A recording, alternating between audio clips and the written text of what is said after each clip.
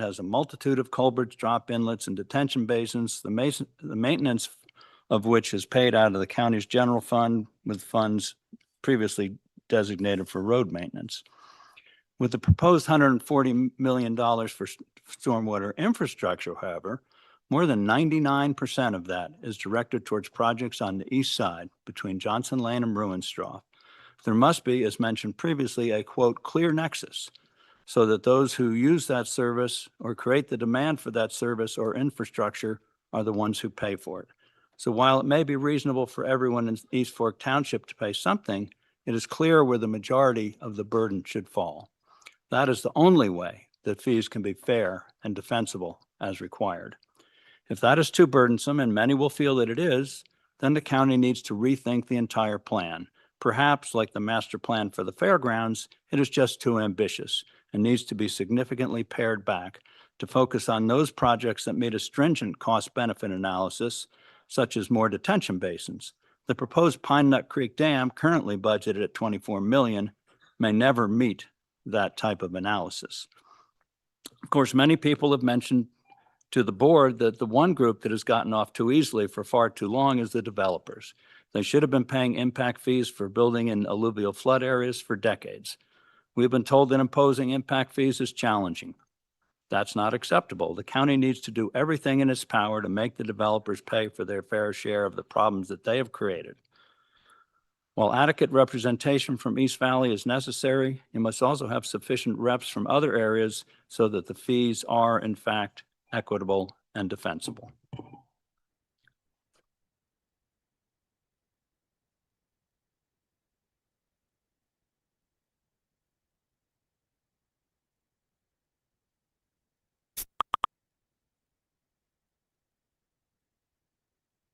Is there any additional public comment? Okay, not seeing any additional public comment. I'll bring it back to the board. A member of the public did make a claim that myself, with concurrence of this board, made a $150,000 allocation to the Topaz Ranch Estates for something regarding water. I have no recollection of that, but for me not to answer that would indicate to the public that that accusation is true. Once again, I have no recollection of that, so I would really enjoy the specific meeting and the time when that was made so that we can investigate that. And if the allegation is true, then I will own up to that. But I'm not aware of that. So anyways, just wanted to make sure that was clear. Thank you. Without any other public comment, the public comment now is hereby closed. I'll entertain a motion for the approval of the agenda, the proposed agenda as presented. So moved. Second. Okay, motion by Commissioner Hales, seconded by Commissioner Tarkanian to approve the proposed agenda as presented. Since no discussion, all those in favor signify by saying aye. Aye. Mr. Rice, you with us?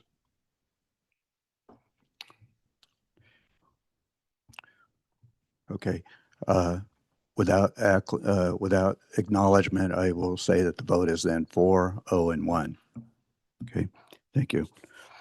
At this time, then we'll go into the administrative agenda. That's why everybody is here today. Item number 5 is for possible action discussion regarding the appointment of up to 13 members to the Douglas County Stormwater Utility Task Force, representing the north, east, south, west, and central regions of Douglas County and a variety of stakeholder interests to serve for the duration of the task force work in developing recommendations related to the county's long-term stormwater infrastructure and funding needs. It's being brought forward by our Assistant County Manager, Wendy Lang. Ms. Lang. Mr. Chairman, before Yes. Assistant County Manager Wendy Lang does her introduction, just for clarification for the record, the title of this agenda item is the appointment of approximately 13 members. You said up to 13. It's approximately 13. The board has the discretion to do more or less is my point with this agenda item. Okay, I actually asked for clarification for that earlier, so we can change the up to of approximately. Okay, so we have the discretion to go above 13 if we wish to. Is that right? That is correct, Mr. Chairman. Jennifer Davidson, County Manager. For the record, this agenda item was appropriately listed with appointment of approximately 13 on the agenda for discussion today, so you do have that discretion. Okay. Maybe I'm looking at a previous draft. Okay. Okay. Well, I'm glad. I appreciate that clarification. So that's an important distinction. So thank you. Thank you very much, Mr. Chairman, members of the commission. Wendy Lang for the record. I'm sorry, can I jump in? I want to make some disclosures. After the last time we heard a similar agenda item, members of the public on social media stated that I had a conflict with one of the applicants, and I did not. That applicant had done one-time repair of some stairs in my home many months ago, and we are not close friends, do not have an ongoing business relationship. But I wanted to take a moment now and make the public aware of any potential appearances of a conflict so that I can be very, very transparent so such things don't come up again. So I will say regarding the list of applicants that I have been assigned to Carson Valley Arts Council, and Todd Weir has been a member of the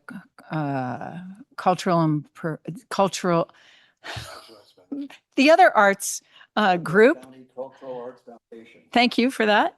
And in that capacity, our paths have crossed, and I have also been acquainted with him for some time, but we've never done anything socially together other than meet at a few events. Jim McCallop, I have known for a long time. We sometimes go to lunch during board meetings because he is a frequent attender of commission meetings, but I have not, and I'm also a member of the Republican Central Committee, as is he. And so our paths have crossed, but we have not socialized outside of those activities. Dan St. John, I've had coffee with a couple of times to discuss county-related matters. I have been to the remote control airfield that he uses with his club, but we have not done any social things together. Joe Ortiz invited me to his house to speak to a group of people. It was a very good meeting. It was all related to county business, and we have not socialized outside of that or at all. I'm acquainted with George Phillips. Our paths have crossed many times in the business council and chamber events, but we have never been friends outside of those circles. Patrick Garahan is a member of Rotary, as is my husband, and our paths have crossed many times in Rotary. Virginia Sterrett is a member of the Central Committee, as am I. She's also a member of women's clubs, Republican women's clubs, as am I, and our paths have crossed in those activities, as the same with Terry Huffman. But we have never socialized outside of those activities. I met with Todd Carlini when he was fire chief regarding county business.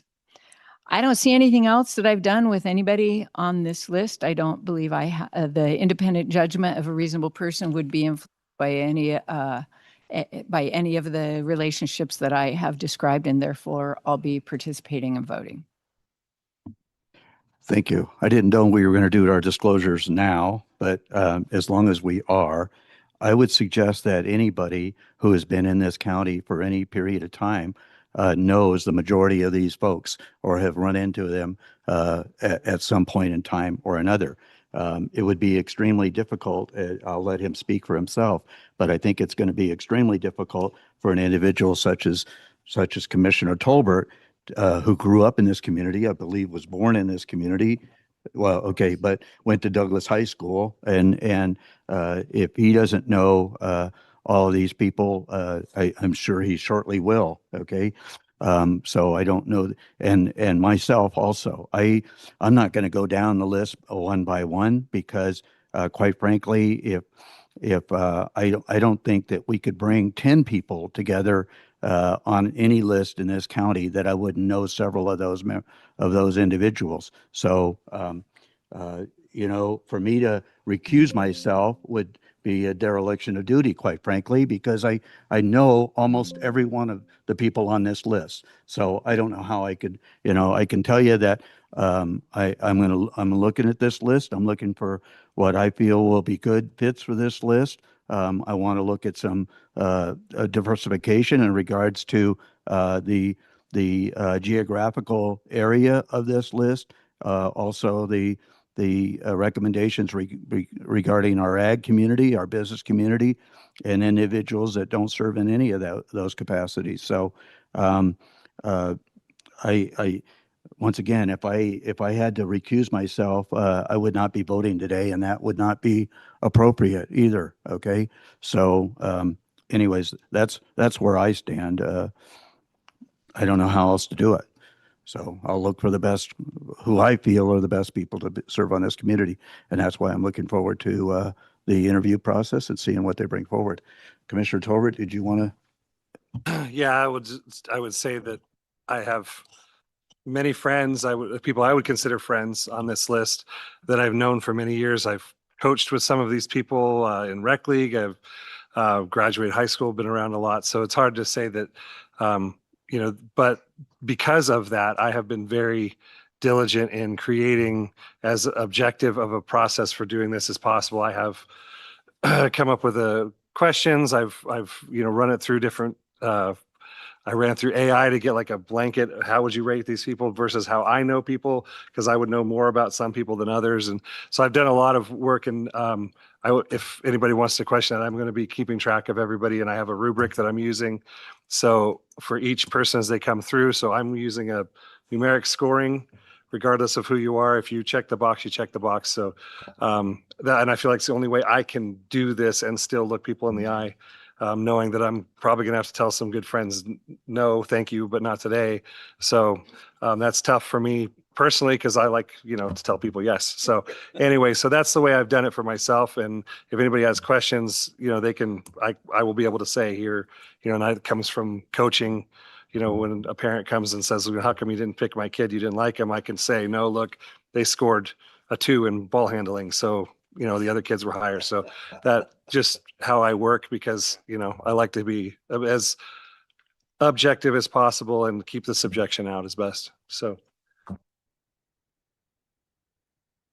Imagine Commissioner Tarkanian, you fall into this same category, right? I don't have anything to add. You guys Yeah. have done very well with that. Yeah. Okay. Commissioner Rice. Once again, he had to step away. Okay. So that's fine. I'm still here for the moment. They haven't taken me out for the next procedure, but Yeah. I concur. Most of us know many, many people in the community, and it's our job to try to ferret out who will best serve this community, and that's what I'll try to do. Thank you. Thank you. Okay. Now that we've made all of our disclosures, we can go to Ms. Lang. Thank you very much. Chairman, members of the commission, Wendy Lang, Assistant County Manager for the record. I appreciate the introductions and the reading of the lengthy title in today's agenda item. I know that this agenda is a special meeting solely focused on this process, so I won't spend a lot of time recovering how we've gone through quite a process in just about a year now of really focusing on some intense conversations and processes around stormwater needs and ways to fund those needs. I will just recap that in recent months, this board has gone in the direction of soliciting applicants who may be interested in participating on a citizen task force to provide in-depth guidance and evaluation of information in helping this county and this board make decisions moving forward regarding the funding of stormwater. Applications were collected openly from June 22nd through July 28th. On July 16th, we sat together and reviewed those applications in a public setting and you all identified 25 applications to move forward for further analysis with conversations with those applicants. We did have 3 who declined that opportunity. So there is a list of 22 applicants before you today. The list is divided into regional sections in order to make it a little bit easier to work through and categorize as we work through the day. The applicants within each section are listed in a random order. So in order to try and find a fair way to select who goes first, Mr. Chair, if it suits you, you can just work down the list, and I'm happy to answer any questions or help facilitate with that. I suggest that applicants may come up to the podium and engage in conversation with you as you see fit. Thank you. Thank you. I appreciate that. Yes, I think the list is very random. It's not alphabetical.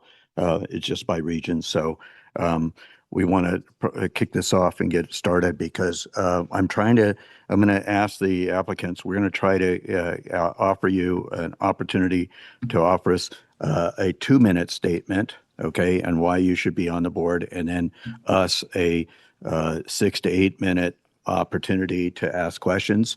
I don't want to shortchange any commissioner who feels that they need to get an answer to a particular question.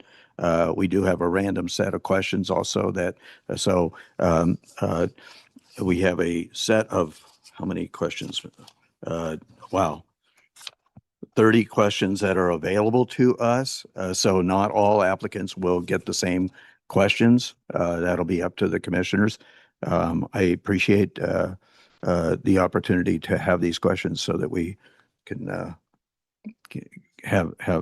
be focused. So with that, then we're going to go ahead and so based on that, we've already burned 30 minutes. Okay, so and we have 4 applicants in this first process until 11 o'clock.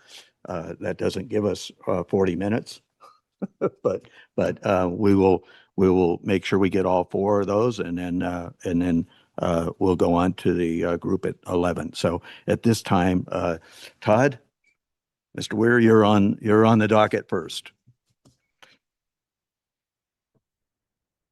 Is it on? Good morning. Thank you for having me here, and I'm looking forward to this application process and the questions to follow. I am a longtime resident of the Valley here. I was born and raised here, went to Douglas High School, moved away for many years during my younger years, but moved back in 2000 to start running the family business, which is a self-storage business. And I've been doing that for the last 26 years. I'm the sole operating member of the business right now. Everyone else is retired. So it's very important to me how we treat our stormwater, not just here in Douglas County, but in all of the areas, the communities that we serve in Northern Nevada. Very on top of our development as far as what stormwater means to us from a county code standpoint and the standards that are already in place. And so I have a lot of questions about the necessity of the stormwater utility. However, I also realize that when a storm comes, you can't hold the storm back. We need to be prepared for it. We need to have plans and preparation in place that is accountable, is feasible, is realistic.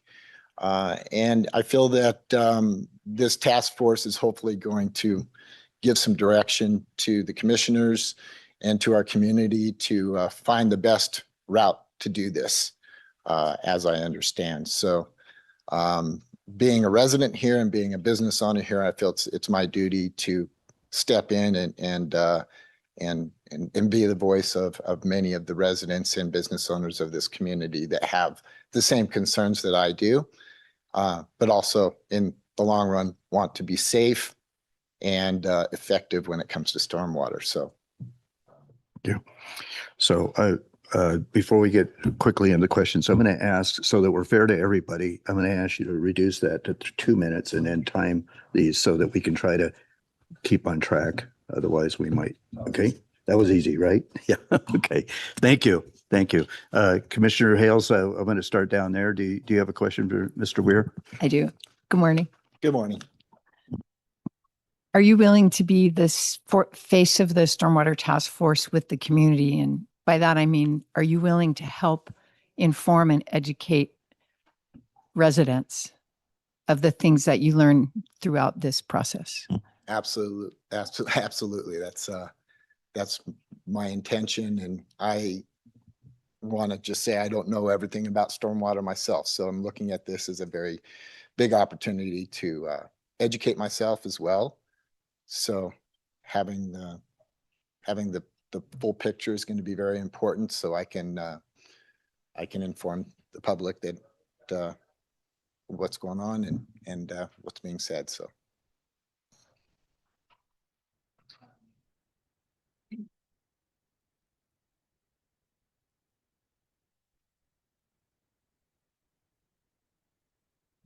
So which of these is good?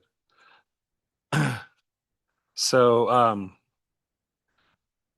given you're representing business community as a business owner, how do you feel that the businesses should contribute, or what role do you think businesses should play in supporting stormwater improvements and maintenance?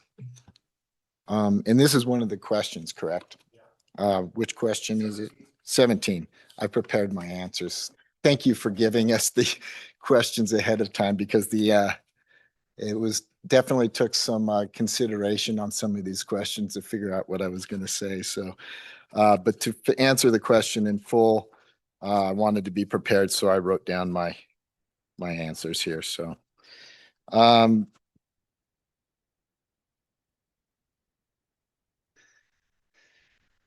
well, businesses benefit from reliable infrastructure and should contribute fairly. Number one, contributions should be proportional, predictable, and recognize private investments businesses already make in stormwater management.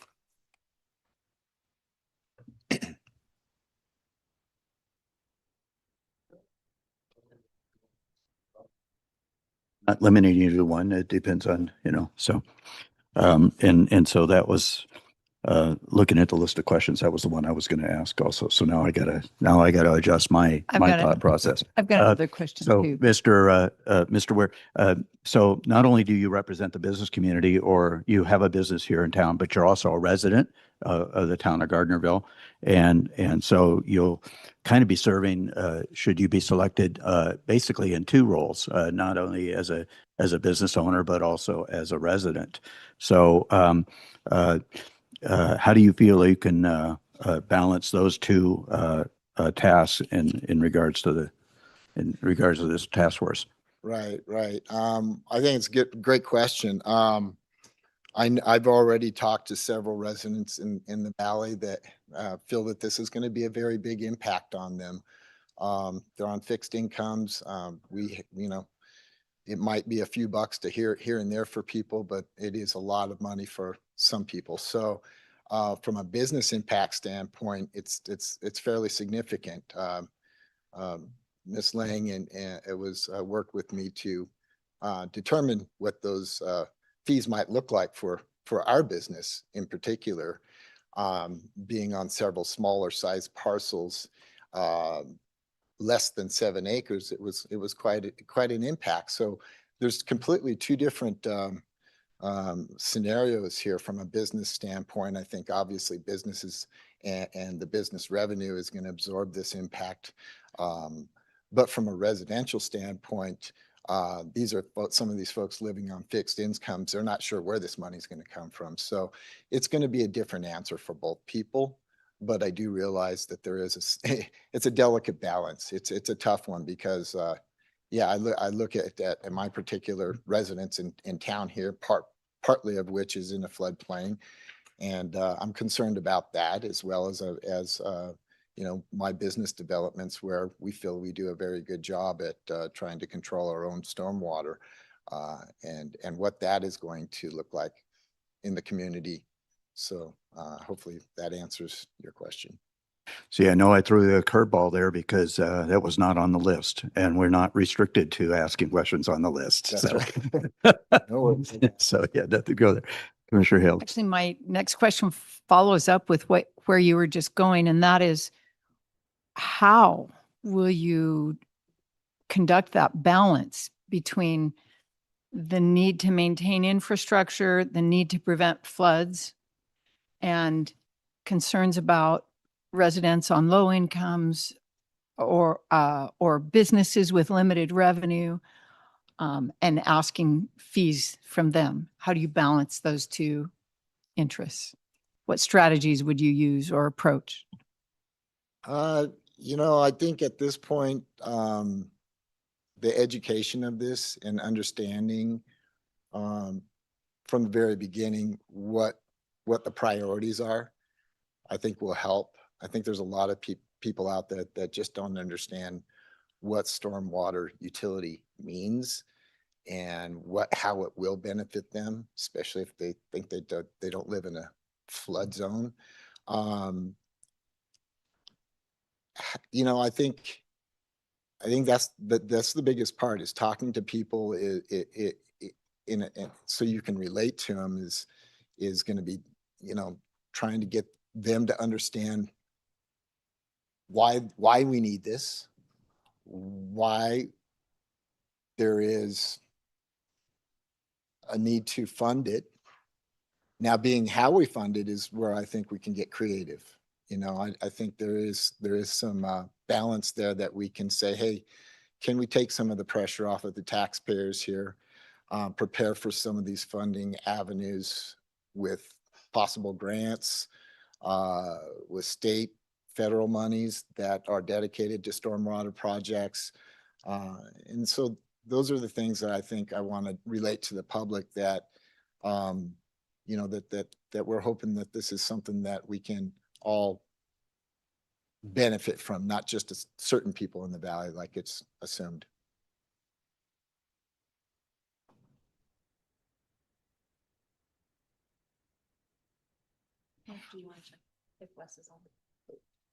I thought he was. Commissioner Rice, are you back with us?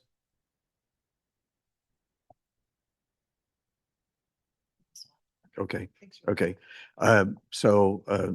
Thank you, Mr. Weir. That's very, very insightful, and we appreciate the answers to the questions. What I'm going to indicate, I don't know if, I know Commissioner Rice is still in the hospital, and so he may be interrupted from time to time by staff, nursing staff. So if you're there, Mr. Rice, what I would indicate is, if you have a question or want to ask a question or comment, please don't wait for me to call on you. You go ahead and jump in. Okay. So, okay. So we've heard from Mr. Weir, and now we'll go to the next one that's on my list is Cameron McKay. Cameron. Is Cameron here? I thought that was him. Good morning. Thank you for allowing me to have the chance to sit on this task force. I have lived in this community since 1998. I moved to the lake and moved down to the ranchos in 96, bought a house, and I've lived here ever since. I have worked in the government most of the time here. I've been the manager of Kingsbury GID for 13 years, and 9 years I was the manager of Round Hill GID. I'm retired now, but I do own a service company here in the county, so I'm a business owner. I have worked with the Nevada State Lands on some erosion control projects, and I'm quite familiar with how a lot of this erosion control systems work. And erosion control, stormwater, it's the same thing. And I know how the funding works. I know you have to have grant funding to be able to do a lot of this work. You can't do any of this work without funding. The residents cannot afford to do this on their own. I have worked on major projects up at the lake.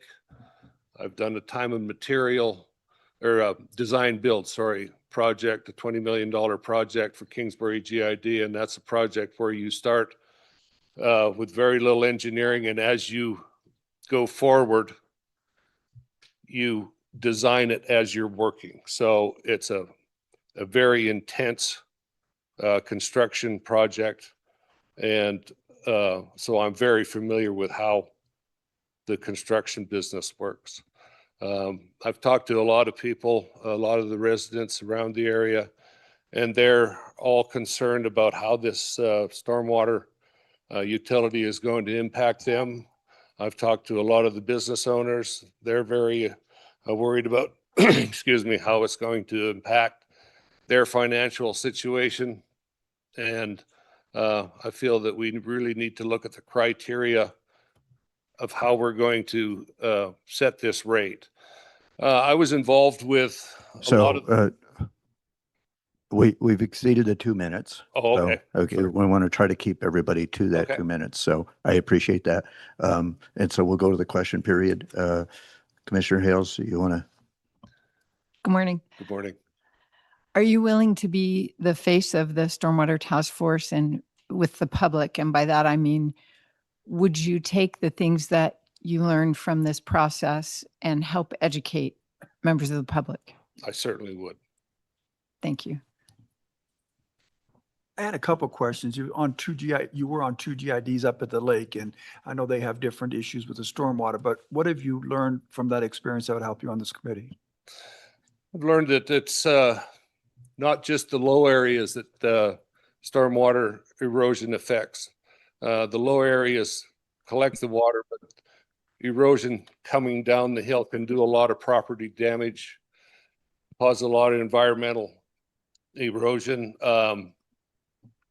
It's a convoluted process to get it watered down the hill, to capture it, to treat it prior to allowing it to flow further on down. Up at the lake, nobody owns the water, but you push it on to the next utility, whether it's NDOT, whether it's down into the casino core, it's further on down the lake. So you have to treat it before you move it further on. And the same would be around here. You can't just collect it. It has to have at least sedimentary treatment before you move it on. The other question was, you said you were on the stormwater committee with, or a group that was made up of GIDs and town managers. What resulted with that committee and what did you learn from them? That was a committee that had a lot of stakeholders with ag people, a lot of the board or the managers and that.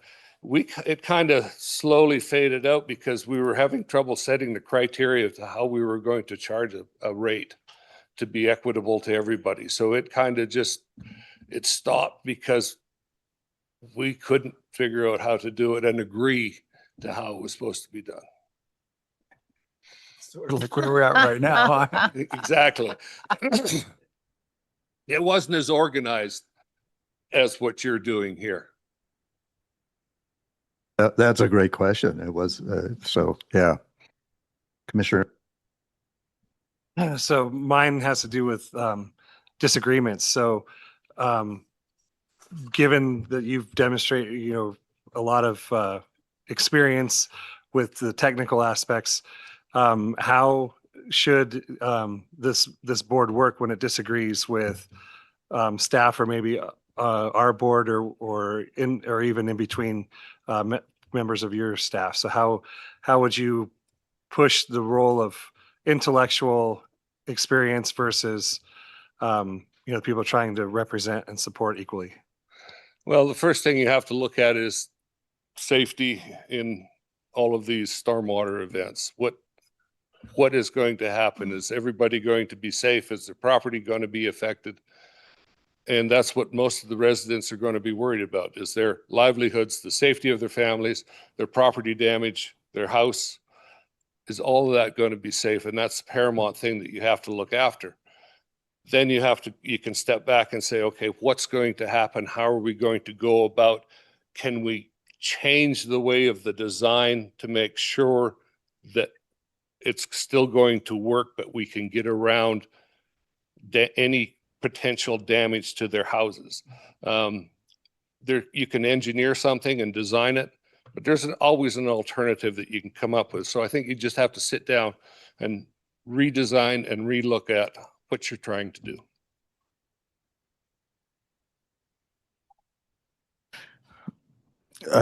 So one of the questions that was asked or presented to us regarding public trust, what can this task force do so that residents trust its recommendations, even if they don't all agree with every decision and recommendation?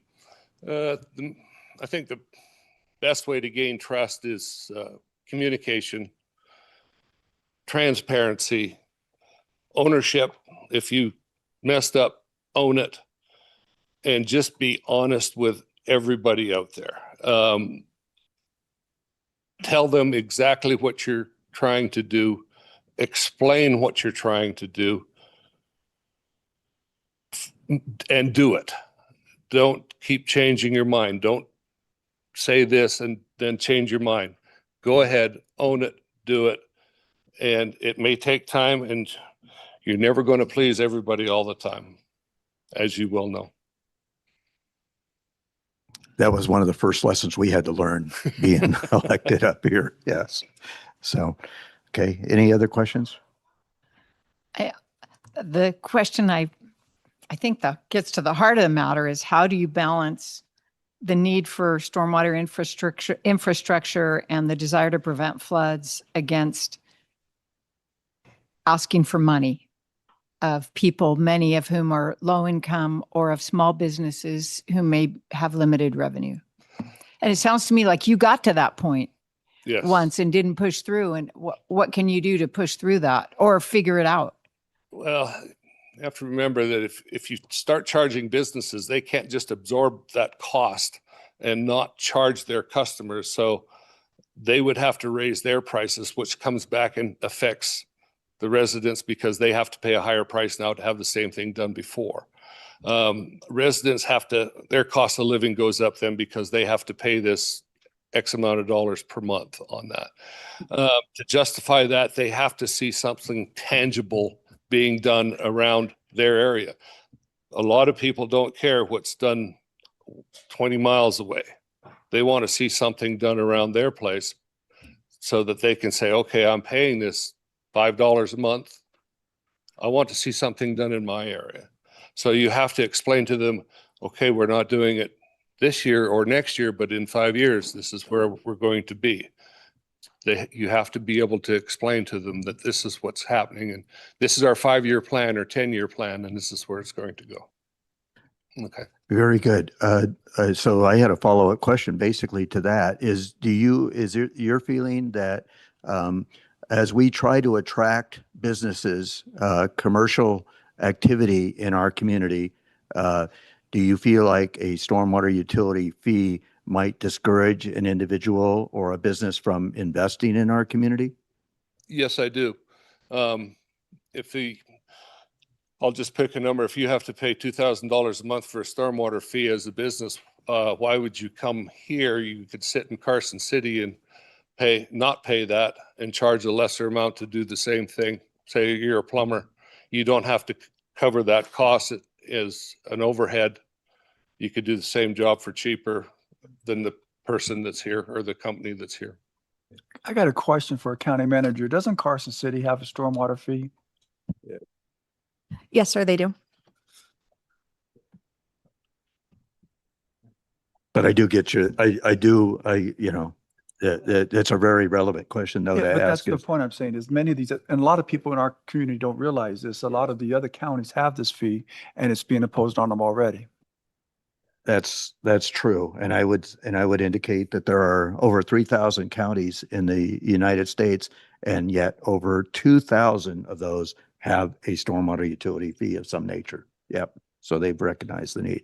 So it's not just singular to Douglas County. Many people think it is. So anyways, yeah. Okay. Any other questions, commissioners? Okay. Thank you very much, Mr. Thank you. Cameron. We appreciate it.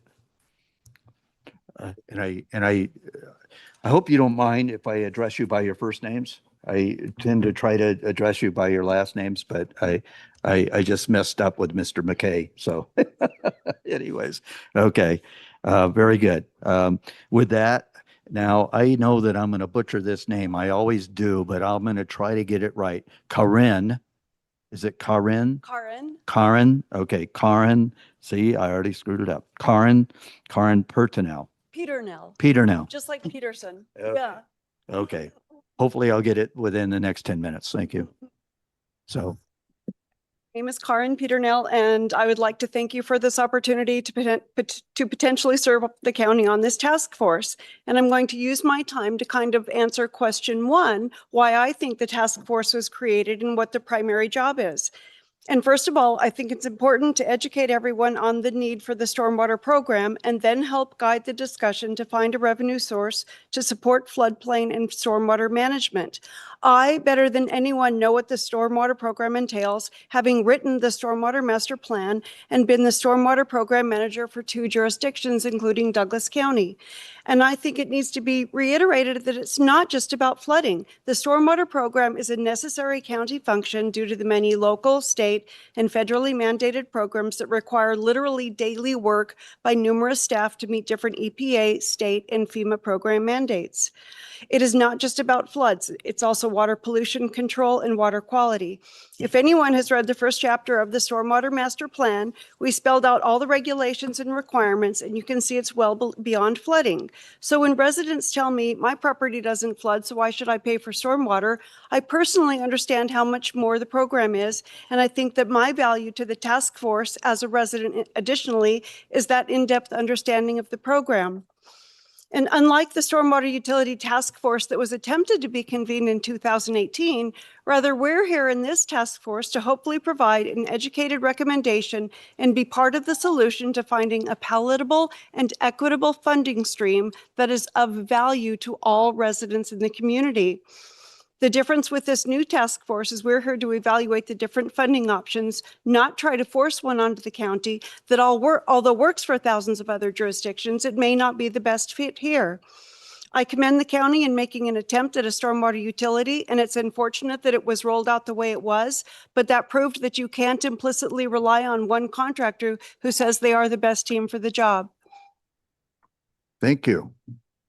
Very good. I like the idea that you included an answer to one of the questions. So you want to start us off, or we don't have to start with you all the time, but so don't feel obligated. Good morning. Good morning.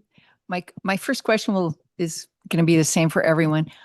Are you willing to be the face of the Stormwater Task Force with the public to help educate and inform the public about the things you will learn and know about stormwater?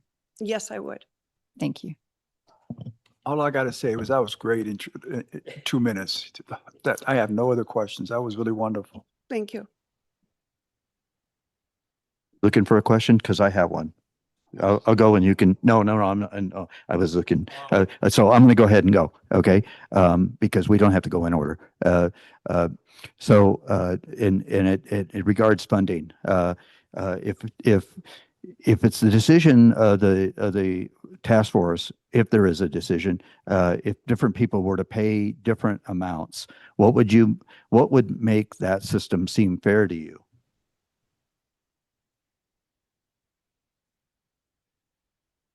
Paying $6,000 a year for those two businesses just because they happen to have a lot of impervious area. I, on the other hand, would pay $120 maybe a year. He is covered by the town of Minden. Let's say he would have to drive through a flooding area to get to the grocery store during a flood, as we've used the example. So would I. But why is he incumbent on paying $6,000 a year versus me paying $120 a year? I think that, again, the rollout of the stormwater utility fee was incorrect. And I think there are other equitable and, as I said, palatable ways to achieve some sort of equal pay for everybody. Okay. Whereas everybody would get value out of the program. What value do they get out of the program that is different from any value I'm getting for $6,000 versus $100? right? I have a follow-up question to that, and that is, we have an aging population, a lot of folks that are on fixed incomes, okay? So how would you balance keeping costs affordable, and is there a provision that you would like to see in regards to those residents who absolutely cannot afford any additional costs on a monthly basis? And as you said, Carson City has a stormwater utility, and they have for over 20 years. And I don't think they do anything in particular with respect to that. But I think one of, as I said, our goal here is to look at the different options. Maybe a stormwater utility fee where the minimum is $70 is too much for residents. Well, what about the quarter-cent sales tax?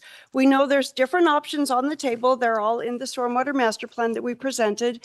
A quarter of a cent sales tax, you know, I'd say people on low income, they're already spending very little money as it is. And so that would very minimally affect them. But the sales tax would be covered by 2/3 of visitors.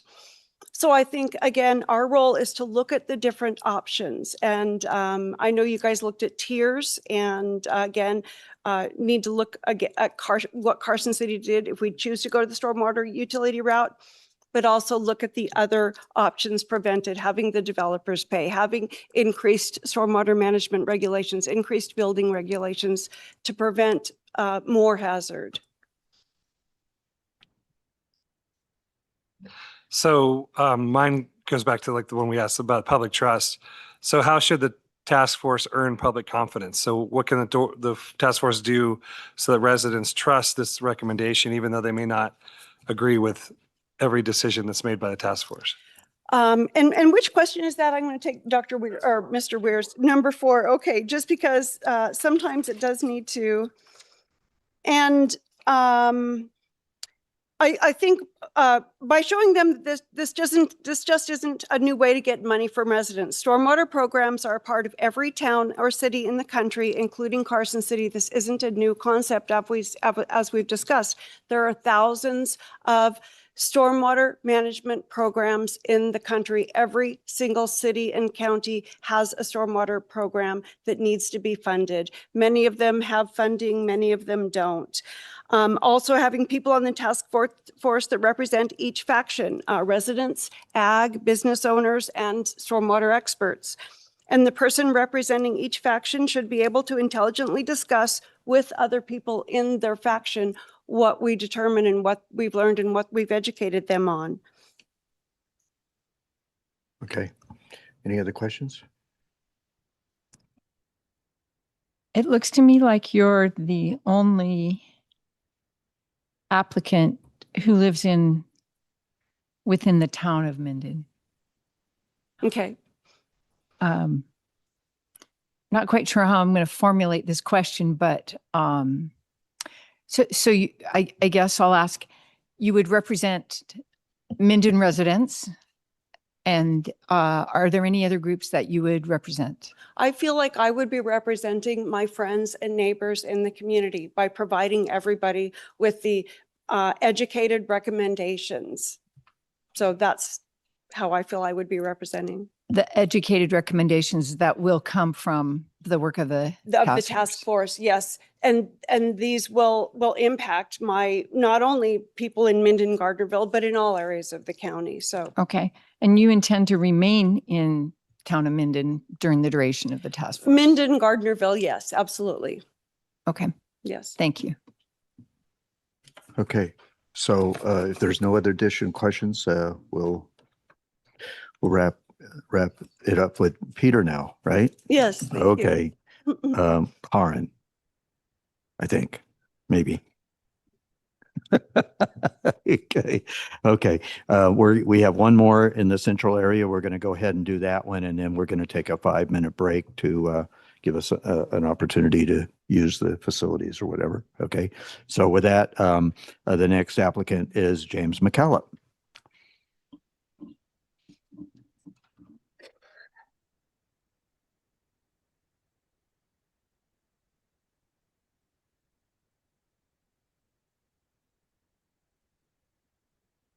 Morning. I am James McCallop. I will disclose I'm a member of the Planning Commission till the end of the year. the Board of Equalization, and I am, will be back on the Ranchos Board as I have been before, starting in January. Flooding in Douglas County is a longstanding issue, a valley with a river between two mountain ranges or community between a steep mountain range and a lake. That is essentially Douglas County. Most of us have seen the pictures of huge floods from the past, most of which took place when our population was much smaller. We can all ask ourselves if homes should have been built in flood zones. Too late, they're already there. And they're occupied by members of our community. We were all affected by flooding. In the 90s, a huge flood turned my community, the Gardnerville Ranchos, into an island. No way to get in or out, no groceries. If we think it can't happen to us or we're immune from flooding, consider where the hospitals, supermarkets, pharmacies are. History teaches us that doing nothing only makes the eventual solution more expensive. We need to find fair and equitable solutions to a problem that has plagued Douglas County for many decades. I'd like to be a part of the solution, working with partners from around our county. I hope you'll consider me. Thank you. Okay. Would you be willing to be the face of the Stormwater Task Force with members of the public? And that is, would you educate and inform members of the public regarding the things the task force learns and does? I think that's always part of being in something like this, because the public is going to, read Nextdoor or social media, and they're going to come up with a lot of wild things. It's important that members of the task force are calm people who can say, no, that's not correct. This is what we're doing. This is what we're learning. And this is the way that we're moving. So you have a lot of qualifications, been on different boards and committees and stuff. How would you utilize those to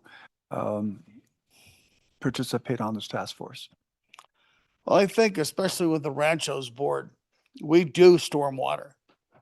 And by having infrastructure that we have, we still have incidents, and that will happen no matter what you build. But they're rare, and when they're fewer because you have the infrastructure to prevent them, it's fixing one small problem and not a plethora of problems. So I think that continuing to do what I've been doing, we've also been involved in rate increases where we have to consider people's, for example, income, renters versus who might see their rent go up, and coming up with rate structures that make sense and hurt people the least who can least afford it.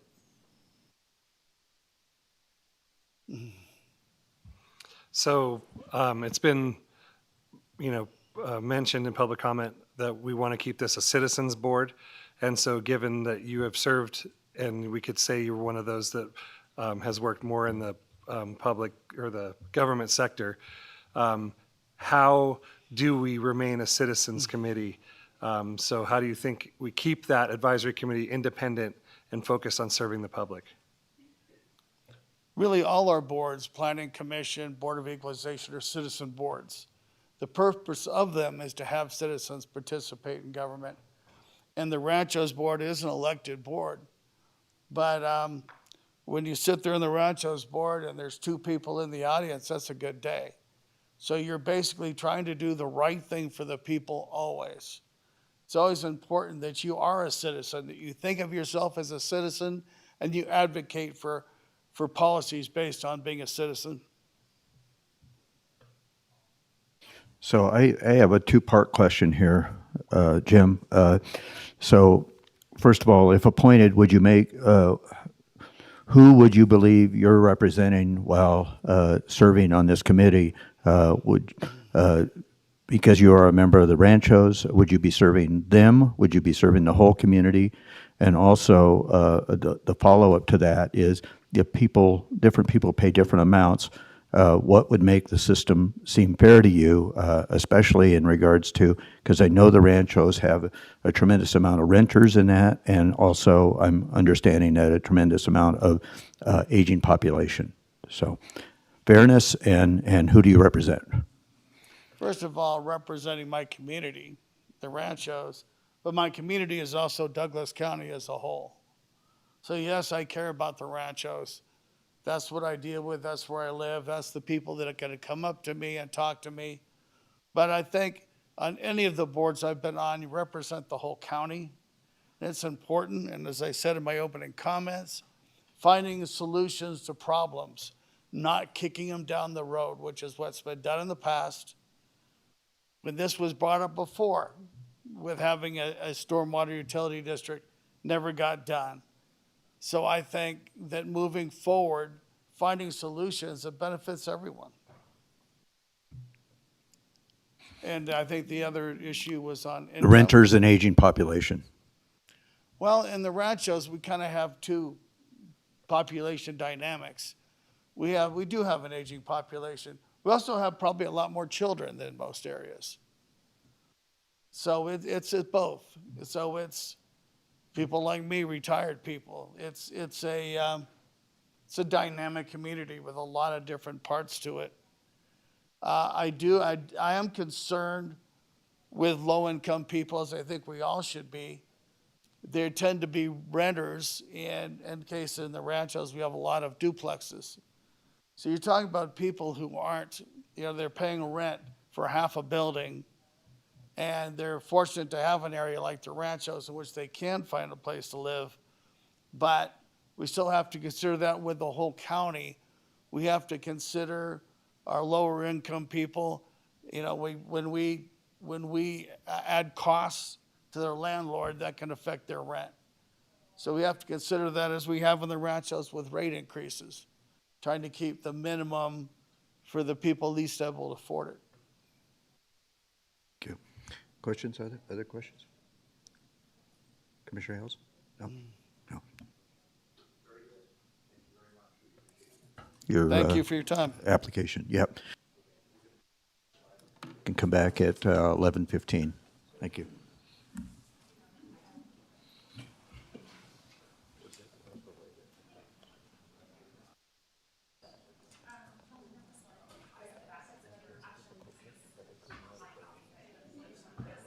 Thank you.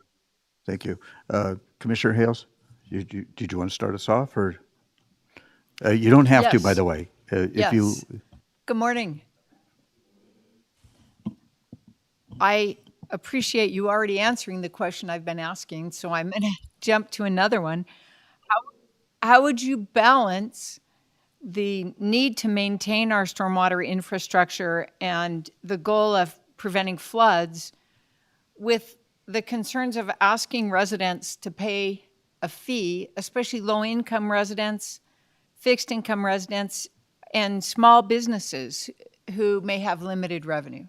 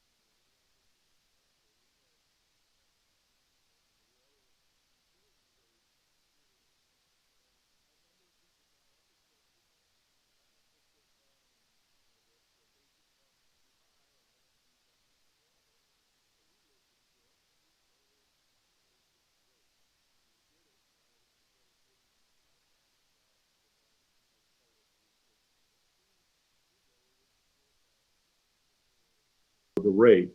So I think by listening and by being willing to make some adjustments, At the end of the day, you know, some of us can say, well, $20 a month is 4 cups of coffee or whatever. But if you're on fixed income, that argument doesn't always fly, and we have to be sensitive to that. Thank you. So, Mr. St. John, my question is, how will expertise inform but not dominate the discussion? So what role should engineers and technical experts play in helping, as a member of the Citizen Committee, make recommendations? Well, thank you for that question. And as one of those technical engineering types, I have grappled with that my whole career. And I think the answer is we have to recognize that rate making is not a science engineering task. It is art and politics as well. And we have to be very sensitive to our community and to what we're hearing. And although there's thousands of communities that have done this, we are still unique, and we need to be focused on that uniqueness. I have some opinions as to what we may or may not have done a little bit differently. And we have to be careful about not getting carried away with, you know, the numbers and the supposed scientific or economic justifications of things, but also go back and say, how is this really affecting people? Does this feel fair? Does it sound fair? And be sensitive to our conclusions that are not necessarily driven by the expertise. On the other hand, we have to do it right, and we have to do things that are legal. And so sometimes the experts can be very helpful in that regard. And the experts can be very helpful in bringing us examples of how other communities that may be similar to ours have solved the same problems. And so there is a balance, but you can't have one side or the other side dominate. It has to be a consensus. We have to reach that middle ground. I was going to ask this question earlier of other folks, and I overlooked it, but and you probably could answer that very quickly because you already serve on our planning commission, and people don't line up at the podium to sing your praises. They're usually attacking or not happy with what you're contemplating doing. So you hear that all the time, I'm sure, as a planning commissioner. But I did want to ask this question also is, if not selected, because we have 22 applicants here, and we're not going to be able to select all of them. If not selected, what do you see as your role, and what will you, what role will you play in the process as we go forward? Well, first of all, I want to congratulate you on having some excellent candidates. And, the number of folks that I am familiar with, I think many of them could serve you very well. So I recognize that we're not all going to get on it. I would continue monitoring the program. I feel like I do have some input based on both my technical, professional background, but also where I live. I feel like I do represent not only the east side, but I also represent the extra large residential category that was proposed. But I also represent you. I mean, I think the task force has to represent the board and the staff, and your determination that we need more funding to do our job. But I would continue monitoring the process. As you know, I did write a letter to the editor that was published. I would want to continue to provide input. But again, based on the names that you have, you've got some very good people, and some of them with similar backgrounds to me. And I think I think you're going to be well represented by this task force. But I would continue engagement in the process and providing input. Yeah, I probably should have prefaced my that comment to at the beginning of this, because it is a difficult choice, as you're pointing out, and but we want everybody, regardless, even if they're not on this list, and I've had a number of people reach out to me that were on the original list of 54 saying, I should have been selected to be interviewed. But we certainly hope that the public stays engaged in this process, whether they're on the task force or not. But anyways, any other questions, commissioners? Okay, I think we're good there, Mr. Thank you for your time and good luck with your selection. Thank you, and I hope you take care of your business. So, Okay, appreciate your consideration. Thank you, sir. thank you. At this time, then, we'll move to Eric Ryman. Is it J. Eric Ryman? Or Eric Ryman? Is he in the hallway? Okay. It just goes by Eric? Okay. He is one of the ones I don't know. Ryman. Okay.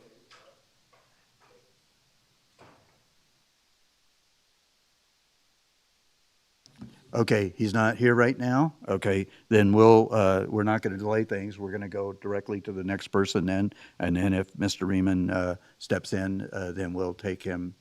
Or maybe he's walking in the door now. I see somebody coming in. Nope, okay. We'll go to Mr. Chad Cox.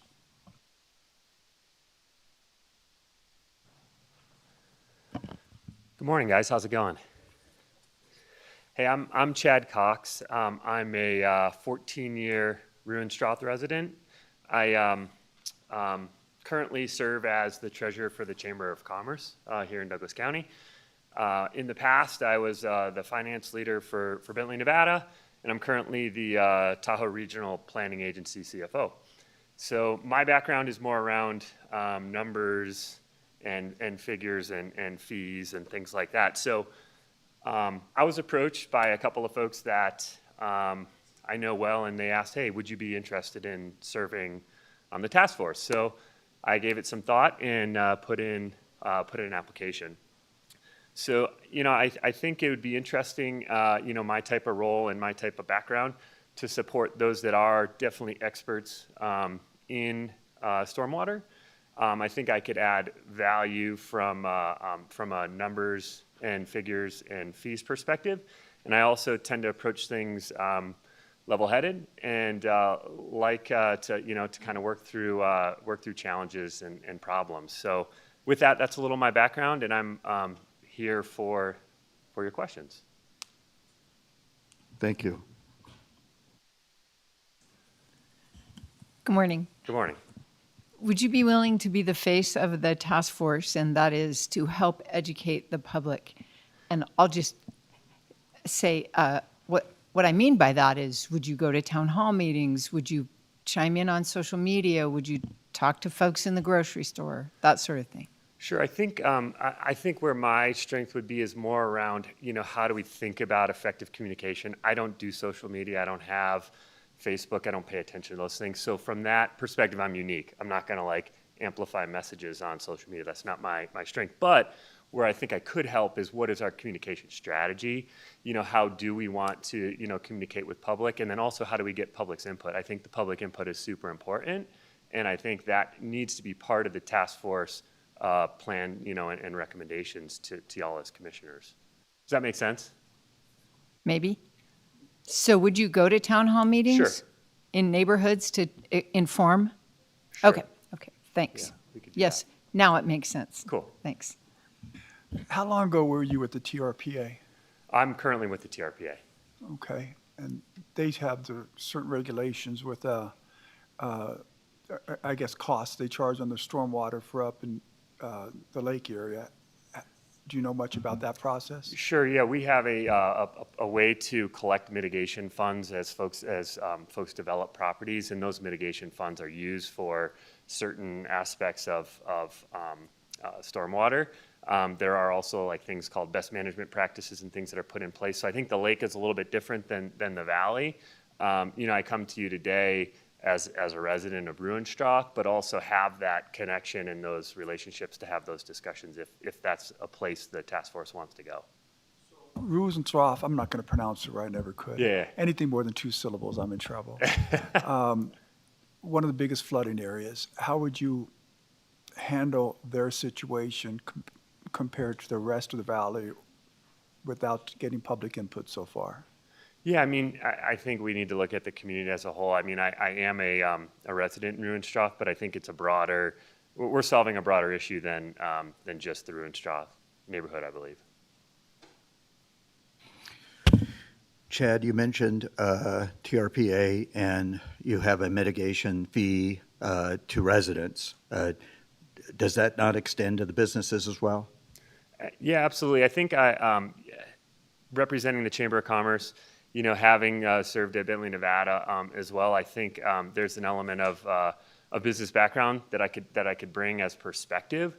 So, you know, I guess here as part of a citizens task force, I'm representing myself, but I think I have those perspectives that I could potentially add. I guess I didn't explain my question really well.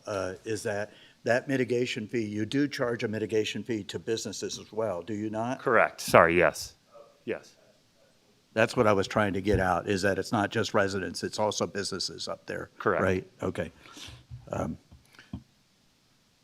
So mine is more about the decision-making process itself. So before making a recommendation about this utility or other funding option, what kinds of information would you want to have presented to this board for review? Totally. I think some information that would be interesting is benchmarking of other communities that have maybe similar problems. I think other information that would be interesting to me is, you know, understanding more about the number of parcels, the number of citizens, you know, kind of looking at it from a data perspective, looking at all the different scenarios or different ways we could potentially fund. And then there's also the input or looking at what the costs are going to be. You know, you have two pieces, funding and then costs. So I think looking at all those pieces of information would be useful in making recommendations.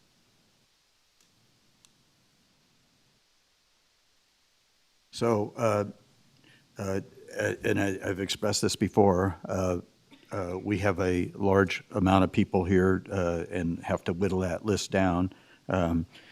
So if not selected, what could we expect your role to be going forward with this issue?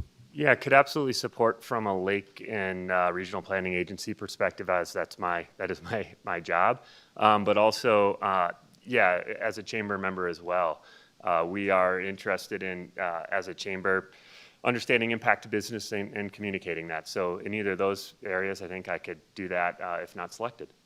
Okay, I sit on the board, so I have to disclose that. I do sit on the board of Chamber of Commerce also with Chad as our treasurer. But the other question I would have is, and I've asked this before, is the impact that this fee might be on the attractiveness, or whether or not you feel like businesses may be discouraged to come into our county and do business in our county should they have to encounter a fee to mitigate stormwater. Yeah, I don't know if I fully understood the question, but the way I think about it, or the way I would try to explain it or sell it, is there's a benefit to what we're trying to do. So you're not just paying a fee. So I think we need to communicate what the benefit is. You know, my wife runs a business. You know, as the Bentley, Nevada CFO years ago, if there's a benefit to my business, we'll pay for that benefit. So I think the key is communicating what the benefit is to the business, and then figuring out, you know, how to explain to them why it costs what it costs. So, yeah. And a fair amount. Yeah, fair amount. Okay. That leads into the question, one of the questions I've been asking: how would you balance the need to maintain stormwater infrastructure and prevent floods with the concern about asking for money from residents, many of whom may be on fixed income or be businesses with limited revenue? Yeah, I think it's kind of a scale question, right? So that's part of what I'd like to understand is, you know, how many parcels are there? You know, I think roughly I have an idea, but, you know, how many parcels are built? You know, the more you can scale this potential cost over, it may be less material to most individuals. So that's the way I think of fairness, is potentially scaling it. But I'd have to do the math to understand what that number looks like on a per parcel basis. But that's kind of where I would initially. So by scale, you mean spread it out? Yeah. Mm-hmm. Yeah, like a lot of things, right? Like a lot of things. You know, with volume or with scale, little costs don't matter much. It becomes kind of immaterial, and I don't think most people would notice it or feel it. Do you know what I mean? When I think about my property taxes and stuff, if this was just a small line item, it might not even notice it. Thank you. Yeah, cool. Yeah. Okay, thank you so Cool, much. thank you, guys. If Appreciate there's it. no other questions, go ahead. Mr. Cox, I'm sorry, before you step away from the microphone, Jennifer Davidson, County Manager for the record. Yes. For, I hope, what are obvious reasons, I'm very protective of this process and want to be very transparent. You started your comments today by saying that you were approached and asked to apply. And so I'm going to ask you a direct question on the record for Sure. public transparency purposes. Did Yeah. any member of county staff No. approach you or ask you to apply? No. Thank you. Thank you.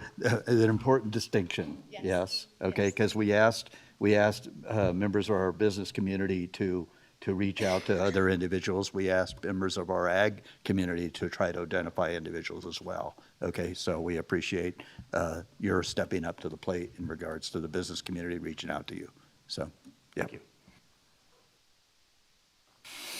Okay,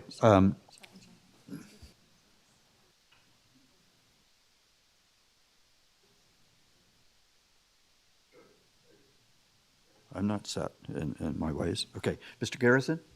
Okay.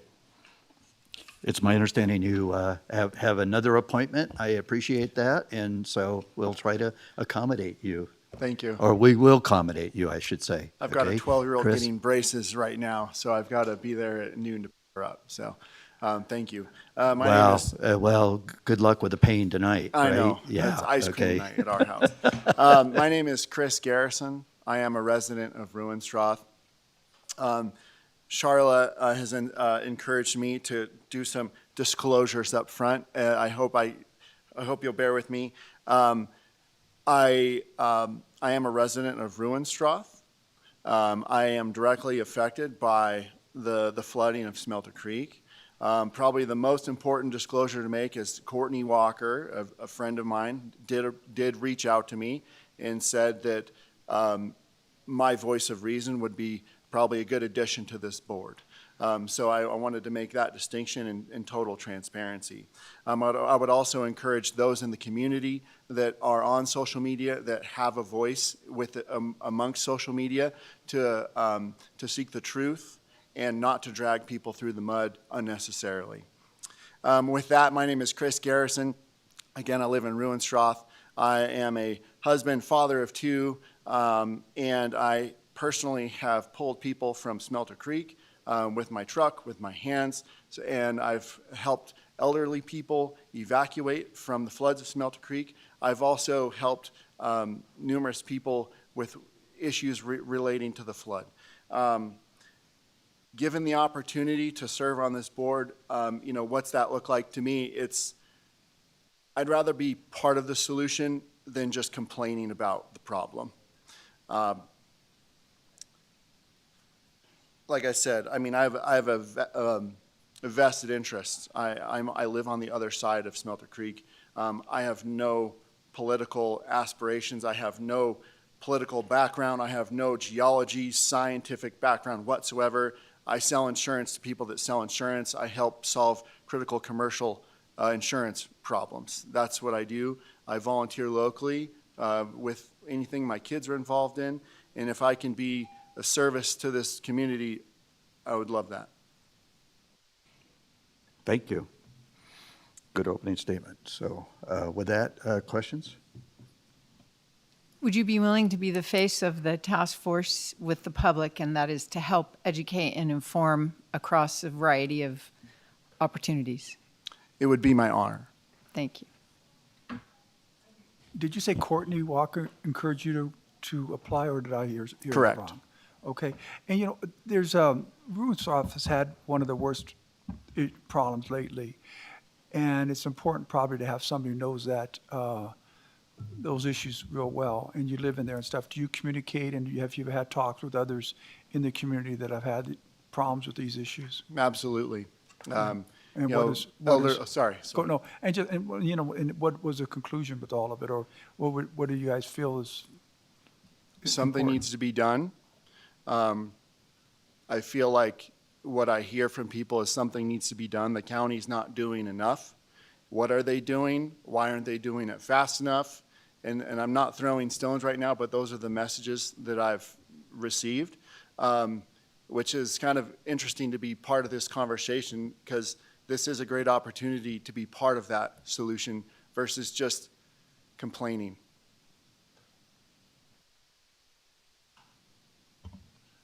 All right, I'll go to it.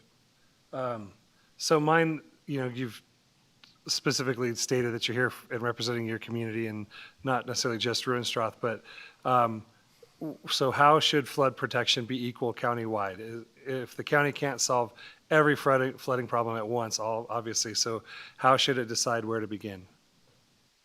That's a great question.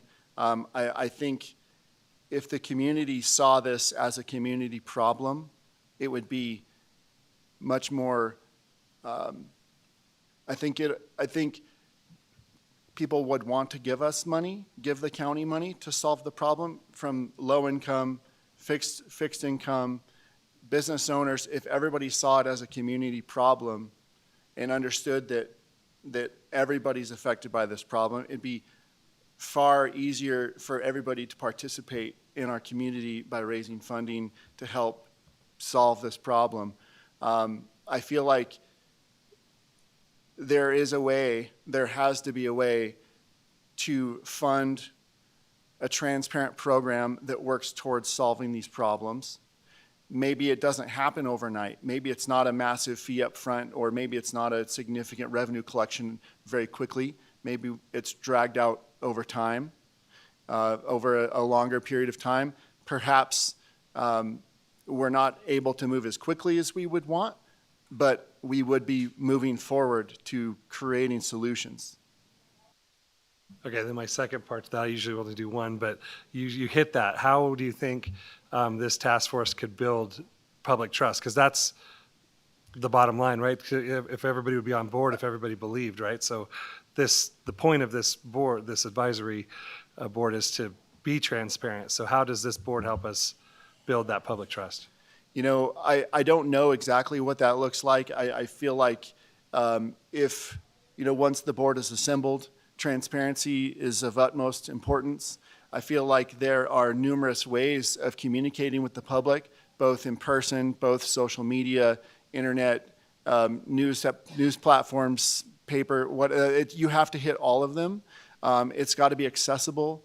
I've considered the ideas of perhaps doing a local stormwater podcast. Where are we at? What are we doing? Interviewing the different people, the commissioners, the stormwater people, residents that are affected.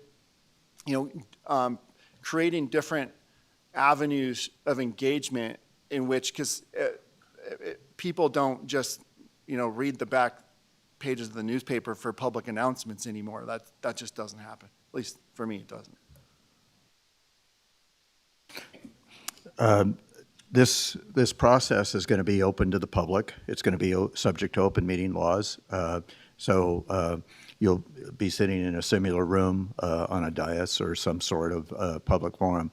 I'm not sure exactly where we are planning on having those meetings. A board of 15 people or so, give or take a couple. Obviously, probably won't be able to necessarily operate in this room. Understanding that in that process, all members of the public are going to have an opportunity to come to the microphone, such as yourself, and tell you, should you be on this committee, this task force, tell you how they feel about the different things you're discussing. So how do you feel about that process? I think it's critical. I think if given the opportunity to understand individuals' motivations, that certainly allows you to understand the perspective. What's motivating is for this individual. Is this a business reason? Is this a personal reason? What is the understanding? And if you approach these conversations with the public as trying to understand true motivations, what's in it for, why are they pushing for this? I feel like people will feel like they're listened to, and that their influence and their words are not just spoken into a microphone to be stored for the record. And you feel like you have the available personal time to devote to this type of I would process? I would make the time. Very good. Thank you. Thank you. Thank you. Thank Thanks you for very moving much, me up. Chris. Okay, appreciate it.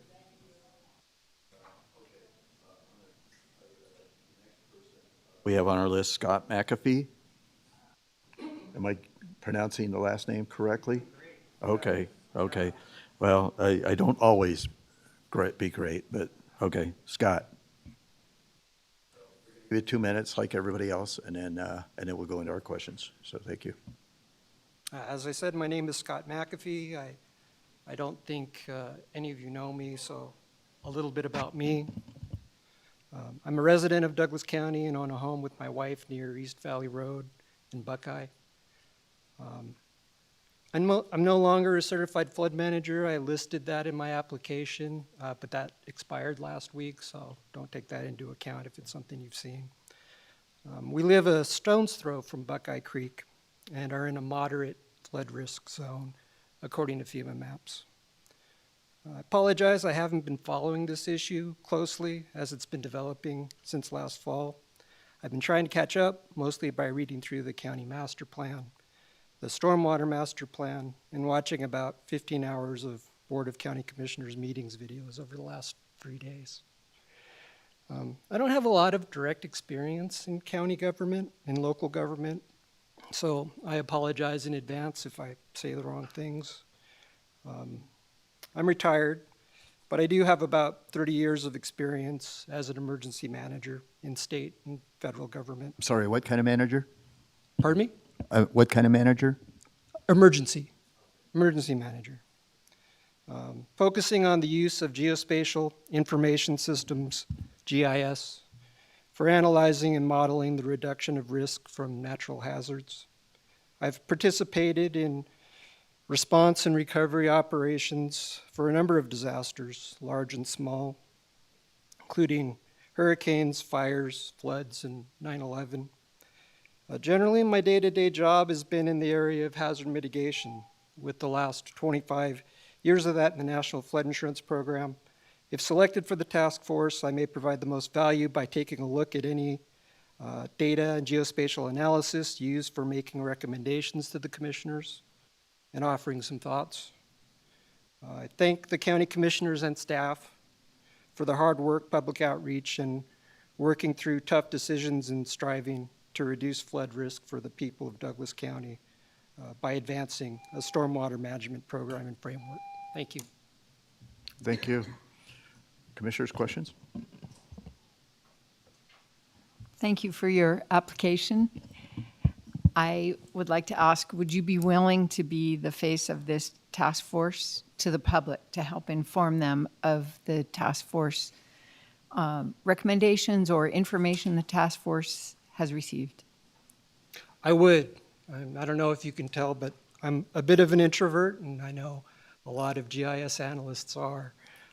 So it's a stretch for me, but it's a stretch I think is critical and important to what this task force and what you all would like to do. Thank you.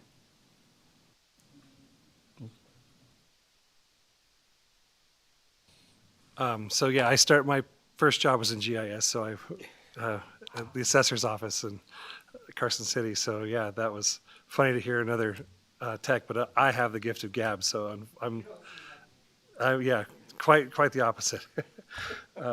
But so my question would be, in this process, staff is going to be working with this group, and they'll be bringing forth experts as you guys request them to give input on different aspects of it. So when the staff or these other experts that come in to give you information about it, how do you think the committee should evaluate those recommendations before deciding how they support it? Yeah, so I mean, like I said, I watched videos of some of the meetings. I saw the FCS presentation. It was kind of interesting to watch how that whole thing developed and where they went from with their initial recommendations to what came out of that. And I think the key thing for me, with the experience I have in GIS and data and analysis and report writing and all that kind of stuff, is there's a real, it's enticing to kind of want to take it further and further and further and get things out of it that, maybe the data doesn't support, or maybe the unknowns aren't really understood.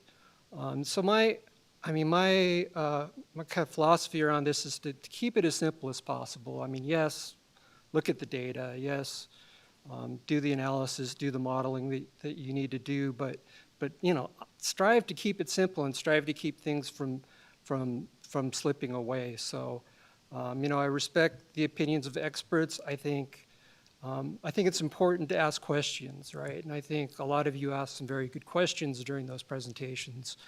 But I think it's also important to allow the experts that you're asking the questions of to inform you when maybe you're taking things a little bit too far, and inform you about what the limitations of that data are. And it's hard when you're a contractor or staff maybe or something else to take direction from the commission and push back on that and say, maybe this isn't something we should be doing.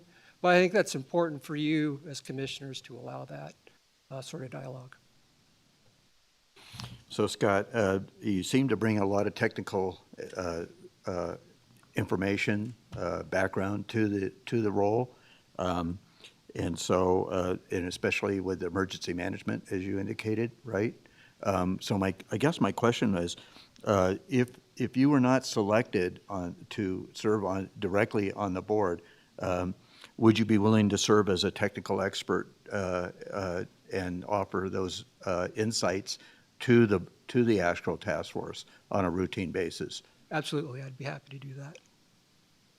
Okay, because those are going to be extremely important to the role, to the task force. Yeah. Sure.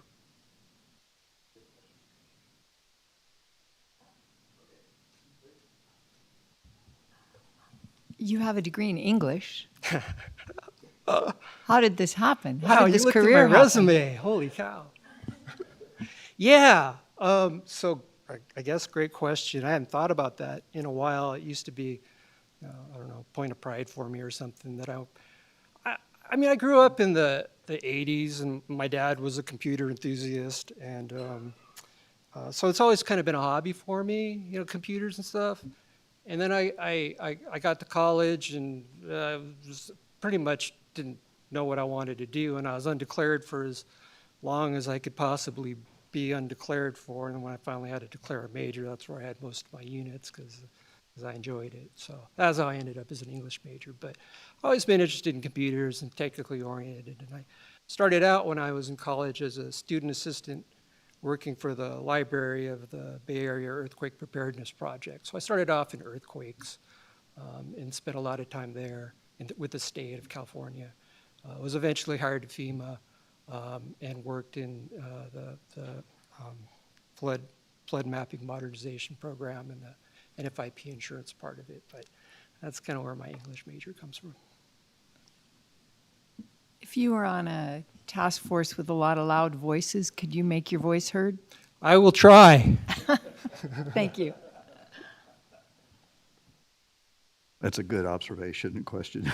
So, okay, I don't have any other questions. Any other commissioners? No? Okay, Scott, thank you so much. We appreciate your application and visiting with us today, and we'll be talking later about who we want to put on. So thank you. Thank you, and thank you all for your work. Yeah, appreciate it. Okay, Mr. Ortiz, can I call you Joe, or you go by Joseph? Joe's fine. Okay, that's what I've called you before, but I just wanted to make sure I was. So maybe that'll be easier. Being correct. Okay, I didn't want to offend you. Okay, so Mr. Joe Ortiz. My name is Joe Ortiz. I'm here as a resident of Douglas County, specifically Fish Springs. I hold 3 contractors' licenses in 2 states, plumbing, demolition.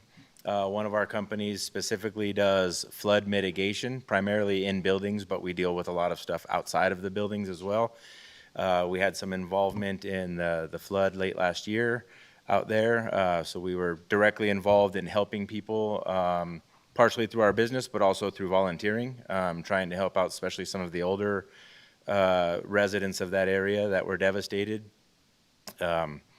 I won't bore you with any more of an introduction because I feel like I provided a pretty detailed resume. So if you have any more questions about who I am, feel free to ask. Thank you. No sense taking that time if you don't need it, right? Yes, So, sir. Yeah, okay, thank you. Would you be willing to be the face of, one of the faces of the task force with the public? I always tell people I've got a great face for radio, but in this case, yes, that's why I'm here, is to be of service to the community. Thank you. I think your face would be great on radio. I agree. Stop. Hey, so you said you did you work with mitigating some of the flooding and so forth within the county already through your contractor's business, is that correct? I'm sorry? Sorry, I Well, that's have a okay. problem with- So you said that with one of your contractor's business, I believe you said you work on mitigating some of the stormwater damages that have been caused in the county? sir. And can you just tell us a little bit about that and how you got started in it? How I got started in the mitigation part of it? Yeah, well, but, I mean, obviously, that's a good interest for this type of a task force. Sure. Just thought it'd be nice to see how it got started. Ultimately, how I got started in mitigation was because I had a plumbing company, a very large plumbing company that served northern Nevada. And I take pride in giving referrals to companies that I know and trust that have integrity. And we ran out of options, so I just started my own flood mitigation company. All of our technicians are IICRC certified, which is, high-level certification as well. Our company is also an IICRC certified firm. So we've been through a lot of training and couple that with a lot of experience. But ultimately, that's why we started that company, because Thank you. yeah. So my questions, I'm kind of combining, if you looked at the 15 and 17 together, one is, how should the businesses contribute? And the other one is, how do you think that they, what knee-jerk do you have about how those fees should work for businesses? Because if you specifically are going to have 3 businesses, right, that could be affected by that. So how do you, what's your knee-jerk to that? Doesn't mean you're going to push that through, but Yeah. just trying to see where you're at. Well, I did read through the questions, and 15 and 17, for 17, I put same as question 15. They're basically the same thing, but ultimately it's about, hold on, let me see. Let me just read the question real quick. Ultimately, it's about, sorry, I can't hear or see. If businesses were asked to.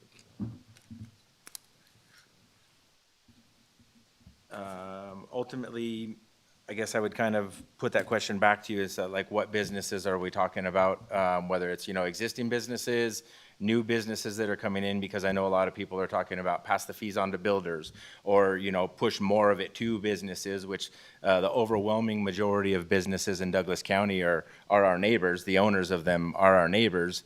And at the end of the day, those fees are going to be passed on to our neighbors anyways. There's no company that I can think of that's going to just absorb those additional costs. So I think there's more of a conversation that needs to be had about that, and certainly more information needs to be provided before I could make a decision right here and say, hey, this is the way to do it. Hopefully that answers your question. And that's a balance that you would have to make, Joe, as a business owner and as a resident. Yes, sir. Of course, is you would be affected almost like a double barrel shotgun, right? Absolutely. Both of those. So Yes, sir. how do you weigh those processes? Well, and that's something that I have to deal with on a daily basis. All of our businesses are customer focused. We are residential for the most part, and I know that we have to see all of these people in the grocery store, at church, and everywhere else. So I weigh our decisions on what we do on a daily basis. Even though we have set pricing, we have certain processes and procedures in how we run our businesses, but you still have to consider Dolly down the street that's 83 years old on a fixed income that just had to, have her well replaced last week. That's a real story that is going to have to deal with, this. So those are real things that I deal with on a daily basis in our community. We share those concerns. Yep. Yeah. So, thank you. And we face those same people in the Absolutely. grocery stores. So, yep. Okay. Any other questions, commissioners? Charlie, you still have your. Yes. One of the things I'm trying to look for is whether the applicant has an open mind, and trying to look for statements made in social media or in public or whatever that might indicate that they've already got a mind made up or an angle in looking at a particular thing, because we want people who come to this task force and look at all the information that they may not have looked at deeply and be willing to maybe change their mind. And so I guess what I'm asking is, do you have any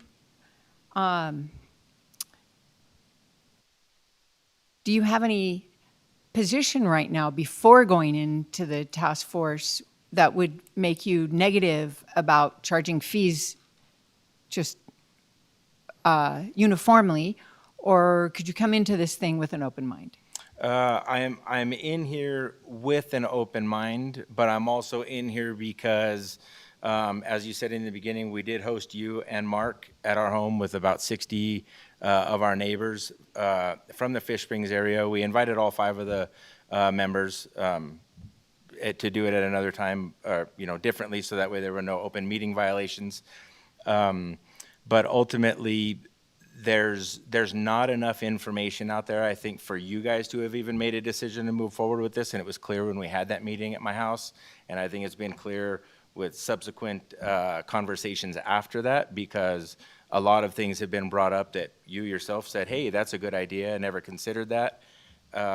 So ultimately, I mean, I don't have my mind made up on anything other than where we're at right now. Nobody, as far as the decision makers and the community, none of us have enough information to be able to make any sort of an educated decision on this. So I guess the short answer is I'm here trying to find more information to help make that decision. Thank you. Thanks. Any other questions? I think we're done asking Okay, very questions. good. So appreciate your attendance, and once again, I said it to everybody, but I'll repeat it again. If an individual is not selected on this board, because we do have a limited amount, we hope that you stay engaged with the process. That's very important to us. Absolutely. Yeah. You won't get rid of me that easy. Okay, thank you, you. Joe. Appreciate it.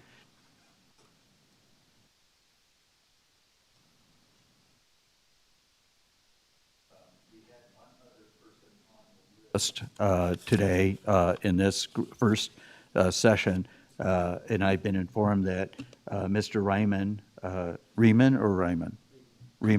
okay, has, so I'll read it, has decided not to interview. However, he did not indicate that he was withdrawing completely. So that's where we are. Okay, so anyways, okay, so it is 12:05. And our next session is starting at 1:30.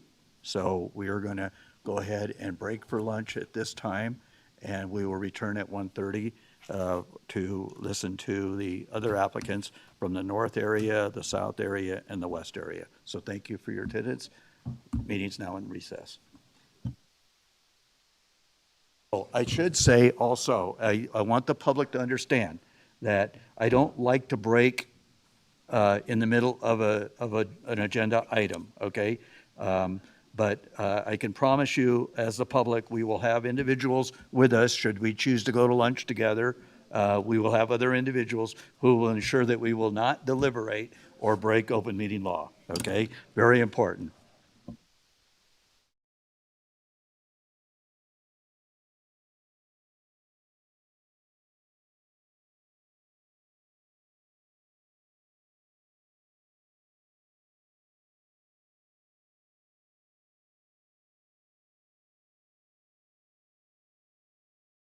It is 1:30, so we'll call this meeting back to order.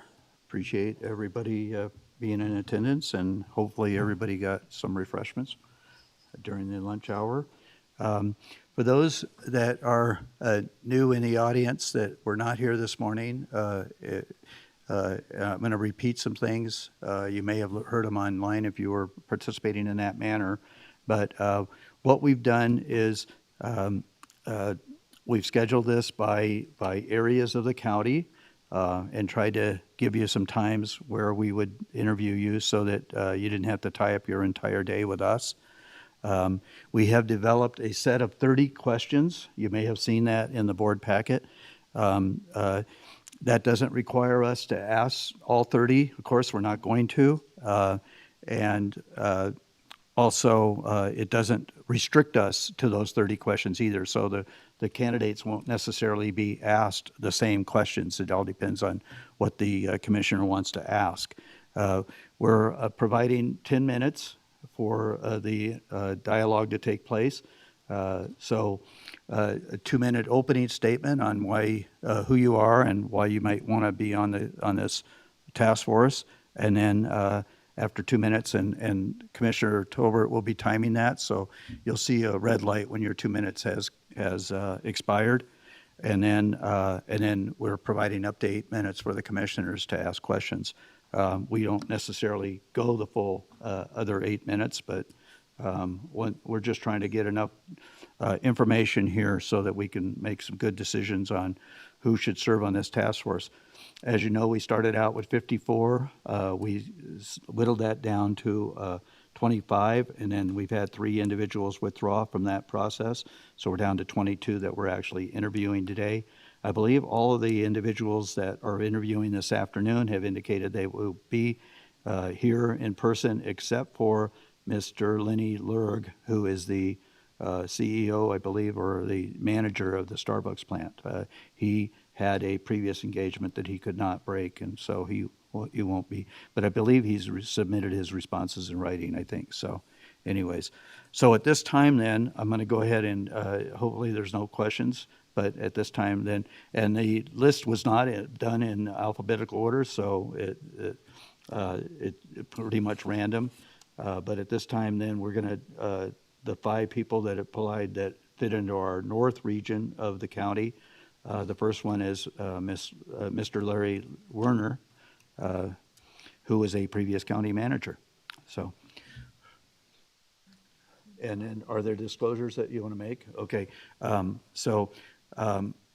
go ahead and entertain those disclosures. So what I'll indicate, I'll start that off then, okay, is that people are saying this needs to be a committee of the residents. This is a committee that will be, task force that will be made up of residents, and then also business owners, and also ag people.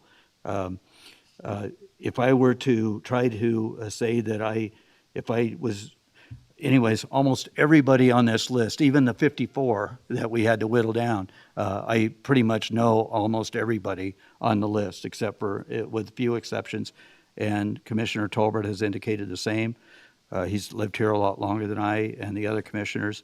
And then Ms. Davidson had a so I'm not going to recuse myself from making these decisions today. So. Thank you, Mr. Chairman, members of the commission. Jennifer Davidson, County Manager. For the record, in the interest of transparency, I will disclose that I worked previously for Larry, as did many members of county staff. When he served as the former county manager for Douglas County, you had 2 instances where you served as county manager. And then I will say, of the applicants that are being interviewed by this county commission, Mr. Werner is the only individual I have had a conversation with. I did not encourage him to apply, but when I saw his application, I did reach out to him and have a conversation. Specifically, we chatted about what the task force experience might look like this time and what it looked like last time when he organized a task force, which I'm sure he'll get into today with his remarks. But also I asked him if he would potentially consider facilitating this committee if there was a facilitator chosen. We had an extensive conversation about what that facilitation process might look like. With that, that's all I have to disclose. Thank you. Other commissioners, do you need to disclose anything beyond what I've already said? I disclosed all this morning. Which means that you know everybody. Basically. I mean, you went down individual names, but yeah. I could have added more, but Okay. Yeah. Okay. So, I mean, it obviously makes it difficult for us to, I mean, because we're around town and it's a small town. Everybody knows everybody. And that's good and bad, right? And everybody knows you. So. Thank you, Mr. Chairman. And thank you, Ms. Davidson, for reminding me of all the good times we had back in the past. Yeah. But for the board and for the comments of the period, I'll give a brief rundown of my resume. I'm a retired civil engineer and land surveyor. I'm retired from several jurisdictions, Carson City, Douglas County, Puyallup, Washington, where I served in all of those as, at some point, Public Works, somewhere in between interim, and then somewhere along the line, county manager, back and forth several times. But I keep thinking one of these days I'll get it right, but if I live that long. But anyway, yeah, I was interested in that because I am a firm believer that the stormwater system could be treated just like a utility. If you think about it, houses, connect up to water systems, power, sanitary sewer, electrical. Stormwater, once it gets into the county's system, is like any other utility. People contribute to it. They may not contribute a lot, but by the county having to maintain a stormwater system to prevent roads from being damaged, houses from being damaged, it won't stop all the flooding, but it gets rid of all the nuisances that occur with development. And in the other jurisdictions where I've worked with, we have found it very feasible to talk about it as a utility. Anyway, I guess I'm done. Oh, okay. But anyway, that's kind of the reason I keep coming back to this is maybe it's a different frame of mind. I don't look at it as a tax. It's based on the water that you generate from your property, be it residential, business, whatever. In many cases, agricultural is not included because it absorbs a lot of that stuff, but you also then have portions of driveways and streets that come off the agricultural property. So there's ways to address all of those, but like I say, as a utility, not as a tax. Thank you. Questions, commissioners? thank you for applying. Thank you. The question I've asked everyone, or they've addressed in their comments, is would you be willing to be a public face of the Stormwater Task Force? And that is to educate members of the public, perhaps through town hall meetings or other avenues?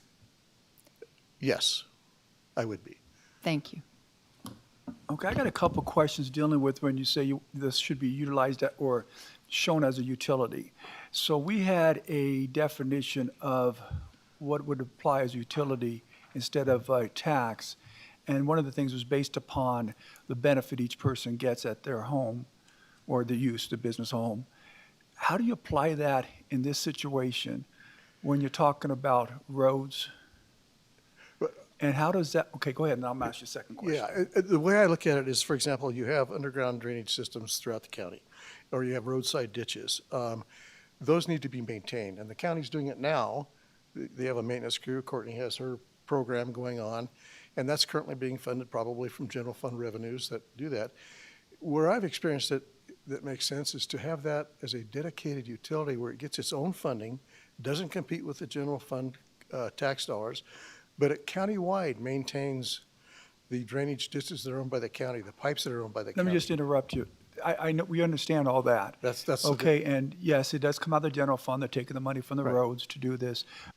we all want it to work this way, but I'm trying to get to how you analyze this to fall under the definition of a utility as was stated to us by our former CFO, which I thought was a very good definition. How do you allocate, because this is what this committee is going to be doing, how are you going to allocate the benefit each person gets and then allocate the cost to them based upon water that's flowing across the county in different areas and may not affect any homes, but may affect roads that people drive?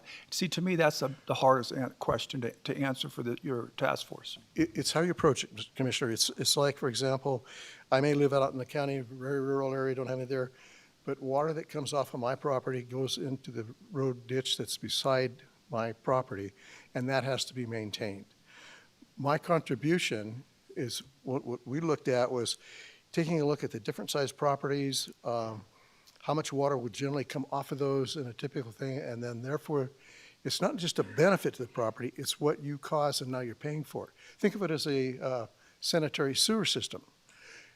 It's the same idea. You're using a system that you are taking stuff from your property and it's being treated by the county.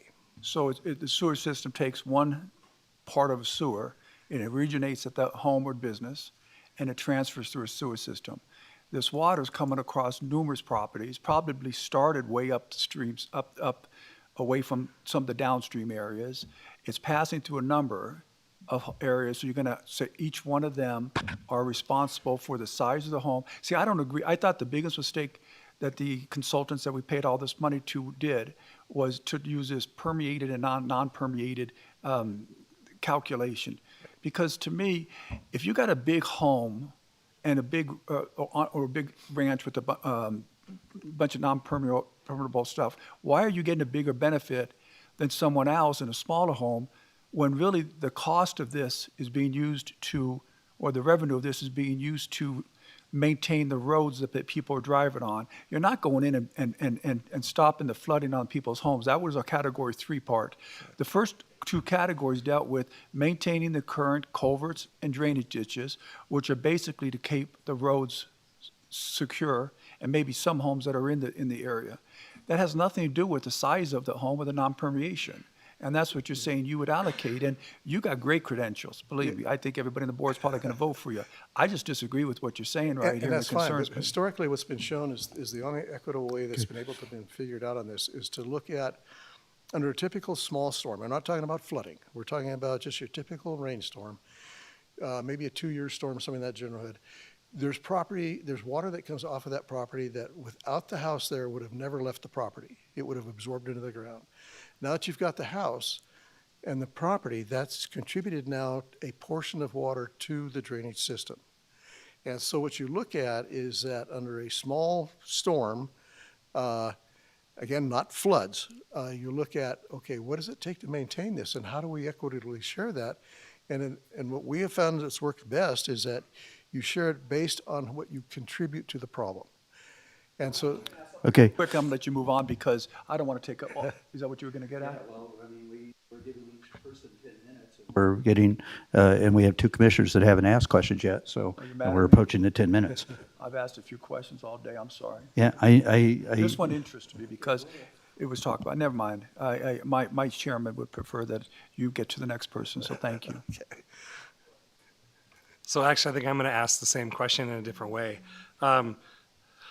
Obviously, you bring a lot of technical expertise. So how do you make sure that you're not dominating the conversation, but providing help to this citizen committee, right? And help it make the recommendation. So how are you going to balance, having this technical expertise and bring it to the table while still working with the committee to come up with a solution? I think you have to start with some base element, but understanding that there may be variations to that. People may have different thoughts that, as Commissioner Tarkanian just stated. And I think what you have to do is look at, okay, how do we separate that into pieces and can you measurably utilize some of that information, or is it more emotional than technical? And that's where it gets difficult. And I can't say today that what we just talked about be the way you have to go. There could be alternative ways based on what this county sees and how they approach the issue. But that's where you get involvement with the community. the toughest part is talking to somebody who just doesn't want to do it for any reason. That can't really set the stage. It needs to be done on site. Okay, what would you offer in lieu of this? How would you come up with an equitable way of funding this program that the county sincerely needs? I don't know if that answers the question. So thank you, Mr. Warner. And so I had two questions. And I know that you've been involved with stormwater in other communities.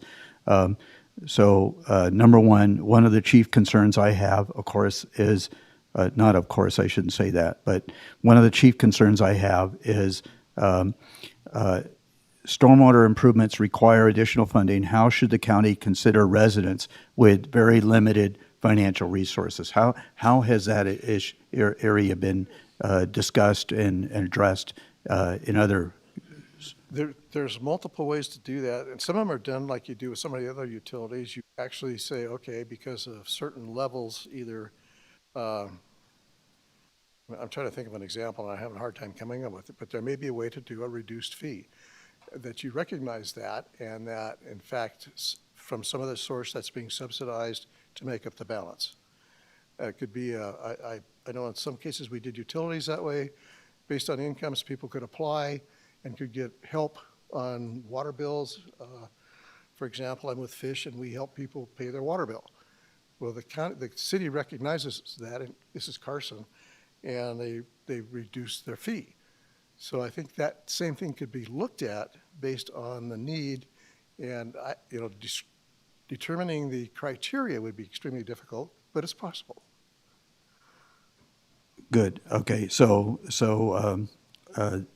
That's an important consideration, obviously, for this task force, I think, is to understand the financial resources of some of our elderly populations, or maybe even low-income families who are living day-to-day, paycheck to paycheck also, and we need to be able to accommodate that. Okay, good. And secondly, there's a question here. If the county can't solve every flooding problem at once, and of course we can't, there's just not the flooding, there's not the dollars necessary. So how should we decide where to begin? What would be the priorities? To me, that's a separate discussion, but a good one. What I look at it as the stormwater utility you're looking at now looks at maintaining whatever stormwater system you've built. When it comes to solving flooding issues, then you have a countywide flood plan. You have priorities based on damages and concerns that the county works with the consultants to figure out, okay, what kind of projects do we need out there? And then you look on the ability of getting funding for those. Can you get federal funding? Can you get assistance?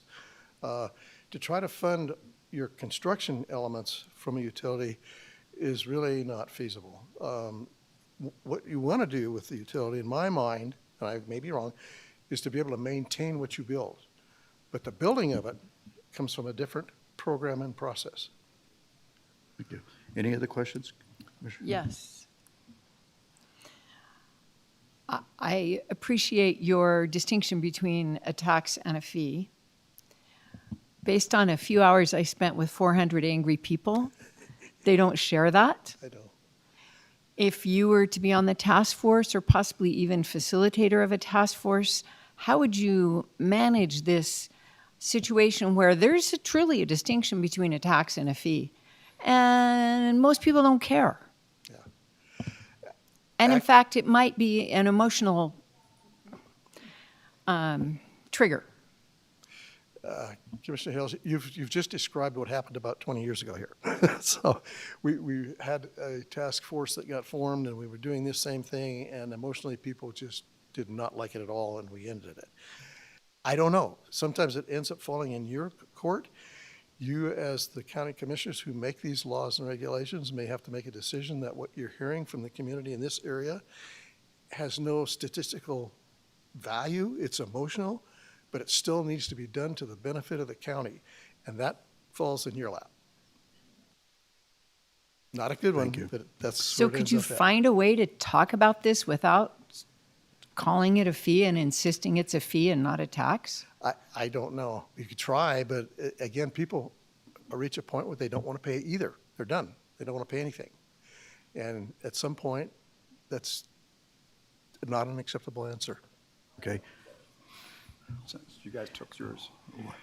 For it to be accepted by the people as a fee, you're going to have a better explanation of what benefit each person's getting for that fee, because that's what it requires. And to say that you're taking the size of the house, the property, and the permeable water that's flowing through there, it's not going to buy with a bunch of people, because water's flowing across a large area. It started in one area. It's more prevalent in one area. If one area would not have built up higher, it may never gotten to the lower area. It's not a question, just a statement. Well, Yes, and I appreciate that.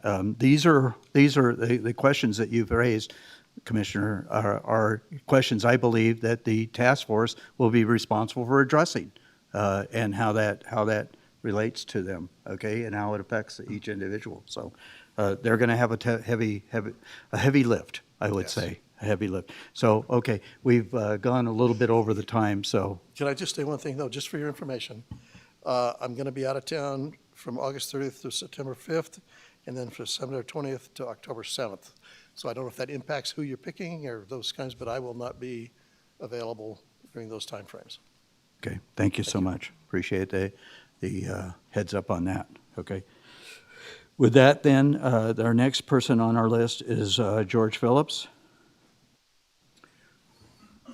Once again, two-minute opening statement and then questions from the board. We're going to try to get this into 10 minutes. Okay? I'm pretty sure I'll be Thank pretty you. fast. Thank you for. Hello, name's George Phillips. I really don't want to go on after that. That was amazing. A little bit about myself. I moved to Douglas County 11 years ago with the company I work for still, VIP Plastics. I came from Southern California, which I know is a negative thing to some, but when I moved here, there was a lot of construction that needed to be done to the building we're at. I learned a lot about the necessities with flooding, and I was actually quite frustrated with different building requirements, but learned a lot in the process. I don't have a huge introduction. All I can tell you is that I would bring you a perspective from both the residents and the business perspective, if that's what you're looking for. Well, you just addressed one of our questions. So, thank you. Commissioners, questions? Thanks for being willing. My question is, would you be willing to go be the face of the Stormwater Task Force to the public and help educate and inform the public about things the task force learns or recommends? Once I am educated enough to feel confident, absolutely. Thank you.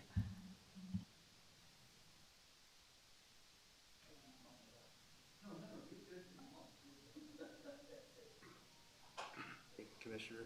Sure, I'll go. So mine, for me, knowing you, because this is another one of my acquaintances. Hold on, there we go. My question for you is number 6, so decision making. What information would you need or want to see before supporting or creating, making any attempts to resolve this as part of the group? So as part of the group, what would you think the county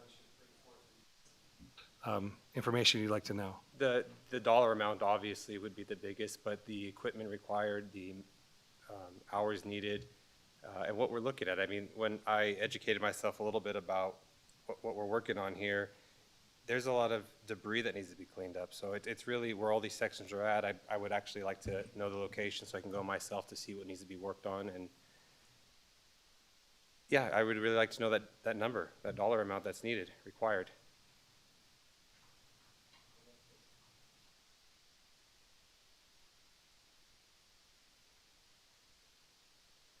Well, I mean, that was going to be one of my primary questions is how do you balance being a resident and also being the general manager of a business here in Douglas County? How would you balance that? But I will go back to then the question regarding affordability,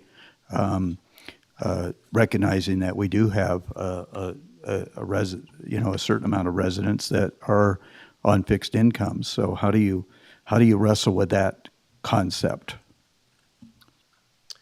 So I honestly think it really starts with, I'm with the square footage of the home and when it was purchased. On a personal, I am taxed heavier on my property tax because I purchased later in the year, 2015. And that's where I think people can afford it a little more. They can afford a little bit higher tax because they moved here with a higher income. Those who have been living here since the 30s, the 40s, maybe retired at this point, their income isn't as high. So I would go based off that.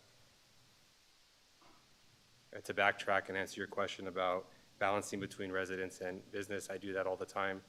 I think it's a great thing to bring to the table because I do look at it from both perspectives and try to find the happy medium.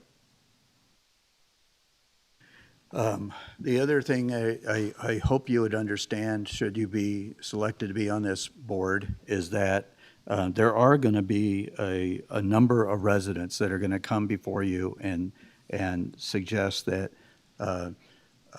basically that even the thought process dies completely of creating a stormwater utility fee. So they're going to come and they're very passionate about that. So are you mentally and physically prepared for that type of situation occurring? I feel strongly that I am. I have employees who work beneath me and I have bosses that are above me. No one's ever happy with me. So I'm used to that. I understand where people are coming from and why they don't want to tax. I really do. But I also understand growth and maintaining our county. And I've personally been in the middle of a flood in Truckee and was not thrilled with the situation I had to deal with. So yeah, I'm prepared, very much so. And I'm ready to speak up to whomever, once educated enough. Thank you. So any other questions, commissioners? No? Appreciate the opportunity. Thank you very much. Thank you, George, for being with us today. Okay. Something I failed to mention before when we brought the thing in also is that we're going to interview everybody and then we're going to come back to the board then we'll take public comment and deliberate on this. I did not take public comment, as I indicated I was thinking about doing at each level, but that's okay. So we'll do it at the end. We will do it at the end. So I'm trying to embed that in my mind that I have to do it. I'm not doing it for you. So anyways, so the next one we have is Steve Walker. Steve. Good afternoon, Commissioners. My name is Steve Walker. I have lived in Douglas County since 2020. I worked in Douglas County for Soil Conservation Service since 1981. I've been on probably every ranch in the valley during my career. I was also instrumental in working for the Soil Conservation Service with Douglas County, with Arnold Settlemyre, with the Conservation District, and authoring and implementing the Water Conveyance Advisory Committee, the ditch ordinances. I know the ditches, I know how they run, I know agricultural operations. I'm not a farmer, I'm not a rancher. I own 30 acres, there's 75 cows on it right now, they're not mine. But I do have a degree in agriculture, and I was raised on a ranch on the Idaho-Nevada border, and did row crop farming in Idaho. And my wife and I also developed our own alfalfa farm in Fallon. I'm here because I want to give back. I am retired. I am happily retired. But when I saw this opportunity, I thought, I know something about these issues. I worked in Washoe County as a regional water management planner for 5 years. I was instrumental in developing that plan. I worked with water conveyance and stormwater issues there, and we almost always failed. And basically, we would require the developer to build drainages, and then we would never maintain them because we didn't have any money. We didn't have any source. I also think Douglas County is unique, and you have 39,000, 40,000 acres of irrigated agriculture, and you can talk about your street culverts, but who's conveying the stormwater right now is the ditch system in Douglas County. And who's being impacted by that is the flooding of the fields that works quite well, but it needs to be recognized. Thank you. I would like one thing. I'm hard of hearing, so if you could speak up, I'd appreciate it. Very good. I have to remind everybody also, these are, when I went into the audiologist, they told me, you're getting hearing aids, they're not hearing cures. So, so Commissioner Hales. Thank you for applying. Would you be willing, if you were a member of the task force, to help educate the public about what you have learned and any recommendations the task force is making? Yes, I'd be more than willing, and I think I have quite a bit of experience in doing it.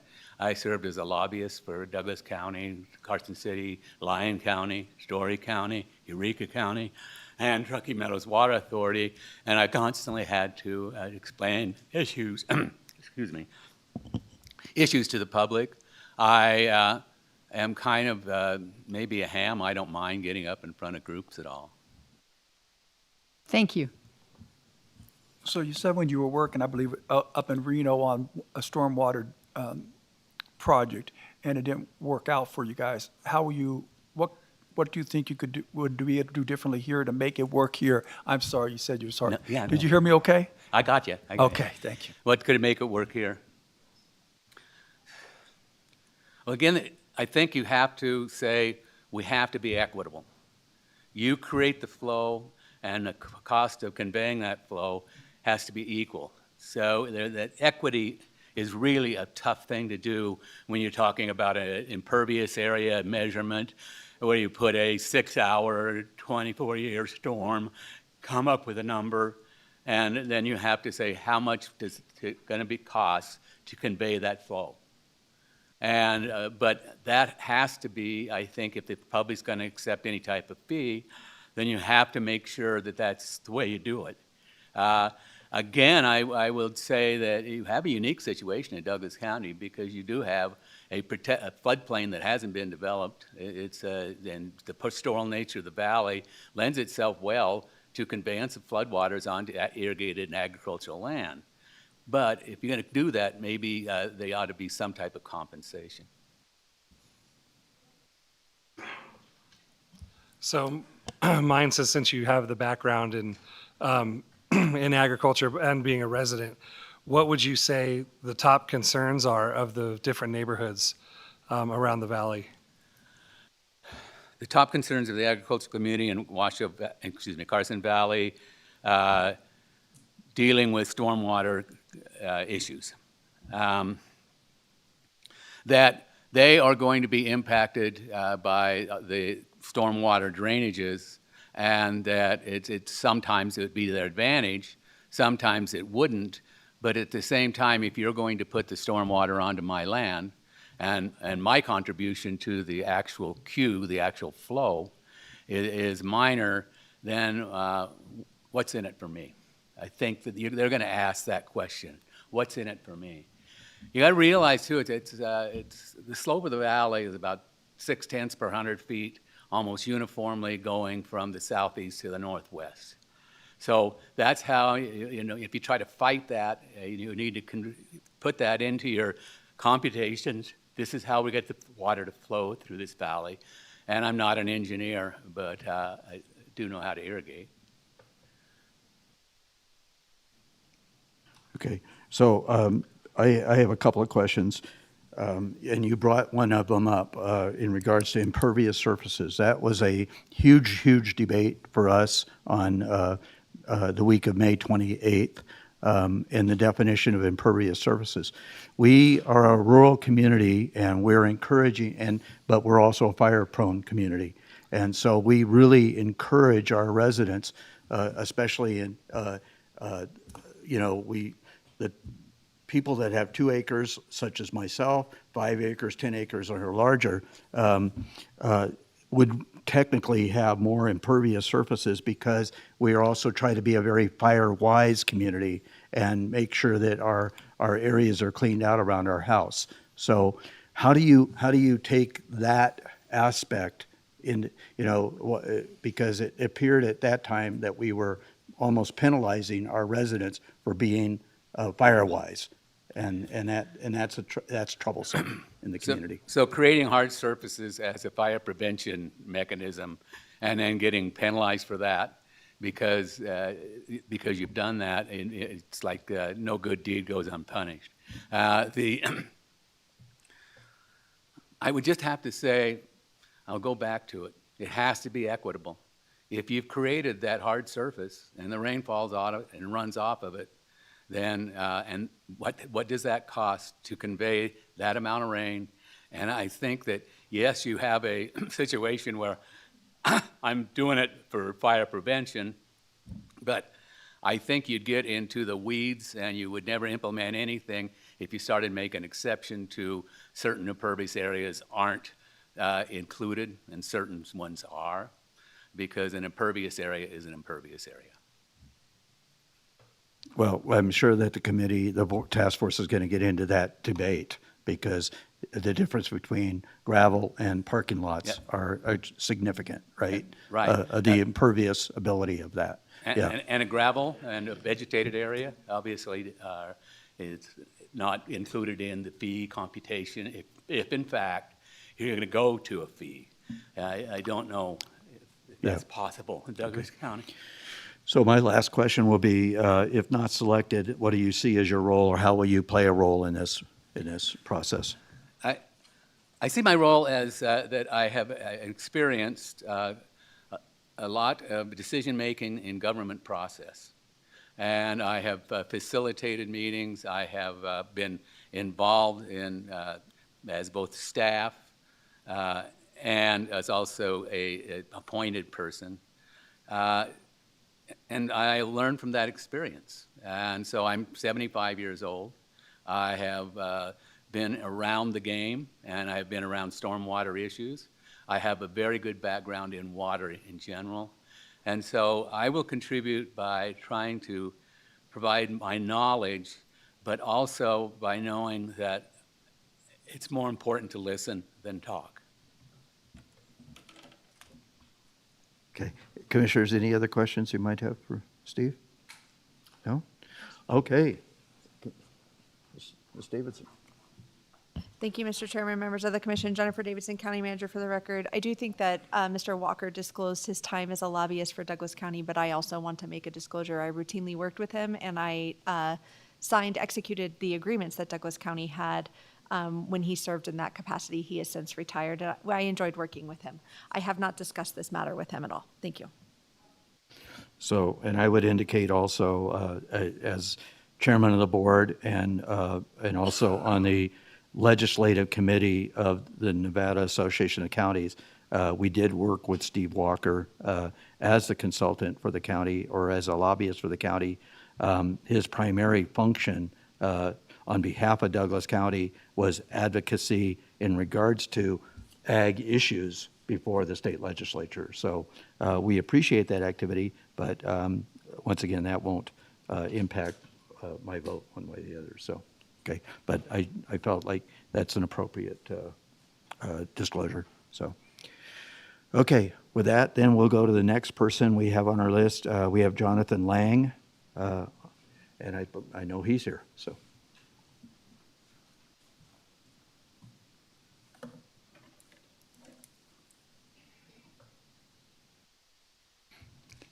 Welcome, Jonathan.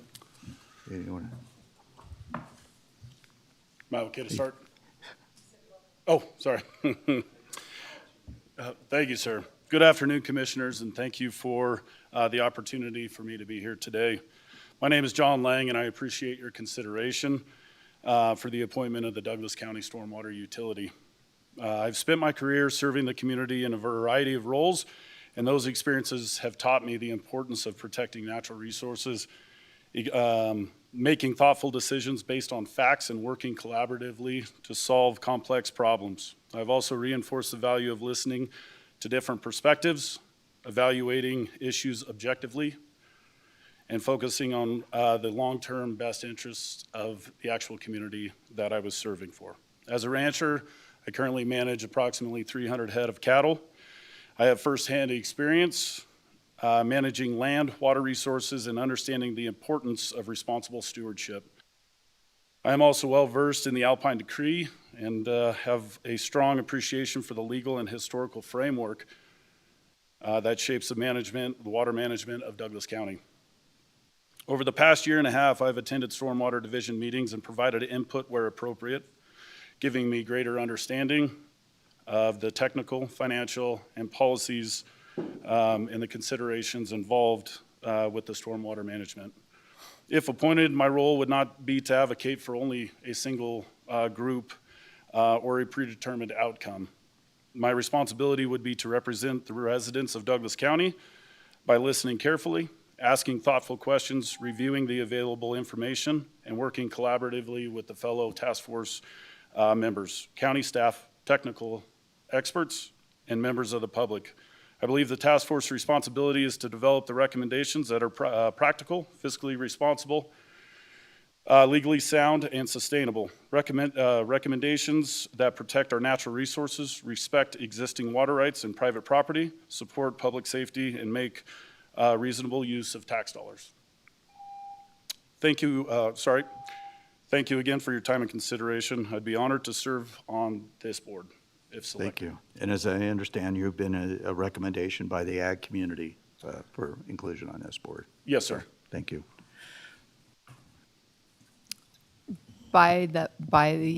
Is this a formal recommendation by the ag community? By which group? I'm just wondering what you just said, Commissioner Gardner. Maybe you should answer that. I believe he was recommended by the ag community to apply or recommended. But what do you mean by ag community? The farmers and ranchers. Yeah. That's what, I mean, maybe I'm mistaken. Is that not the case?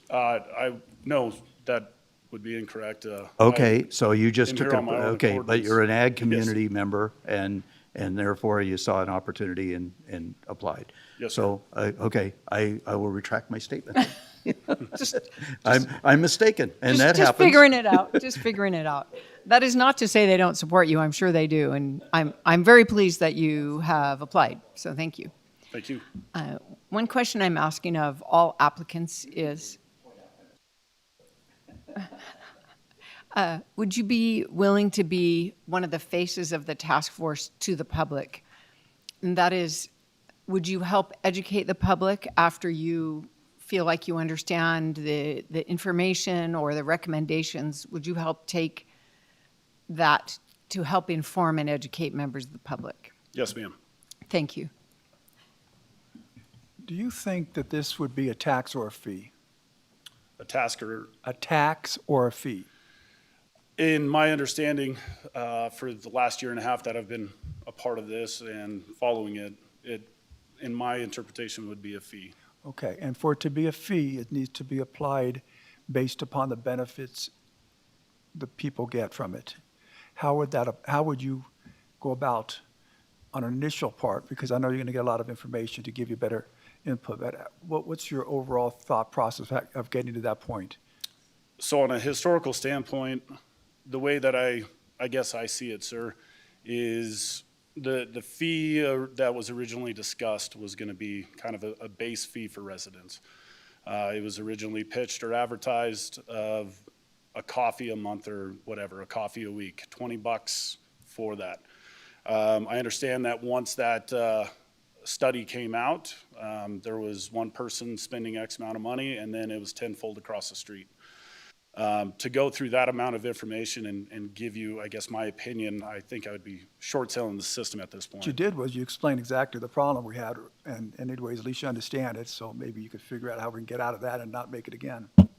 Yes, sir, and I if I may, I don't know if that was the end of your question, but part of that is the transparency. I understand that everybody speaks about transparency and wanting to be with the public and all that, and I think with this, my goal would be to be extremely transparent and getting that view from the community itself.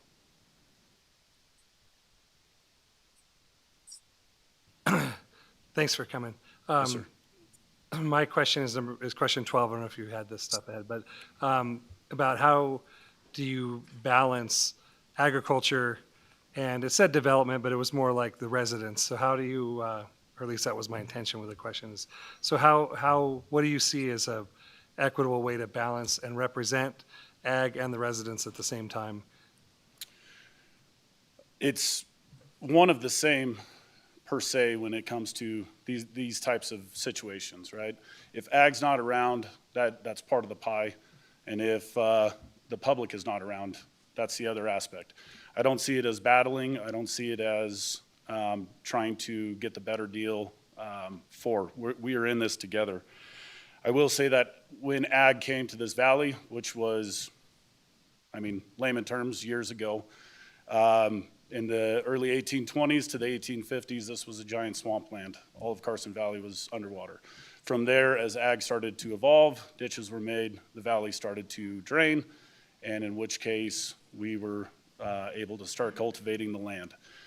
So I guess balancing between the two it's not a simple task by any means. However, it's one that is going to take I guess those conversations, those uncomfortable conversations with people that are not happy about the fee or the tax, and then trying to find that middle ground. So we have a question here. It's balancing ag and development. How would you balance the needs of agriculture with the needs of growing communities and neighborhoods and businesses? So if selected on this board or this task force, I'm not here to only represent ag. I'm not only here to represent business, because we are a business in the valley. I'm here to represent the constituents and the residents of Douglas County. As far as balancing, it's to me that it comes off as decisiveness, or the ability to separate.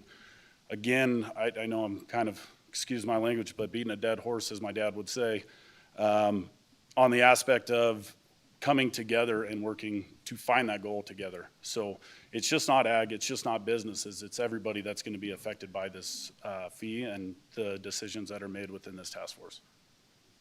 Thank you. So I've been informed that Commissioner Rice has rejoined us, and so I want to acknowledge that. And Mr. Rice, do you have any questions you might want to ask? We're interviewing right now Jonathan Lang from the Genoa area who has a ranch. Is there any questions you might want to ask of him?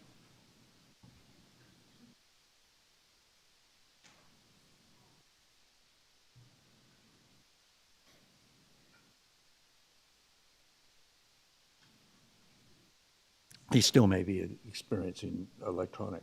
Might be that new headset. Yeah, that new headset, right? So, okay, yeah, because he's not in a controlled environment, so he tried to get a headset and a microphone also so that he could operate. So, okay, so we won't delay this any longer for that. But if you're listening, Mr. Rice, and you have a question, please don't wait to be called upon. Please jump right in and ask your question. We'll accede to your needs. So, okay. Any other questions for Mr. Lang? No?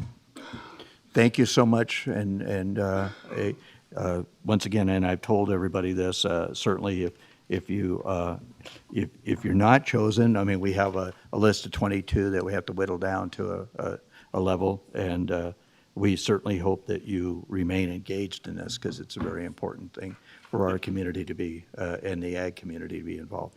We appreciate your knowledge of the Alpine Decree. So many people are not aware of that, and the thing that our Water Conveyance Committee does. It's more commonly known as Mr. Walker identified as the Ditch Committee, affectionately, 5 people that have been ranchers in this area for a very, very long time. So anyways, thank you. Thank you all for your time and consideration. Okay, so with that, do we need to take a quick break, or you want to move on? The next group is 3 people. Huh? You're good? Everybody good?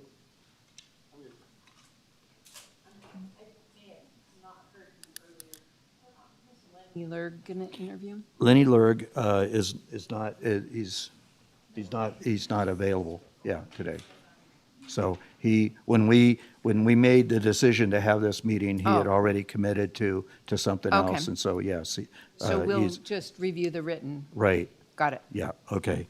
I Thank appreciate you. you bringing that to our attention, though. Yes, okay. So, yeah, otherwise we were right on time, right? We would have been right on time, but we have a few minutes here. Yeah, you can ask your other question. Who are you going to ask it for? Is it P or Ted? Yeah, okay. And I know that let's see. Oh, okay, yes, okay. Mr. Garahan's joined us, and we have Donald Bauman, I believe is here, right? Okay. I'm gonna take a 5-minute quick break, 5-minute break, so we can use the facilities. We'll come back and we'll start a little bit earlier than 2:30 if everybody's good with that. Okay? Am I seeing shaking heads that you're good with that? Okay, thank you. Okay.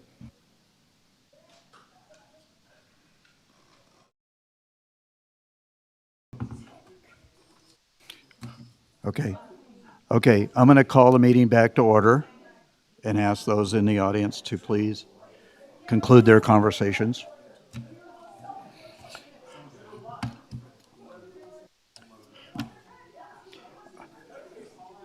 I'm going to call the meeting back to order and ask those members of the public to please finish their conversations. Thank you. So, anyways, we've and it was pointed out, Lenny Lurg, who is I guess he's the general manager of the Starbucks roasting plant, was not able to attend today, so he's apparently submitted his responses in writing to the questions. And so at this time, we'll go into the South region, and the first one on the agenda is Ms. Donna Tanner.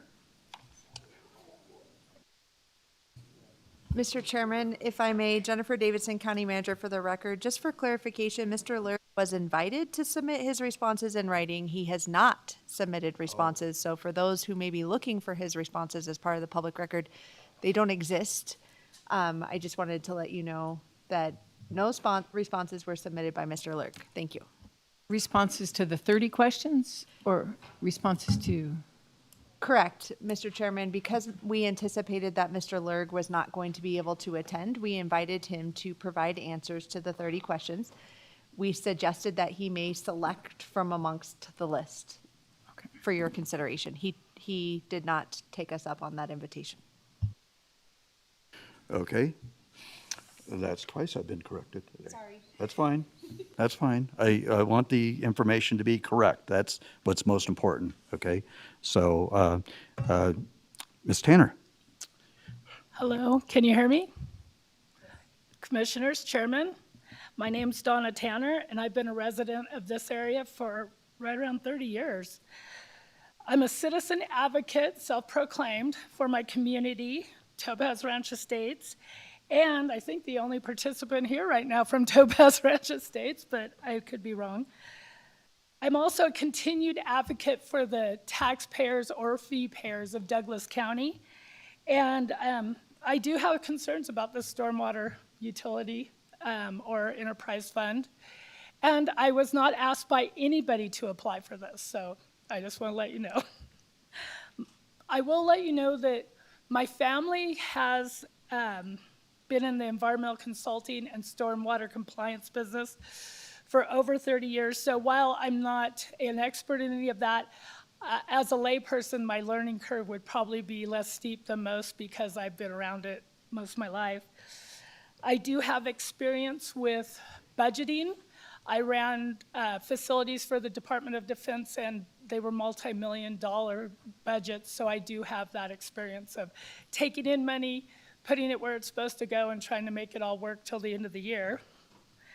But I think my most relevant experience is that I have been the administrative assistant to the FEMA applicant for the Topaz Ranch Estates for the disaster that occurred in March 2023. We are actually getting ready to sew that up, but my recent experience in these administrative aspects I think would help the group in general understand what it takes to get grants, keep them in the queue, and also secure the funding for your portion of it. Anyways, yeah, thank you. Thank you. Questions, commissioners? Hi. Thank you for applying. Would you be willing to be one of the public faces of the task force committee to inform and educate the public about the things you learn and the recommendations you bring forward? Yes, I think I've already been doing that. I've attended most of your meetings or watched them on YouTube. And so, yeah, that's what I've been doing. I want the public to understand everything that's going on so they can make good decisions as well. So I think the first time we met was when you were involved with that, what you call a catastrophe, the flooding that happened to TRE and the damage that was done. And when the board was discussing what we could and couldn't do in funding. And Right. you went through and worked with FEMA, and you got an incredible success with that. And I'd just like you to maybe talk a little bit about what you did and the success you had, but more importantly, how you can use that experience into this task force member. Okay. The success of any grant is the persistence to keep going with it, and it takes years. I mean, obviously, we haven't even finished up all of it, and we're 3.5 years. So what I could bring to it is to help them understand that this has all got to be in the queue, and you have to understand that by the time you get it, oftentimes they're not giving you enough money for the project.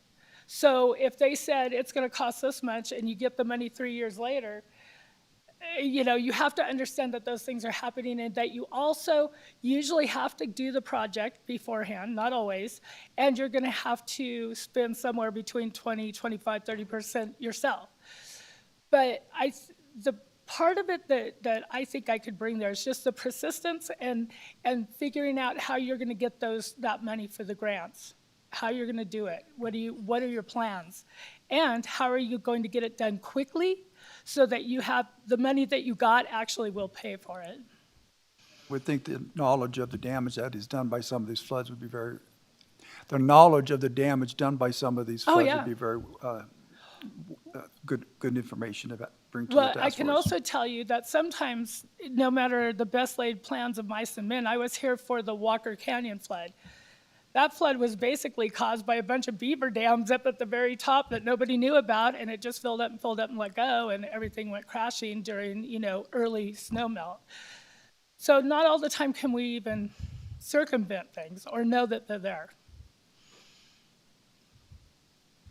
Okay, so mine, I had 3 pulled for you, so I'm going to combine 2 of them into one, and then the other one, because you've been pretty vocal about concerning, affordability of this and return on for the equity to everybody. So how would you balance affordability of funding the stormwater department? Because it's not about necessarily the infrastructure things. Those are going to be, I feel like a separate topic. So we need to fund that building. So how do you balance the affordability of that? And then at the same time, hardship, how should low-income residents be treated? So kind of that, I kind of feel like that was all getting into one kind of question for you. So how do you see that? Right. Well, TRE has some underserved people for sure, and I think the best way to do that, and I know probably it isn't popular, people don't want to say it, but we have to look at income levels and then look at what the standard is, because I don't know what the standard is for people getting help for anything, SNAP benefits or whatever it is. So I think that would be a good starting point to see what income levels we have, and then also kind of have it like income tax, right? Well, I have this level, but I have a sick kid, or, and that's probably through an application process. I don't know. I mean, I don't know. I don't know how that looks, but I do advocate for that. What was the other one?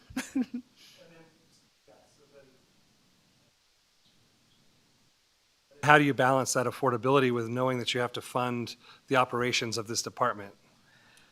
Yeah, I'm not a big equity or fairness person just because I don't see it like that. I see it as a nexus of service, and I see this many people, and so we've got this many residents, we got this many businesses. This is how much money we need, and that's where we got to start. How much money do you need?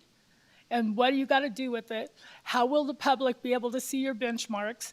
I went onto the stormwater master plan, and it tells you what you're going to do, but I don't think it's enough. I think that people should be able to see how those maintenance programs are going. I don't know, maybe post pictures. I don't know. But yeah, I digress.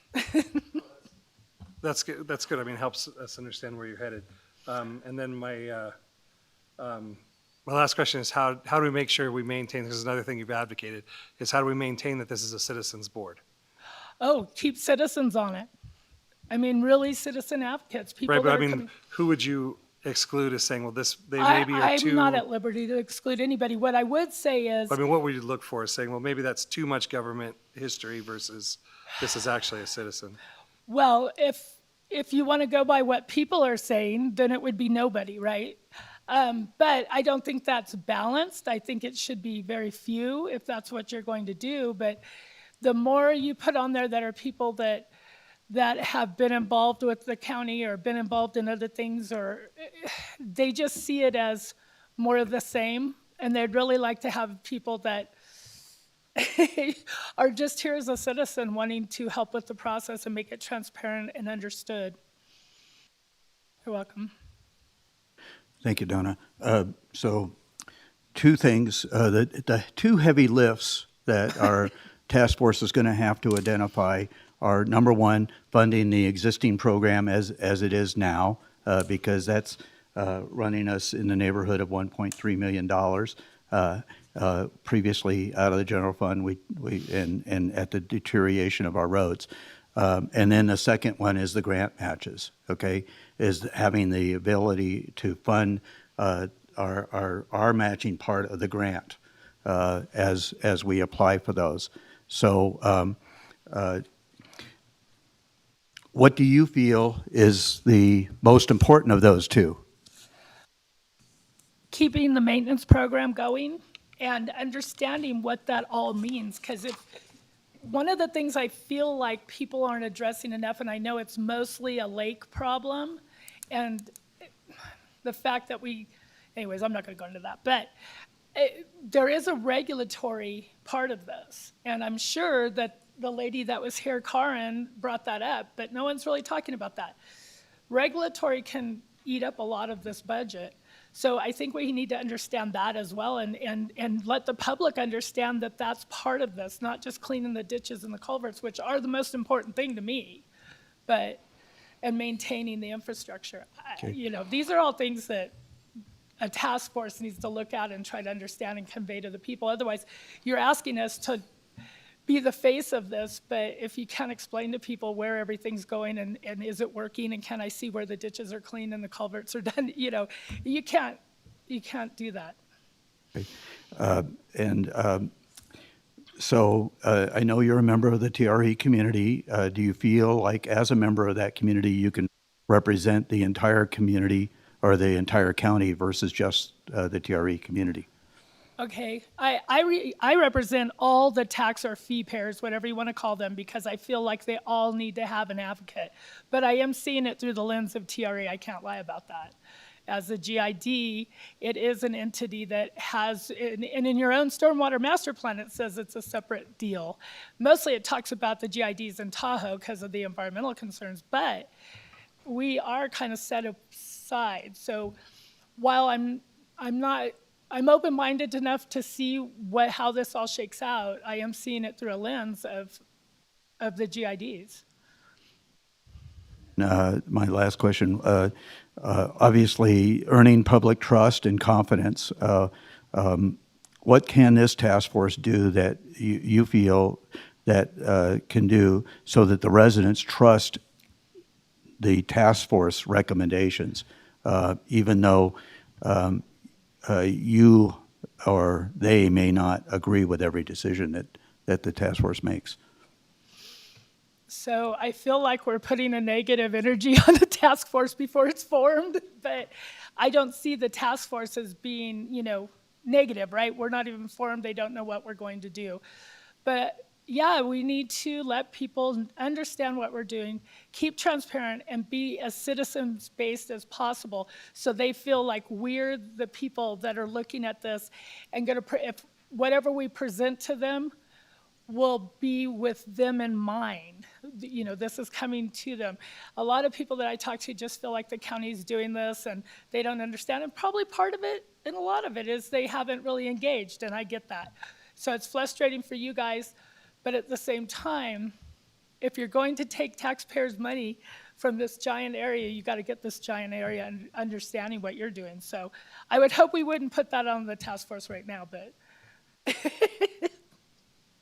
Well, I mean, these are going to be task force recommendations. They're not going to be Absolutely, our but recommendations. I So, get yeah, it, and so, I understand that part of it. Yeah. Hopefully, everything we say, everybody will love, right? Yeah. Good luck with that, okay? Yeah, well, you can wish. A girl can yeah. dream. So, any other questions, commissioners? Okay. That's Rice. He is listening, but he doesn't have the ability to speak. So anyways, I just wanted to let the public know that he is listening. Well, I'm more than happy to answer his question if he is able to get on. And I think that's where we are. So thank you very much once again, and applying for the end. So thank you. And now we'll go to Pat Garahan.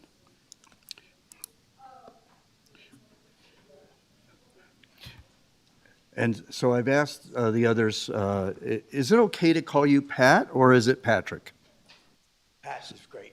Huh? Pat is great. Okay, It's fine. some people, yeah, so thank you. Patrick was when I was in trouble with my mother. Okay, well, you're not in trouble yet. Okay, so.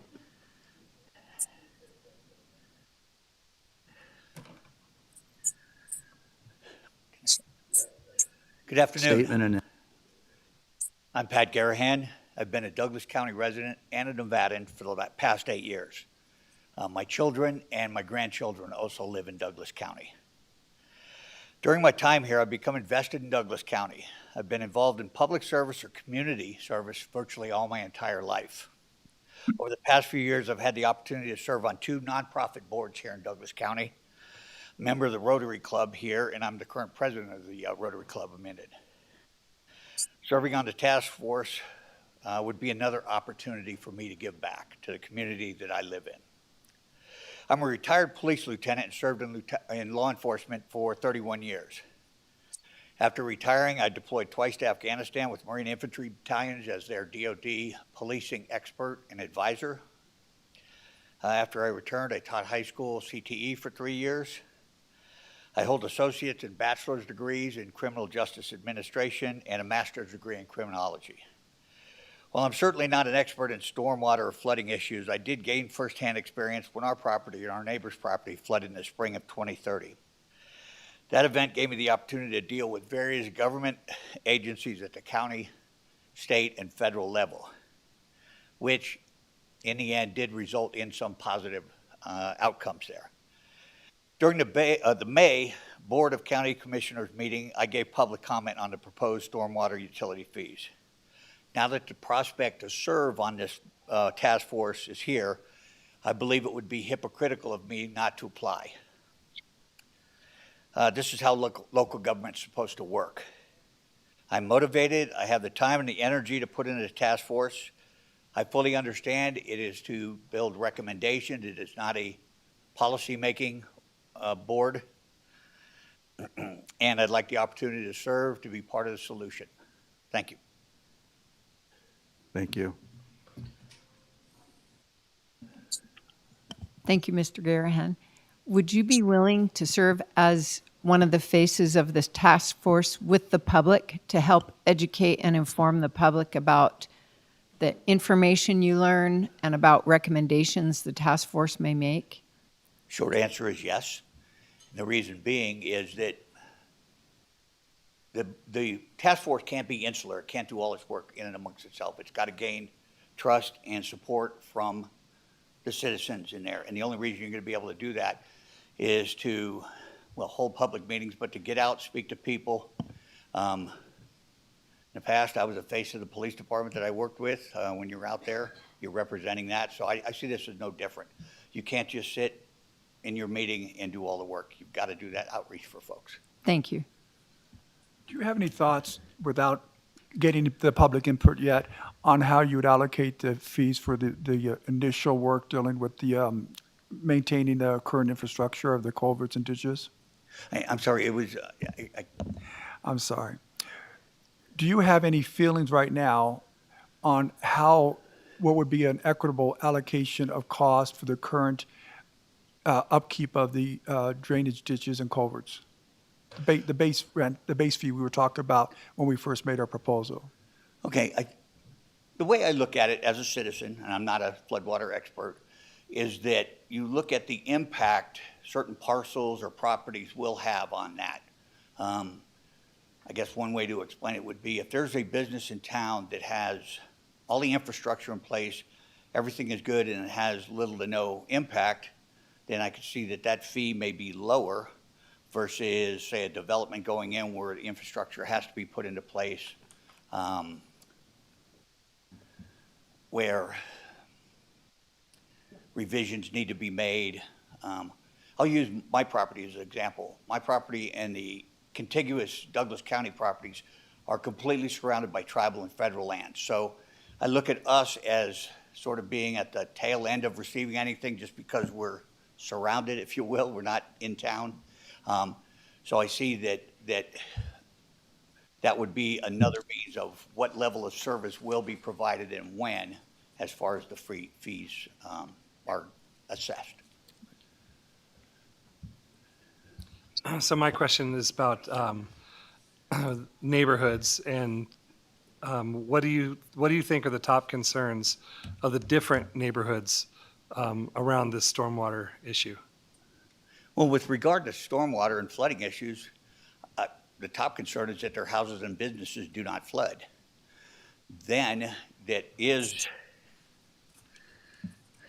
I've got an answer to that here, if you bear with me for a minute. It's 21. 21, thank you. 21. Should lead with that. Yeah, their next concern would be that government entities develop mitigation infrastructures that will prevent that stuff from occurring.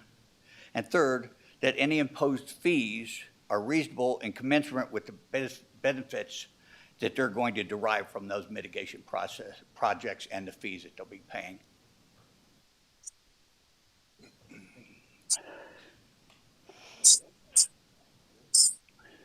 No, I'm good. That was. Okay, so I will make a quick disclosure. I am Pat is the current president of Rotary, and I'm a new member of Rotary. So I just want everybody to understand that, and it won't affect my decision one way or the other. So I needed to make that disclosure.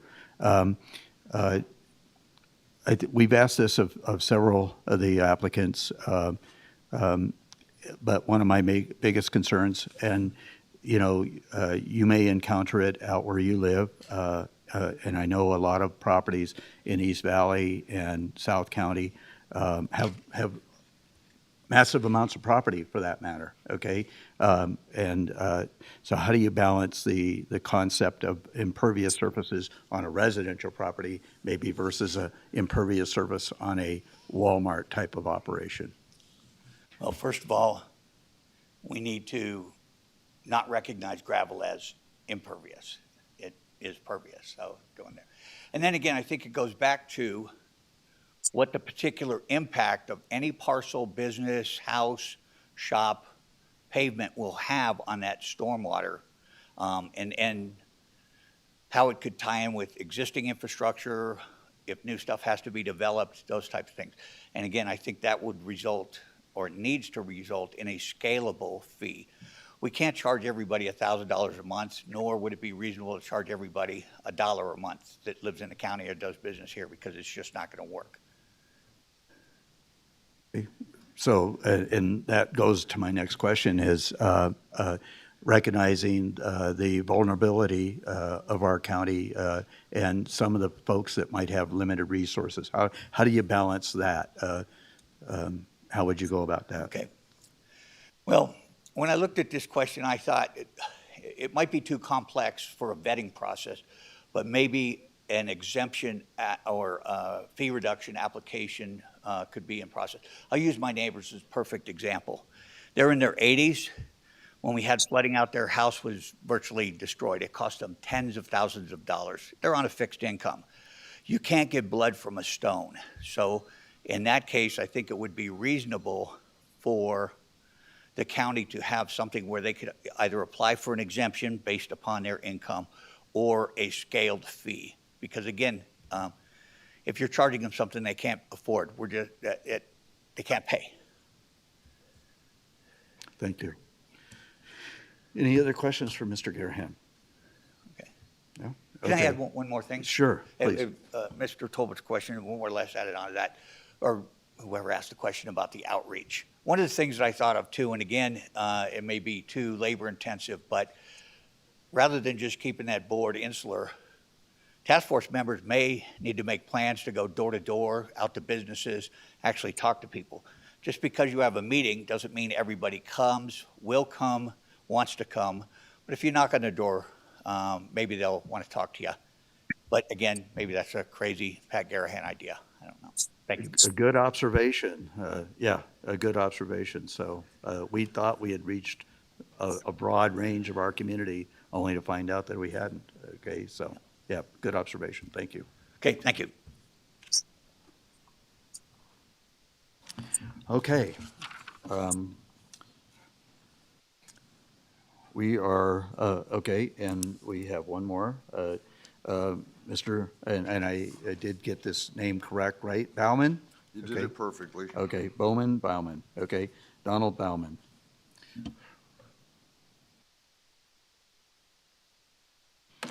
Okay. Thank you very much for taking the time to listen to me.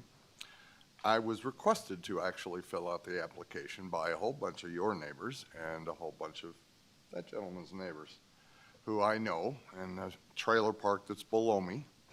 There's a lot of people down there with very low income. They're not going to get the tax, but they're going to get it in a rent increase from the two people that own the trailer parks.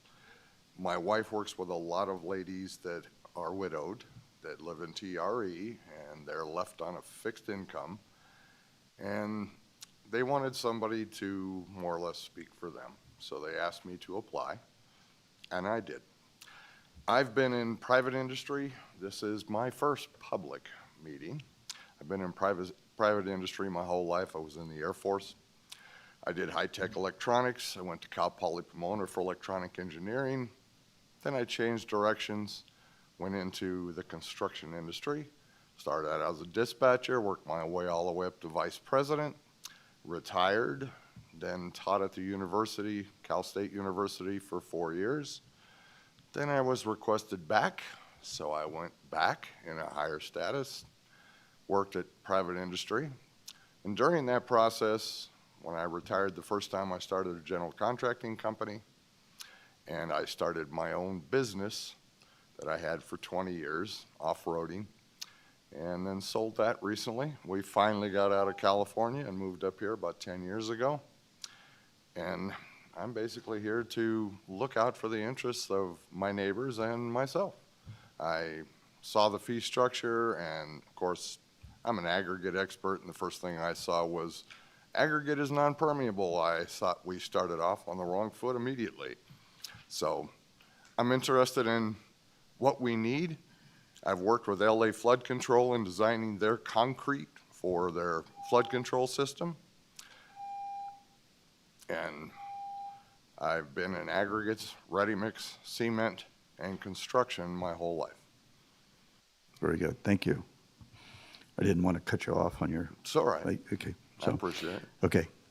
Commissioners, questions? Thank you for applying. Sure. Would you be willing, I appreciate that you were encouraged by some of our constituents to put your name in the hat, in the ring here.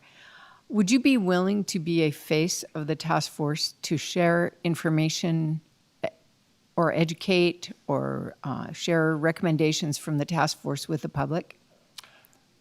That's a yes, providing that what I learn about the task force and the cost-benefit basis is correct. I have no problem at all speaking. How will you know if it's correct? When I start looking at numbers, since I have an MBA in finance and an MBA in marketing and a business degree, when I start looking at numbers and looking at what cost benefits are for each of these individual areas, and I see a reality for a total fee for the whole county, I will have no problem at all. Thanks. So my question goes right into that one, because you had mentioned you've been asked to represent the locals, and so if you had, as a result of whatever comes out of this, and those neighbors do have to pay more, and you have to pay more, how would you decide? What criteria makes it you agreeing to that it's still fair? I'm going to look at the whole picture. If I feel that it's fair to me to pay $280 a month to put in flood control for other structures in other parts of the county, if I can convince myself of that, I won't have a problem convincing somebody else. As a general contractor, I want to make sure that the county is moving forward, that's not going to cost the public more. When I built structures, houses, and commercial buildings, we paid for street lights and fire department and flood control and everything before we could even break ground. If we're not doing that in this county, then it's being left to the public to pay for it. And I come from SoCal, and down there you're paying for everything before you can get a permit. So I want to see that we're moving forward correctly as long as we're fixing what's already there. So as you indicated, you come from an area of our county that, especially the Holbrook Junction area, also the TRE area, that a lot of folks are on fixed incomes, and of course in that mobile home park that we have down there, there's one across the freeway also. Right. They rent space basically from the owners of those, and so as you identified, the cost to those folks would be transferred over to them. How would you balance that? What are your thoughts in that regard? Recognizing that even though they won't necessarily be paying it directly, if there was a fee that was devised, they wouldn't be necessarily paying it directly. They'd be paying it through their rent because. So how do you balance that? As a couple other people have mentioned, you're going to need a structure, and you're going to need some kind of an appeal process so that somebody that doesn't have the income to pay isn't put in poverty because they're going to get a tax bill. As far as exactly how to do it, I'm not sure about that. Public groups have more experience in that area than I do. As far as figuring out a structure for what they have to pay based upon what they own, I mean, I got 33 acres, and my permeable or non-permeable was outrageous, and it's 100% permeable or 99.3% permeable. So there's going to need to be a structure for low-income people, because where you live and where I live, there is a lot of low-income people on very fixed income. They can't do anything else to do it. My wife actually spends the time to teach them how to sew and make quilts and fix clothes. And so we meet a lot of these people, but she gives them a skill so they can make just a little extra money sewing some neighbor's pants or whatever. They're struggling. So when you turn around and say, well, we need to put a fee in there, it's going to be a struggle, and we'll have to work out some kind of scale, some appeal process or something so that particular information from each individual person can be discussed.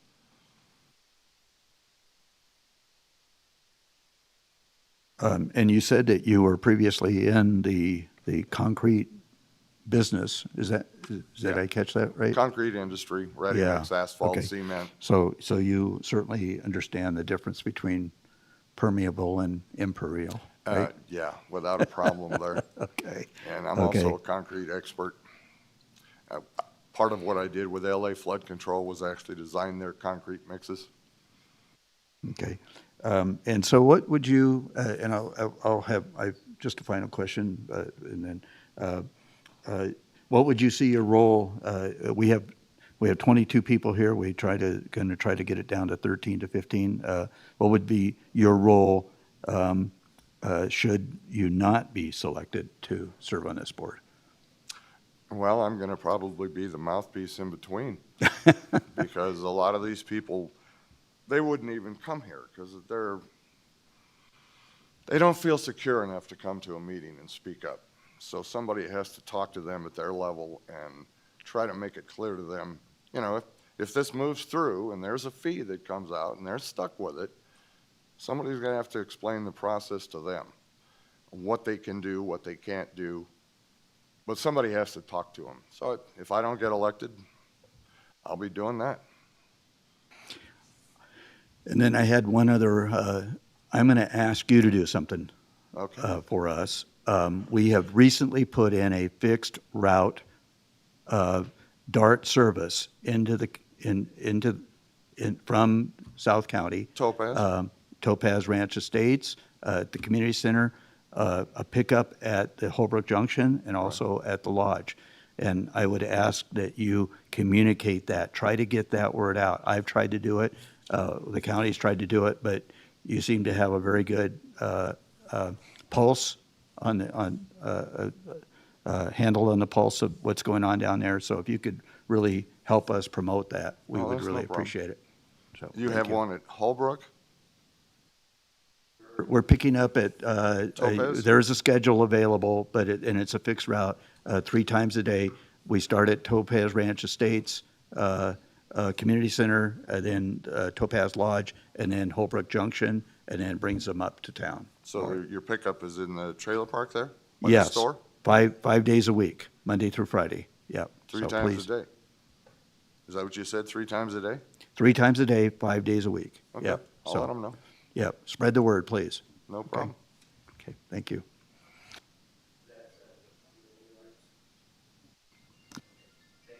Thank you. Okay, so we've addressed the central, the east, north, south, and now we'll go to the west. So, and we're right just a few minutes past time. So, at this time, we have our past retired fire chief, Mr. Todd Carlini. Good afternoon. Thank you. I'm honored to be here this afternoon and appreciate the board's consideration to give me the opportunity to serve on the Stormwater Task Force. I'm a 29-year resident of Douglas County and proud native Nevadan. I served as the district fire chief for the East Fork Fire Protection District for 25 years and held numerous positions in emergency services over my 50 years in fire service, 41 years as a career. During my tenure, I also served as Douglas County's emergency manager for 16 years. I directly managed or oversaw the management of every flood incident in Douglas County since 1997, up to and including the 2023 flood event. I have extensive knowledge with respect to riverian, alluvial, and debris flow flood events in Douglas County. I have a solid background in governmental accounting and budgeting, including expertise including enterprise funding and special district funding. I participated in several FEMA grant programs from cradle to grave, generating $18 million during my tenure here. My entire career as a chief fire officer of the fire district and my time as an emergency manager required a very high level of collaboration and effectively being able to communicate and work with numerous stakeholders, associations, state and federal agencies, the Douglas County Business Council, the building community, and most importantly, as it relates to flood management, the agricultural community. My ability to listen and investigate all options was critical to my recognized success as a fire chief and emergency manager. While successes were numerous, failure was also experienced, and failure develops leadership character and an opportunity for additional knowledge. I've always treated challenges as opportunities and to expand my awareness and improve my overall abilities. Being selected for the position on the Stormwater Task Force is an opportunity for me to lend a hand and expertise and experience with flood events in this county, as well as applying my knowledge of public funding and governmental budgeting. Thank you, Todd. Appreciate it. Appreciate your service.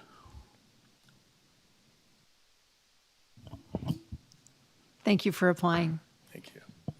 Would you be willing to be one of the faces of the task force to educate, inform the public about the information the task force receives and recommendations the task force comes up with?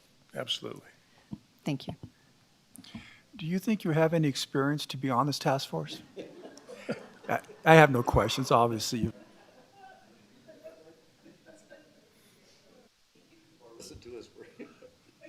See, he sets me up to be the bad guy because he's funny, and then I have to ask. So I have two questions for you. One, you know that we've heard a lot from the community about it being a community or citizen board. So arguably, you have a lot of experience with the county level. So how do you bring your experience and your experience and knowledge, and yet still represent this as a committee of residents, of citizens? There we go. Thank you. I should have just read the question. And instead, I tried to make it custom. Which just for question you. is it? Oh, you ready? Yeah. No, it's 29, the citizen board. 29, one of the last questions.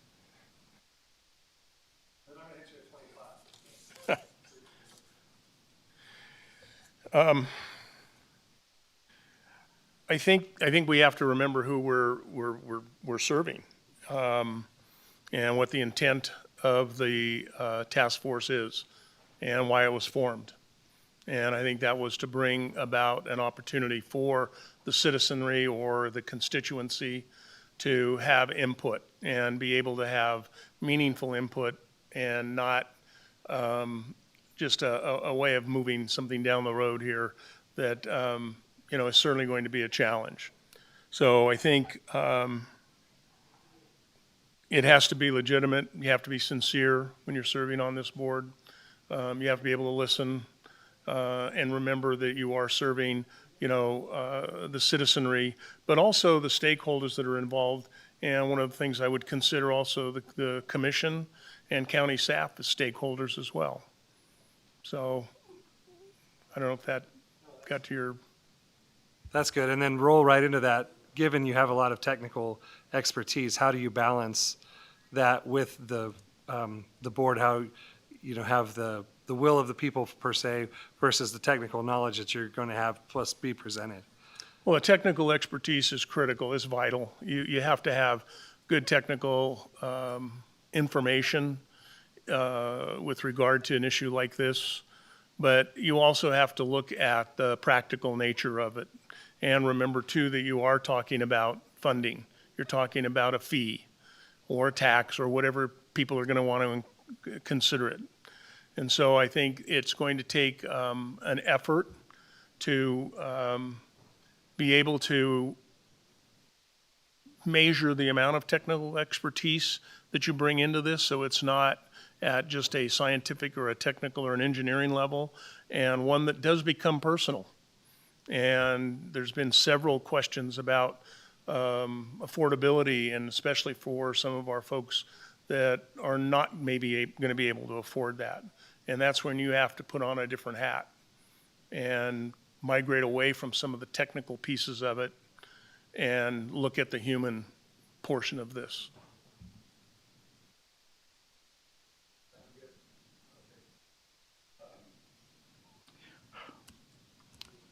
My light went on when I didn't press the button.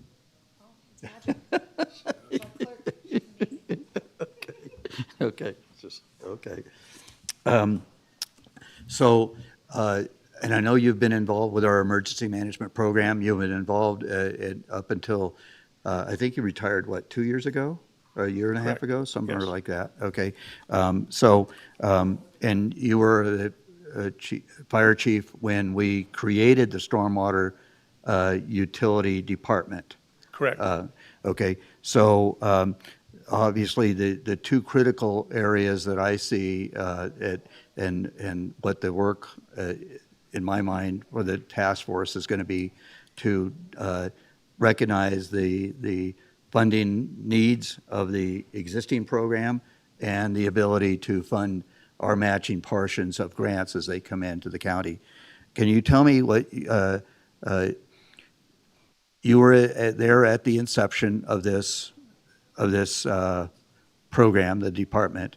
Have you seen impact that department has had, and do you still advocate for the continuance of that program?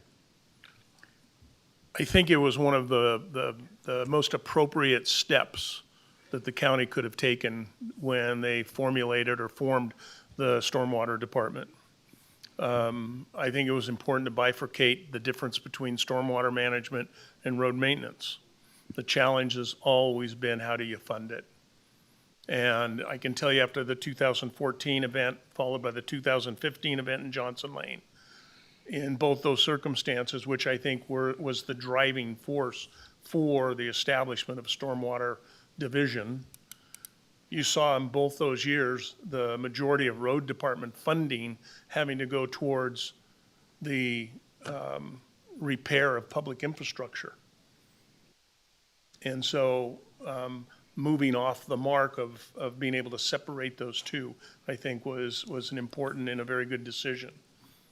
The benefits that I've seen in the short-term period that they've really been in existence, I think have made a difference. I think they have had positive effect. Now, we haven't necessarily had events that have repeated themselves to the extent that we saw in 2014, 2015. The 2023 event was a complete anomaly in what happened in the East Valley. And we saw things there that we had never seen before. So I think each circumstance has its own situation in terms of how to evaluate whether it's been successful or not. Thank you. And you bring a tremendous amount of technical and subject matter expertise to this. Would you still make yourself available to the task force should you not be Absolutely. selected to? Okay, Yes. that's an important aspect. I appreciate that. And I don't know if you want to address, I think you already have addressed the affordability, haven't you? Did you ask that question? I think maybe. No? Affordability? He added to it. Okay, so that's all I have then. Okay. Commissioner Hales? Yes. I'm going to drill a little bit more into the affordability piece. It's been my experience that when there's someone who's very specialized in one area, they might feel like there's no amount of money that's too much to go into that area. And you and I have experience in this that I came and spoke to you about, that I was very concerned about, that constituents brought to me. And so I'm concerned whether you can truly look at not funding some things because they're not affordable in the eyes of constituents. Does that make sense to you? You might want to expand on that. All right. If there is information given to the task force that says we need money to X amount of money to clean out all culverts, all ditches, et cetera, all drop inlets, all the things, and we need Y amount of money to prevent floods. And there is sentiment from voters or members of the public, they don't want to spend that much. They don't think it meets a cost-benefit analysis. Can you be persuaded to that effect? Well, with the appropriate data, the appropriate facts, potentially, yes. What if there's no facts, but there's feelings? There's no facts, then probably not. Then probably not. Even if they say, I don't have 10 extra dollars and you're going to charge me this every month. Is that a fact? It could be. Anything else you want to say on that? That's my Well- question is it seems to me that there's got to be a balance between the needs of infrastructure and flood prevention versus truly what people can pay. Very, very, absolutely. So what Absolutely. I'm talking about is that balance and the mentality of we have to have the best, we have to do the most, which is what I saw when I came to talk to you when you were fire chief. That's what I'm talking about. Does that make sense? To some degree, yes. Can you address that concern? We would all like to have the best. I think everyone that lives in this county would like the best. We want the best law enforcement. We want the best fire protection. We want the best public utilities. We definitely, you hear it all the time, we want better roads. So it is finding a balance. It is finding a balance. You know, you have to look at the entire fee structure within the county, I think, to really recognize, you know, where is that balance point. I don't think you can isolate it down to just, you know, we're adding a new fee. You have to look at the other fees that are assessed. You have to look at the tax rates. You have to look at other opportunities, whether they be grants, whether they be some other types of funding that might be available out there, either by idea or statutorily available to the county. So I don't know if I'm getting to your question or where you're trying to go with that. Can you live with not the best? What was that? Can you live with underfunding a stormwater utility? Yes, I could. Yeah, it might be the reality. It's the reality that's there exists today. And we're living with it.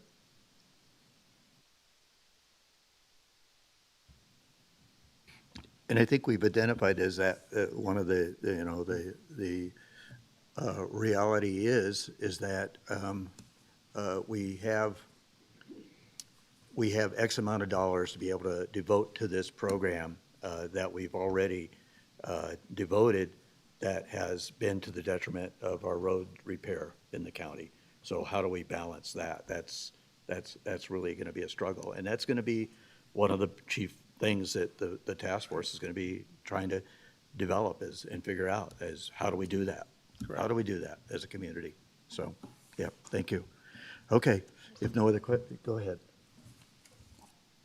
Thank you, Mr. Chairman, members of the commission, Jennifer Davidson, County Manager. For the record, for the interest of transparency, Chief Carlini did explain his extensive involvement in county government. I worked with you for over 15 years and worked with you directly on the flooding events that you referenced. I think the public is very aware of that. What they might not be aware of is that you and I met this fall when we were, as part of county staff's efforts to do extensive public engagement. I met with stakeholders in the community, and you were one of the individuals I sat down with and talked about the stormwater program. I did not reach out to you or encourage you to apply to be part of this process, but I did want to disclose that conversation did occur and say thank you for expressing interest today. Thank you. Okay. Thank you, Mr. Carlini. Appreciate your Thank you. involvement. Yep. We'll now go to Terry Huffman.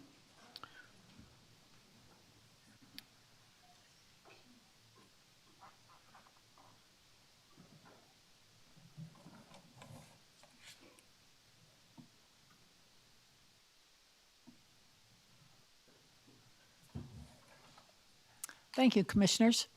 My name is Terry Huffman. I live in Genoa, so I am up in the higher part of the valley.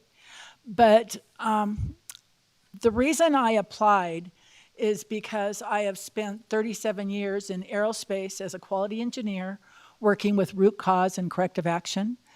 And I have been a little bit of a pain in your guys' side talking about where's the deliverables and how come we're not doing benchmarking. And I'm sure that there is a great plan. And I just wanted to say our mission statement for our task force is intended to create collaborative and transparent process for evaluating the county's long-term stormwater infrastructure and funding needs. We are just evaluating the plan, not creating it. And I think it's very good because it's already built. That saves time. And we just want to see how it was developed. And we want to see if there's anything we can do to help, I don't want to say sell it, but help market it. And once you have got all of the 15 or 20 people that you have, and we're all convinced that it's right, we will be the biggest cheerleaders in the valley. I truly believe we need a stormwater project. I just want to make sure it's the right one, and I feel that I could help through root cause corrective action. And I do have a few nonprofits that I work for, like 3 of them, and 2 golf course people that I work with. A lot of people. I'm done. Thank you. I filled out all the questions if you want any answers. We're not going to take time to go through 30 That's what I questions, do. 30 answers. But anyways, thank you, because we might have some that are not on that list too. Oh, I have So, answers. Yeah. Commissioner Hales? You answered my first question, so I'll pass. Oh, I'm sorry. I should have let you answer. Ask it. That's all good.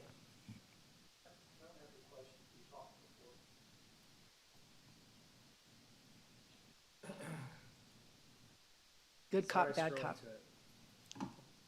Okay, so mine is question 21. So about the neighborhoods and what you think are the top concerns that the different neighborhoods have regarding stormwater. Well, I would say protecting homes and property from flooding, keeping streets safe for emergency vehicles and public passable during storms, and preventing erosion and damage to land and infrastructures, maintaining clear waterways, and reducing pollution from the runoff. I believe that we owe this to the people of our county to keep their streets open, and that's my answer. Did that answer it correctly, or do you have any more? Yeah, that's no, it's correctly. There's no right or wrong There's answer. no right or wrong. Yeah, no, I it just don't helps get graded. understand your perspective. But you didn't mention the cost of it. That's because, do you have a question about the cost? No, I just, Okay. a lot of people are saying, well, why does it cost my neighborhood more than it? So that seems like one that, and you went straight to, public safety basically, so yeah. That's it.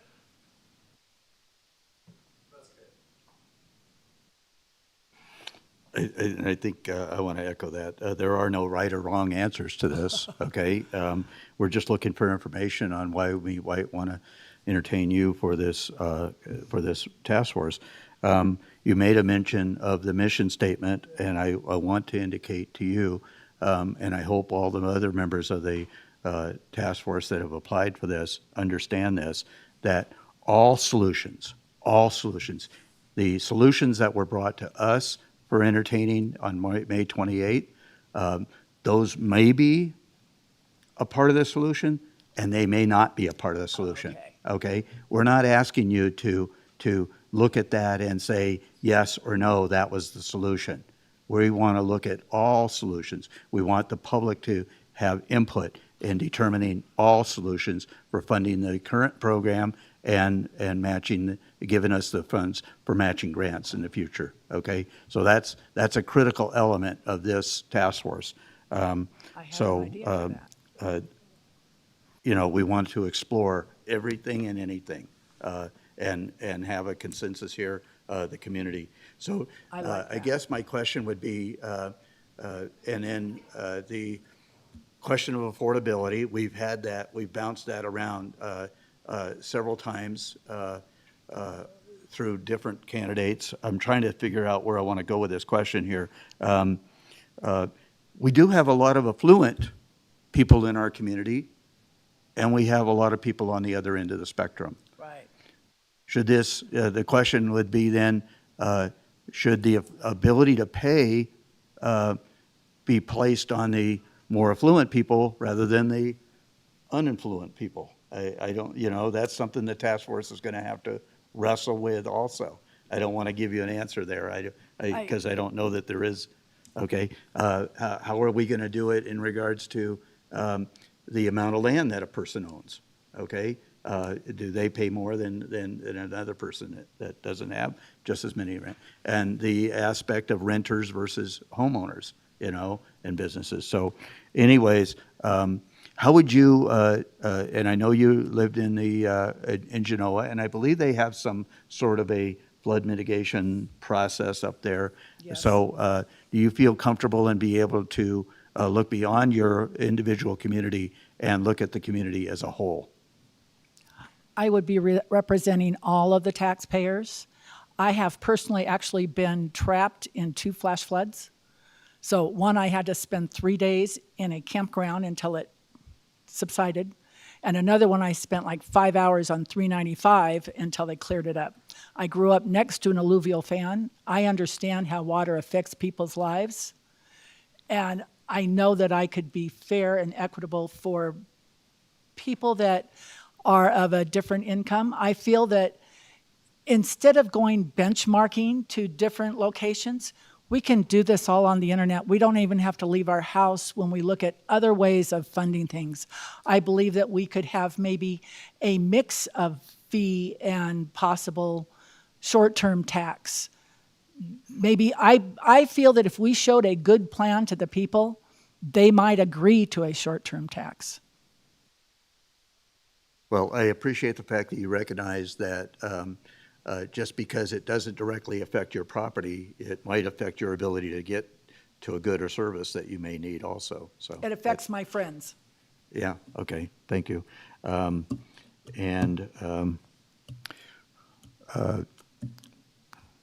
think that might be by.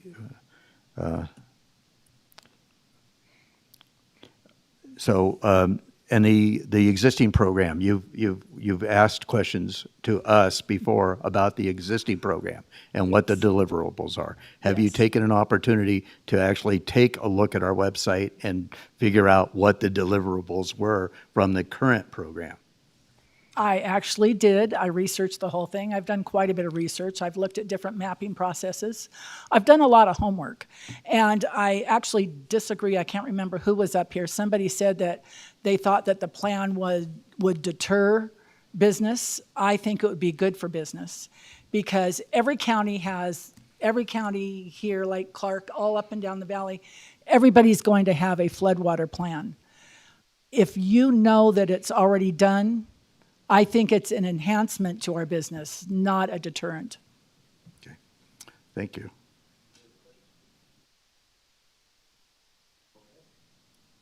You got enough information. Thank you very much.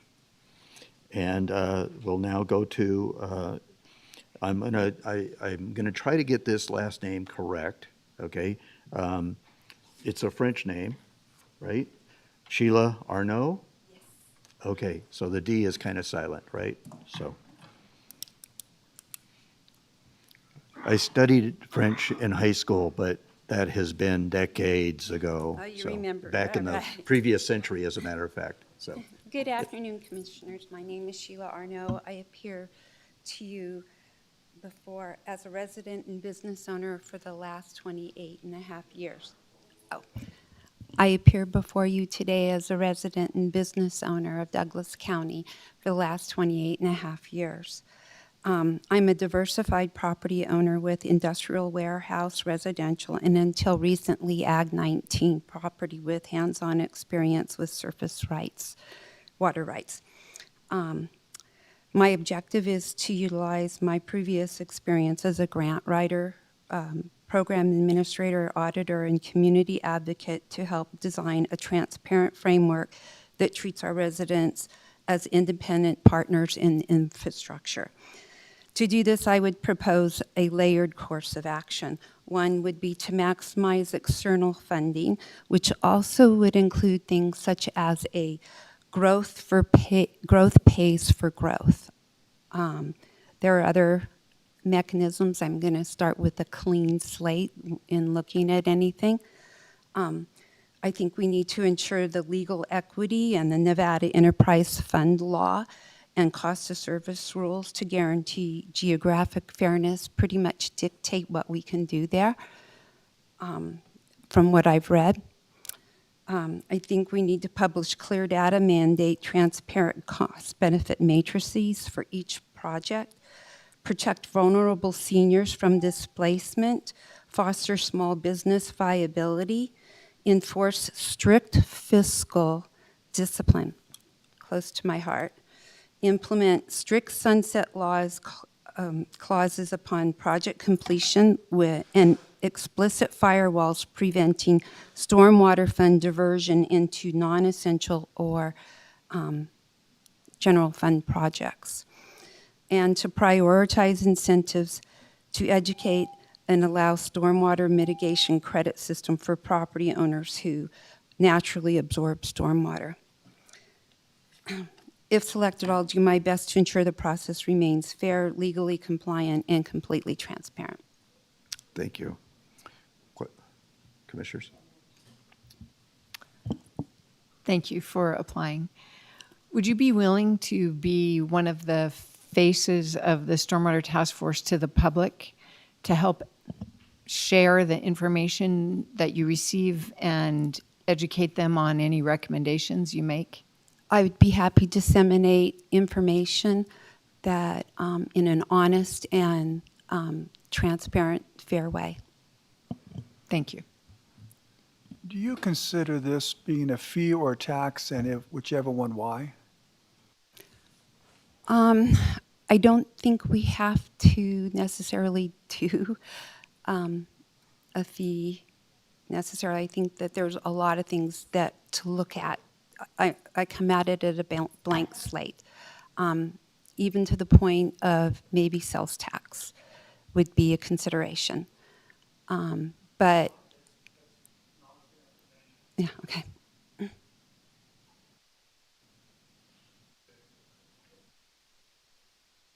Okay, so mine is fairness. How do you define a fair funding system? I think part of the enterprise fund cost of service limits us in defining what the legal part of it, in defining what we're able to do in terms of calling it fair, because it's a direct cause and effect according to the cost of service rules. But in my own mind, if I have coverage, then I'm causing stormwater problems, then I owe it. Thank you. So are you familiar with our current program, and how do you feel about that program?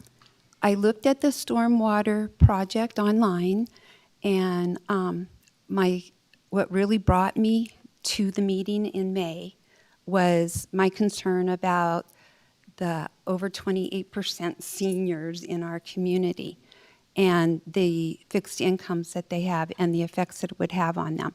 In listening to all the people that spoke and the concerns that they brought is what led me to this framework to consider, which I think all of these things need to be addressed, and that return on investment, the cost benefit analysis, everything with fresh eyes and a fresh start.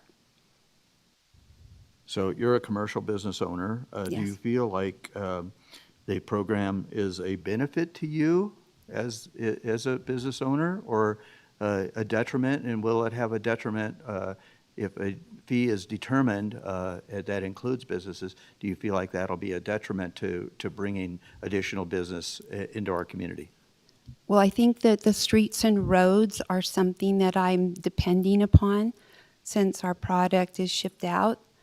And that, so since the stormwater affects those roads, stormwater's a benefit. to the business. But without fiscal responsibility, then it's all for naught. Do you think that adding an enterprise fund, which we've done, adds to that, or that the proper guardrails for that program? I think that's where we have to go back to square one and consider everything. And I think that's what the public asked for. Okay. And I think you mentioned affordability, right? She talked about that a little bit. So, and so you, and you're a resident here also, right? So Yeah, you- for over 28 and a half Yeah, so years. you have to- so you have to I've lived balance- at the lake, I've lived in the valley, I've lived on ag land. So you have to balance that resident portion of it versus the commercial business portion of it, so, okay. And you have the time available? Yes, I'm assuming that it's not a 40-hour week.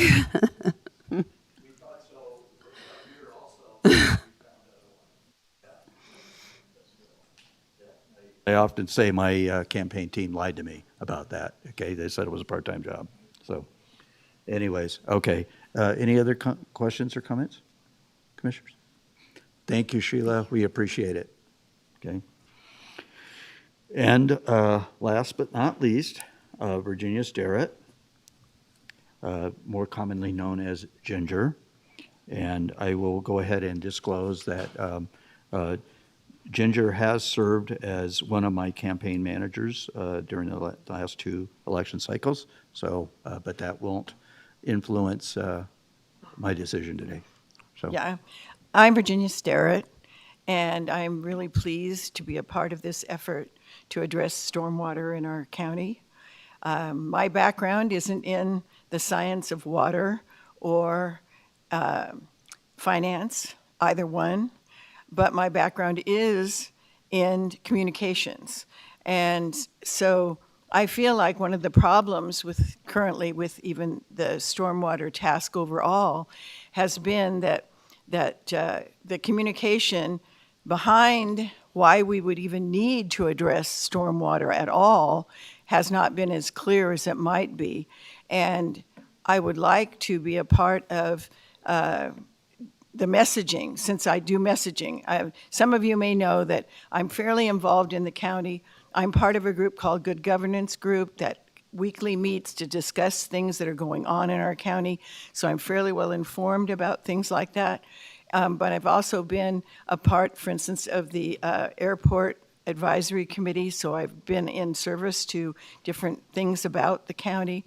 And I manage campaigns and do messaging for a number of organizations. So I've managed campaigns in our county, and paying attention to the public's voice and the feeling in the public has been one of the things that I've really concentrated on. I've been doing that for more than a decade. And I feel like I could be of great service to the committee in transmitting whatever messaging they would decide on, as well as helping to contribute to the formation of the message. My former life, my life before I retired and came here 25 years ago, was as a college English professor.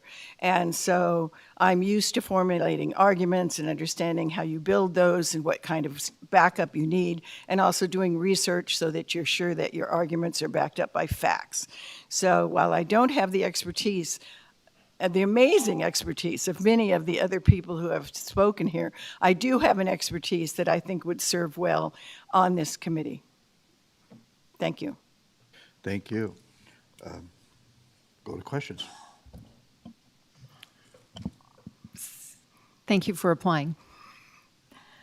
Since much of your opening statement was about messaging, I'm assuming you would be willing to be a face of the task force with the public.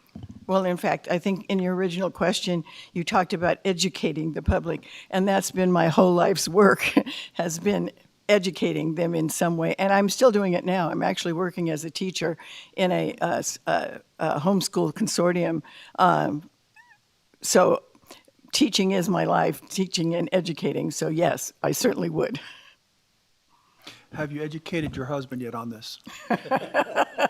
Oh, my husband's a different story, and you know that.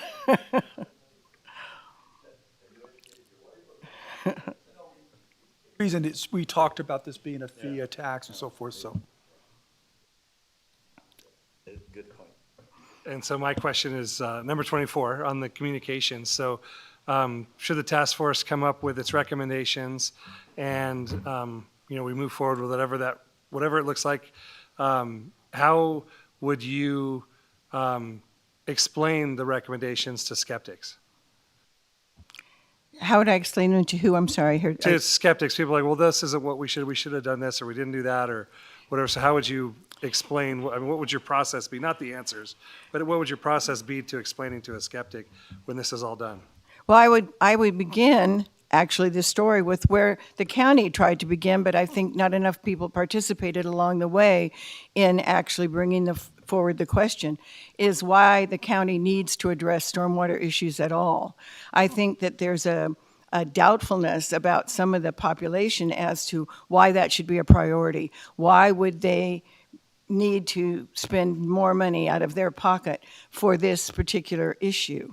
And I also want to look at it community-wide. My messaging would probably be aimed at building the community. I think sometimes we're all separate fiefdoms. We have a lot of GIDs and we have HOAs and we have a lot of separation. And I think that emphasizing the county good as a whole would be a part of the messaging, that we are all part of a community, we're all neighbors, and we need to watch out for each other and what can happen in our community. So I know where you live. Okay, that's a common statement, right? Sometimes a threat, but this is not intended as a threat. Okay, you live in the Jobs Peak area, Yes, which is I do. a high area in our community. I don't know that you incur storm drain issues up there. I don't know. You may. Maybe you can enlighten me on that. But do you see this as something that would be beneficial if we were to be able to develop a fee structure that would work for our residents? Do you see this as a benefit to you and your community where you live and a necessary component of where you live? Actually, yes, I do. And part of that is that I even have been affected, not my community directly, but we've lived here long enough to not be able to use certain roads because there's too much water running over those roads at different times. And I also look on this, again, from a community standpoint.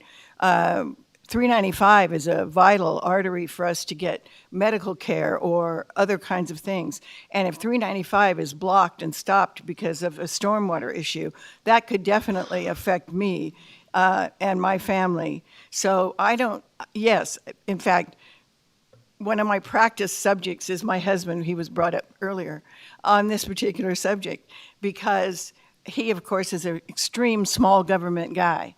And we've had lots of conversations about why I feel that there are things about your neighbors and your county and your community that actually are still part of your life and part of your responsibility, regardless of whether you think your house is going to be washed away by floods or not, that there are benefits to the overall quality of life that you're entertaining in your entire experience in your community that play a role as well.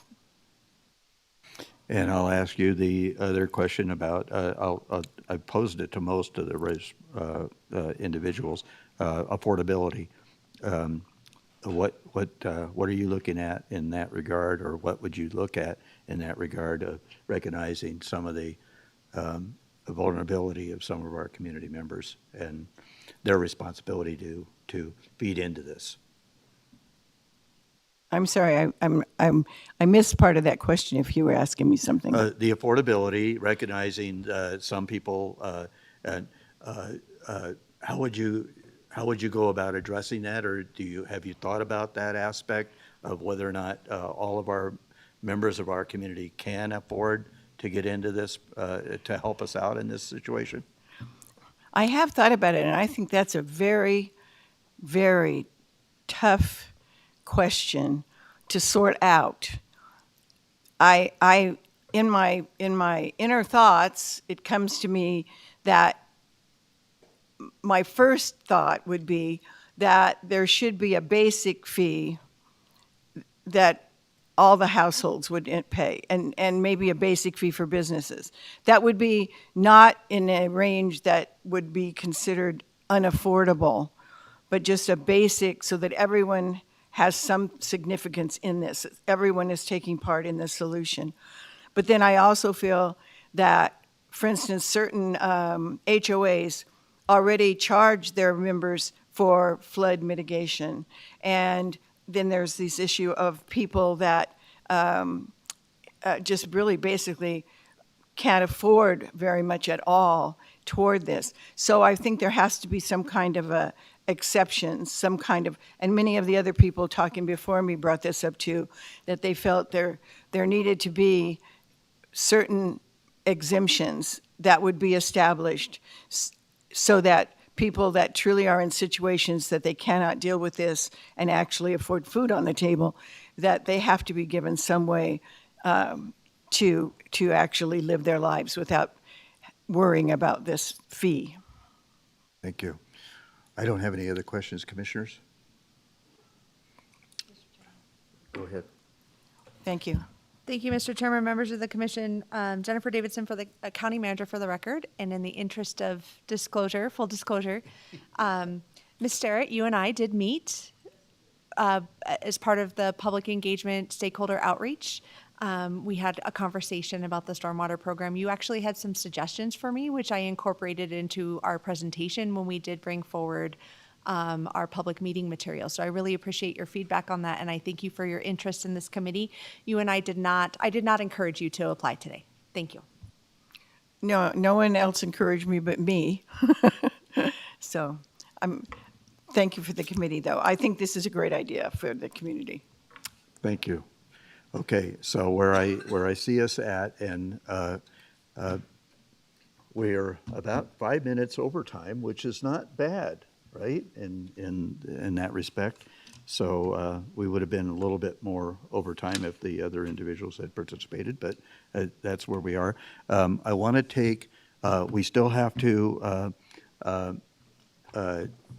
take public comment, but I want to take a 5-minute break here to allow us to use the facilities, because then I want to entertain public comment, and then we'll come back and we'll deliberate as a board on who we feel would best serve us on this task force.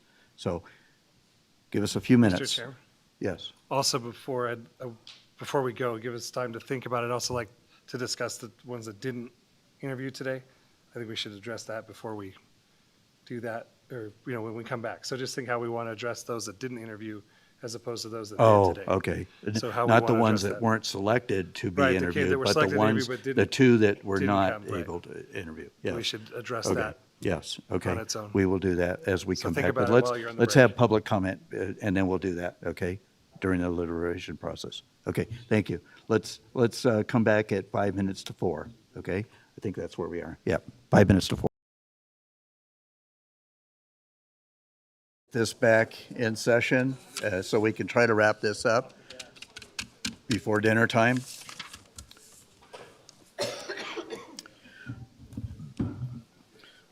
When people asked me how long this was going to last, I said probably this amount of time. So I'm glad I didn't make any bets on that.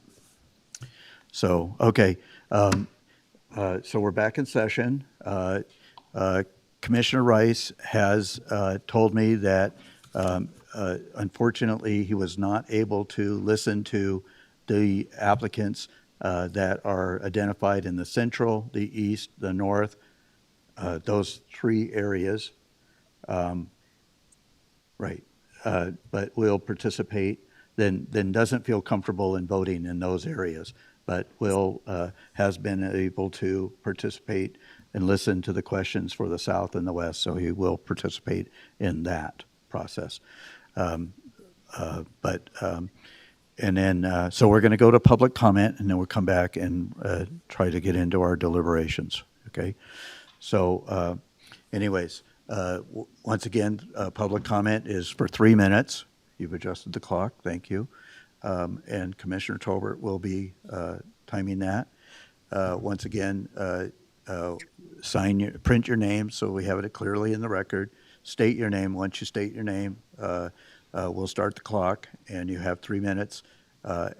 When you have 30 seconds left, you will see a yellow light and a slight beep, but an obnoxious beep at the end of 3 minutes. And we ask you to please conclude your comments. Sit down. So, with that, public comment is now open on item number 5 of the agenda regarding the appointment of approximately 13 members to the Douglas County Stormwater Utility Task Force.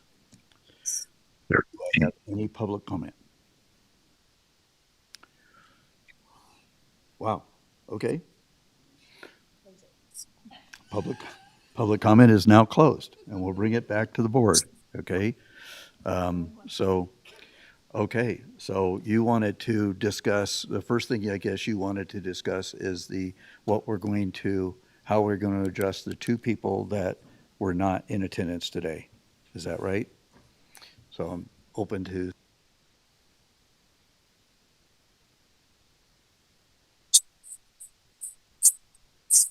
I don't know, like I said, I did a pretty objective scoring, so if they didn't participate today, it's an unfair scoring advantage for my process. So I think that the 2 that aren't going to be here, I have to exclude, given they had the opportunity. But the grief I have on that is that we did send Mr. Lurg the questions so they could respond, but if I had 30 questions to respond to, maybe if he didn't understand that, but like I said, I can't verify.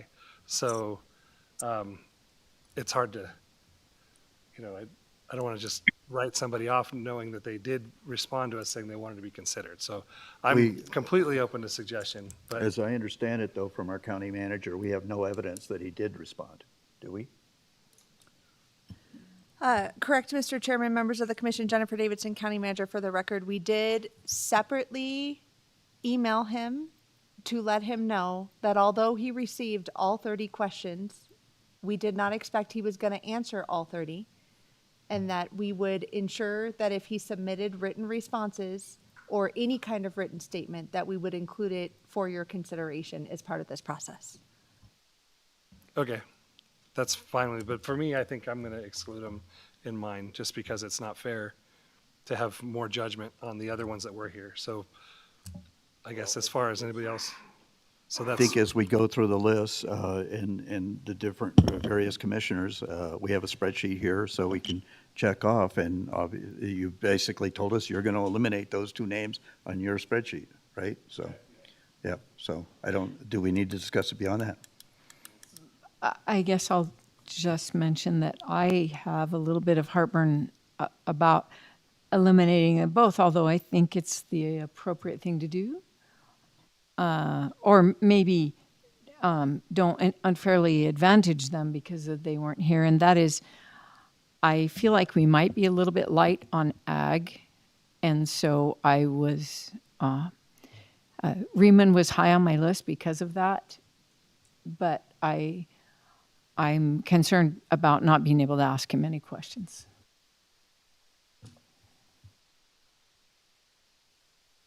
Yeah, I would reiterate that both of them are on my top list, but they didn't have the opportunity to interview today. Based on their resumes.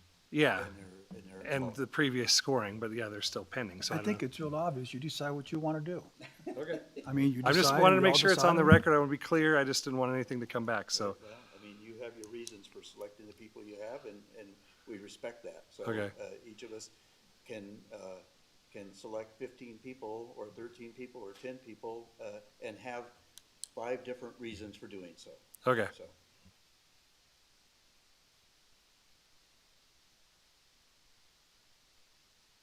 Like to go first on this in trying to identify who their top candidates are?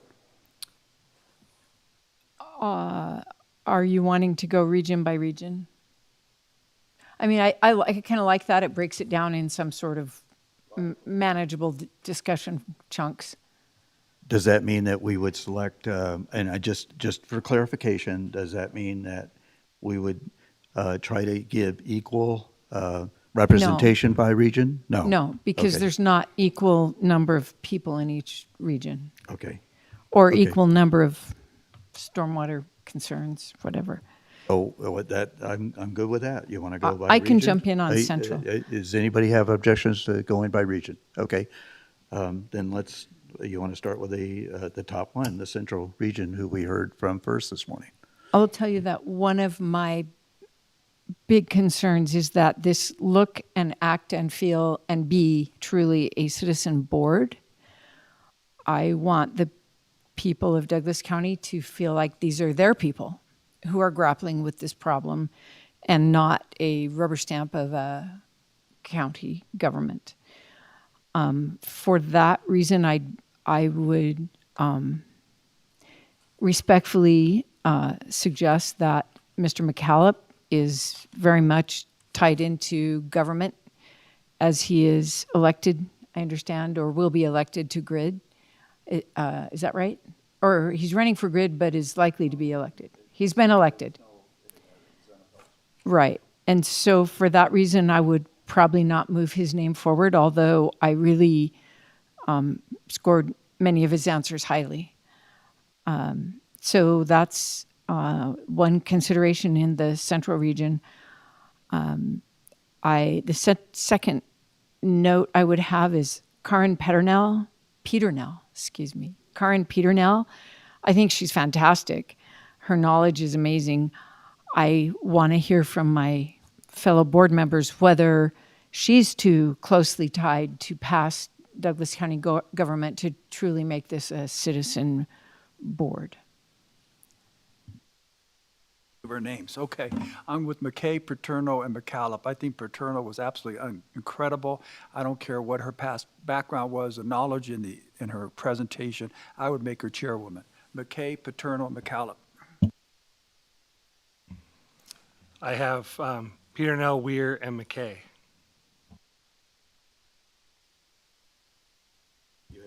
Peternell, Weir, and McKay. I agreed with Ms. Hales on McCallop, although wouldn't oppose it either.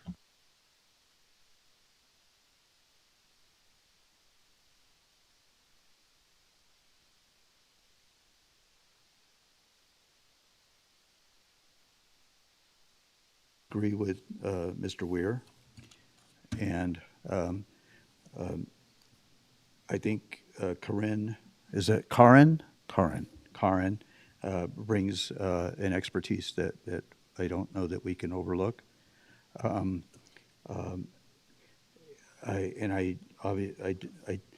We have two people that are in the ranchos, both Cameron McKay and James McCallop, and I think in that regard, Mr. McKay brings greater expertise to stormwater, being a previous manager of both the GID Round Hill, and so I would go with Cameron, and he already has been selected by Nate, Danny, and Charlotte, so I would give him that. So I think that's kind of where we so we have two people that have received a majority of the votes.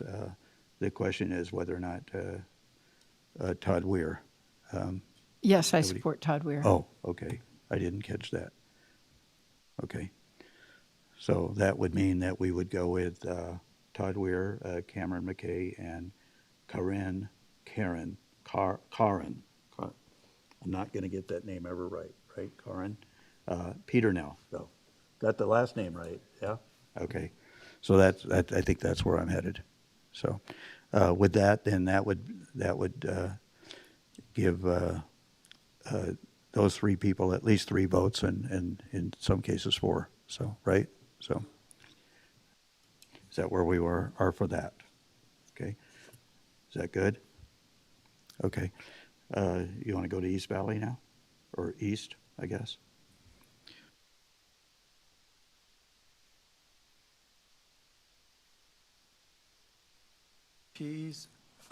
Ortiz, Garrison, and St. John.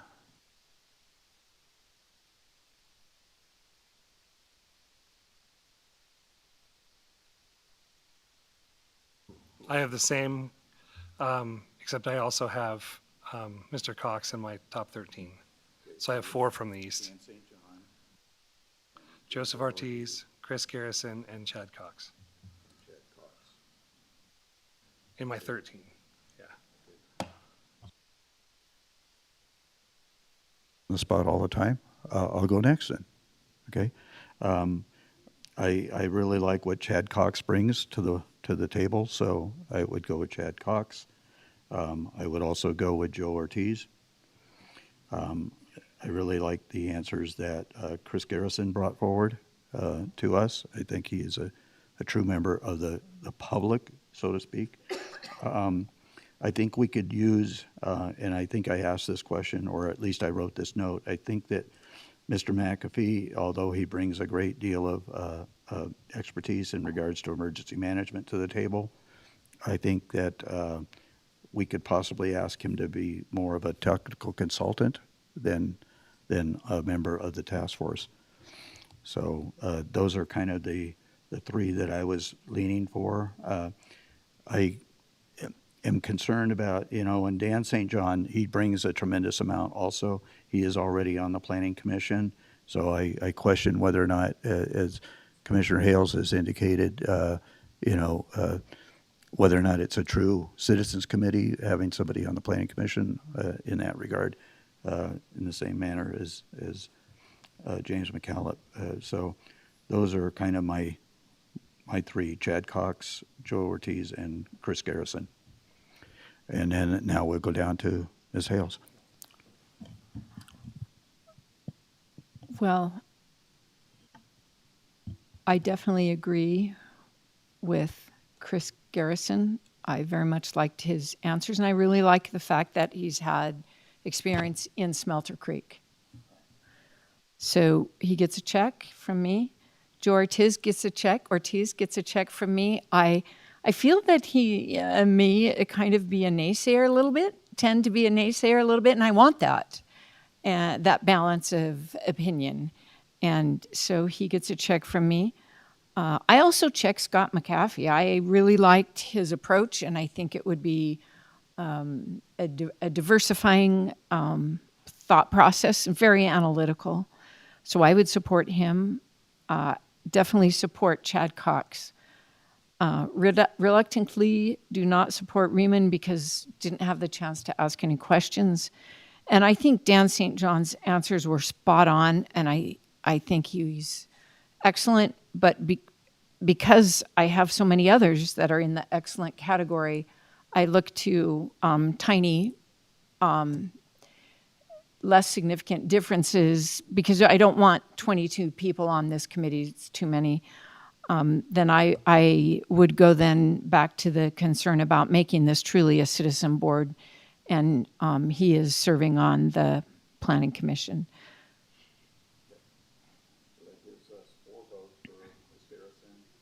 For Ortiz, I'm sorry, Tanya, we get to turn it on, and 3 votes for Chad Cox, and so that's a majority. So those are 3 members there in that area. We good with that? I have to go first this time. It's his turn. Okay, so for the North, I have Big John Lang, Larry Warner, George Phillips. That's it. Okay, John Lang, George Phillips, and Larry Warner. Larry Warner. Okay. Okay, and you want me to go next then? So we keep going around the table, right? Okay. I certainly agree with Jonathan Lang. Thought he was a great, he answered the questions very well, and I think he will look at it from a very good perspective, okay? And he, even though he was not recommended by the ag community, I was corrected on that. He brings that experience to the board. I would also go with Larry Warner. I was actually, so I'll articulate this now. I was actually looking at asking, because of this group that we're putting together, I was actually looking at asking or suggesting maybe that we entertain the idea of having Larry Warner serve as our facilitator in this regard. That's one of the expertises I think that he would bring to this board. I'd also go with, I think I'm also inclined to go with George Phillips. So those are my top three choices, I think. I thought that Lenny Lurg might be a big contributor to this, especially as the general manager of Starbucks, but unfortunately we don't have the opportunity to talk with him, and I was hoping that he would bring something forward. And Mr. Walker brings a tremendous amount of experience to us, but as you look at a citizens community or a committee, I think it's, I would certainly still encourage him to please use his expertise to assist us in this process. So those are my top three choices in that regard. Larry Warner, George Phillips, and Jonathan Lang. Commissioner Hales. Yes. Lenny Lurg, I would pass simply because unable to ask questions. John Lang, absolutely. Very much appreciated his concern about natural resources and a lot of other things.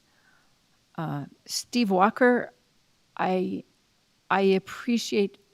concerned about getting enough ag representation, and while he's not in production with agriculture, he is ag adjacent, and for that reason I would support him. George Phillips, I would also support.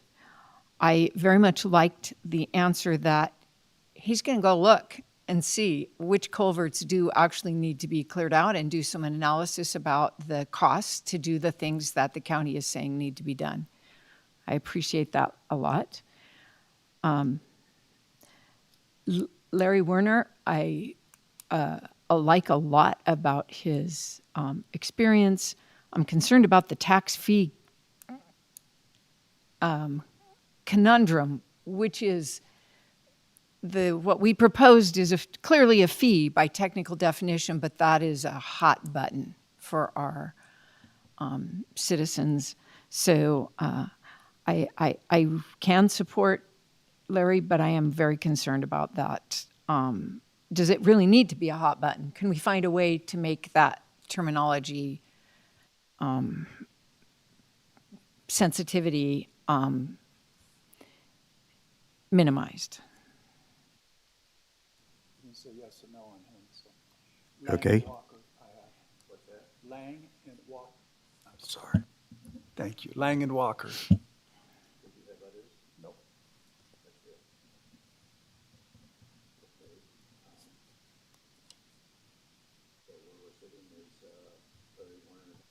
Three of us. Sorry, Tanya. Three of us. George Phillips has had three of us express interest. Jonathan Lang has four of us, and Steve Walker has only had two. So that would be Larry Warner, George Phillips, and Jonathan Lang. We'll see how things work out later on, right? As we That's why I said she didn't say yes or no on Werner. But if she was yes, then he's got the three. I was a want to say yes. I'm sorry. Did I? Which, did I no, we can make it misunderstand a that? yes, especially if Steve Walker is not going to move forward. Then I'll say yes on Larry Warner. Okay. So we still have a question mark there on whether or not Steve Walker makes when we get down to the numbers, right? So. Okay. Okay. Then jumping in on South, is it my turn? Oh, you. No, she did. I went last time, so you're up again. No, I just went first. It was north, it was me. Huh? It was north, it was me, that was my district. Was it you? South is your district. Okay. I'll go first if you want me to. Okay. I for TRE Improvement District, and the fact that you've done such great work, but it's very much government work on the grants, and I don't want this to look like we're stacking it full of people who are associated with the county or any local government entity. So because of that, I would not support Donna Tanner. I very much liked Garahan and Bauman, so I don't know that we need two from the South, but I like both of those.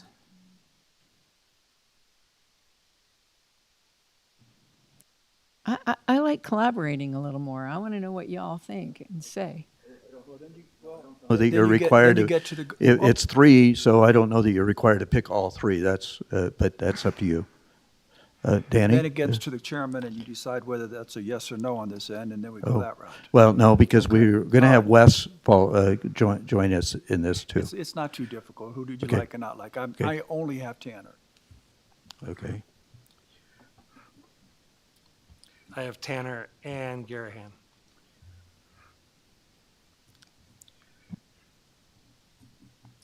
Okay.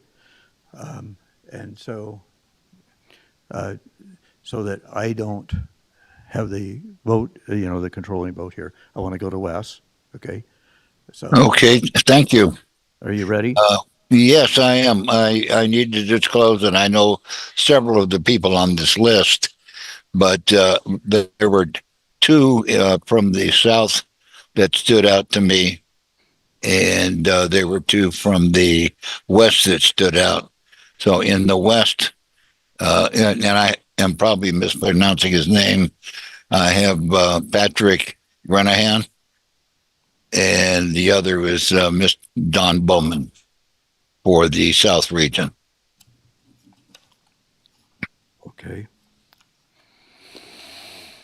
Okay, okay, very good. So we, Patrick Garahan, okay. So I'm going to go ahead and I will, I'm going to go with Patrick Garahan. And I'm going to go with Donna Tanner.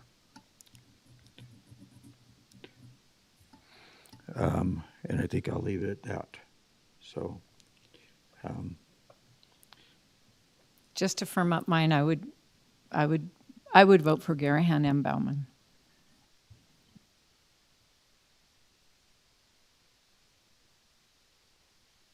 Confirming. however, that gives us 3 votes for Donna Tanner, 4 votes for Garahan, and 2 votes for Bauman. But that's right, we don't have to select 3 people, all 3 people. So, okay, so that would be the selection is Donna Tanner and Patrick Garahan, right? So, okay. And we'll go to the next one. Wes, do you want to start off on this one too? On the West? Sure, I'll be more than happy to. I have known several people on this list for quite a while, but I did not let that influence my decision. And my favorites are Scott Carlini and Sheila Arnott.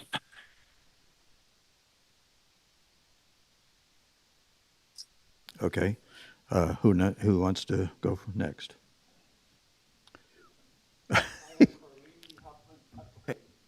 I'd pull a Charlotte. But I got a Carlini, Huffman, and Starrett for sure, and I really liked Arnold too, but I didn't want to pick all 4 from the same district. But if she has the votes, I'm fine with that. Okay, Nate? I have Carlini and Starrett. Carlini and Starrett.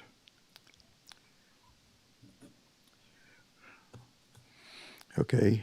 I'm sorry, Charlotte, did you have a selection there? No, it wasn't my turn yet. It was.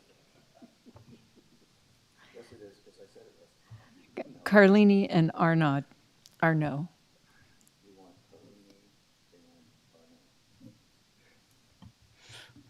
I think we're going to be all over the board on this one, okay? Because I do like,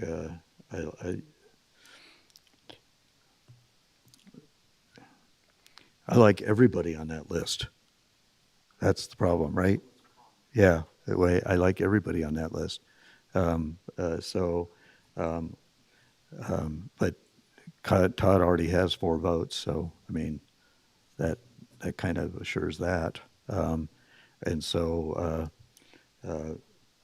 then Virginia Starrett has 2 votes, so I'll give her a 3rd vote there. And Terry Huffman or Sheila Arnaud.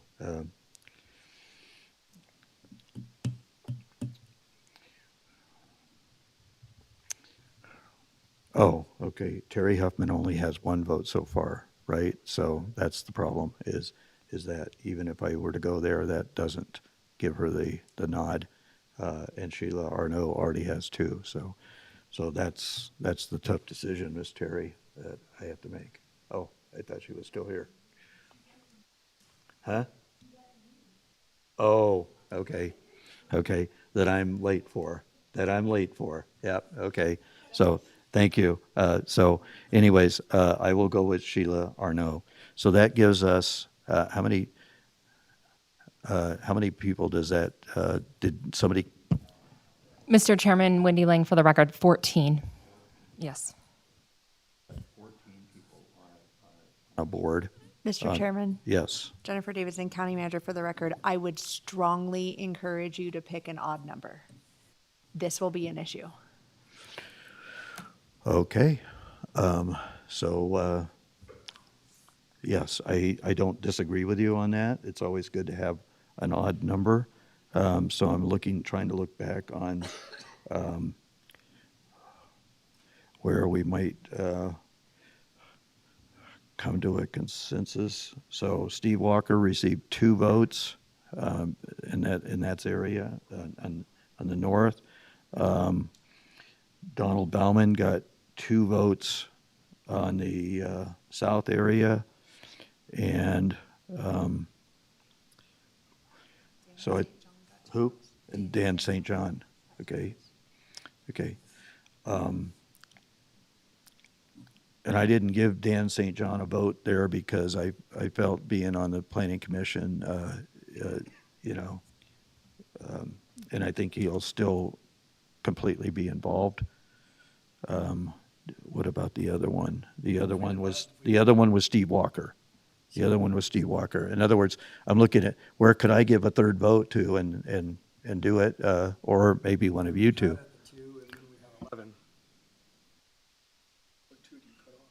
No, the 3 that got only 2 votes, you could eliminate those, and we now have a board of 11.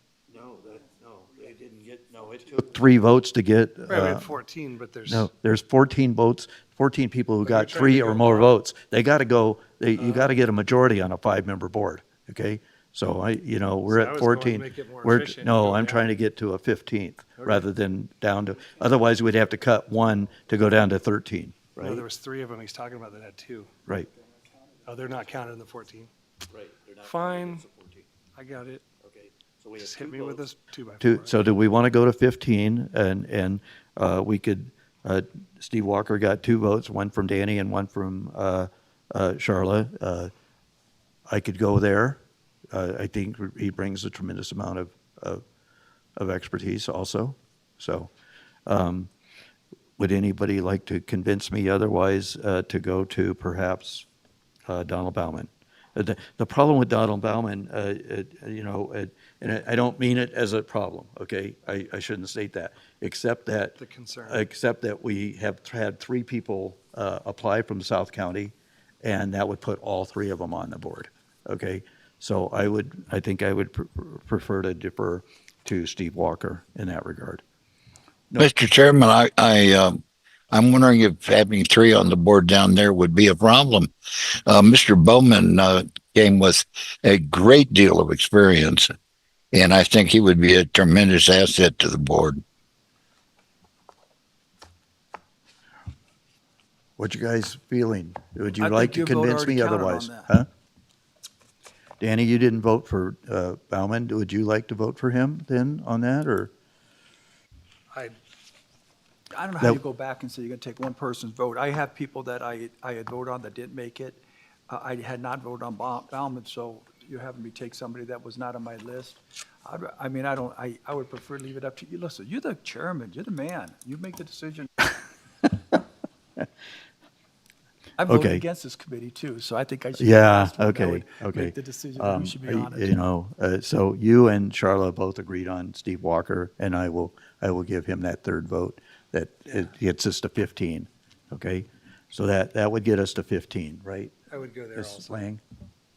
Wendy, that gets us 15? That's correct, yes. Okay, now, the other thing that we have here is, okay, that gets us to 15, so I think that's where we need to be, or I'm glad that we're there. You know, and I would express the sentiment, I know the board feels this way. These are always extremely difficult positions, you know, and decisions by the board, because, you know, and when we had 54 people apply, once again, I had a number of people reach out to me and say that they were the most qualified to serve on this board, and yet they didn't get selected to even be in the interview process. So I think everybody feels like they were in that position, but I would encourage all 54 and other members of our community to participate as we go forward with this. But we do need to try to identify a facilitator for this. Mr. Chairman, sorry to interrupt you. For the record and for the public's transparency, if you don't mind, I'm prepared to read the list of the 15 names. Okay. Todd Weir, Cameron McKay, Karin Peternell, Chad Cox, Joseph Ortiz, Chris Garrison, Larry Werner, George Phillips, Steve Walker, John Lang, Donna Tanner, Patrick Garahan, Todd Carlini, Sheila Arno, and Virginia Starrett. That's what I had. Everybody else? And for the record, I had Mr. Walker as my 14 because I put 13 forward. So I have no problem with that also.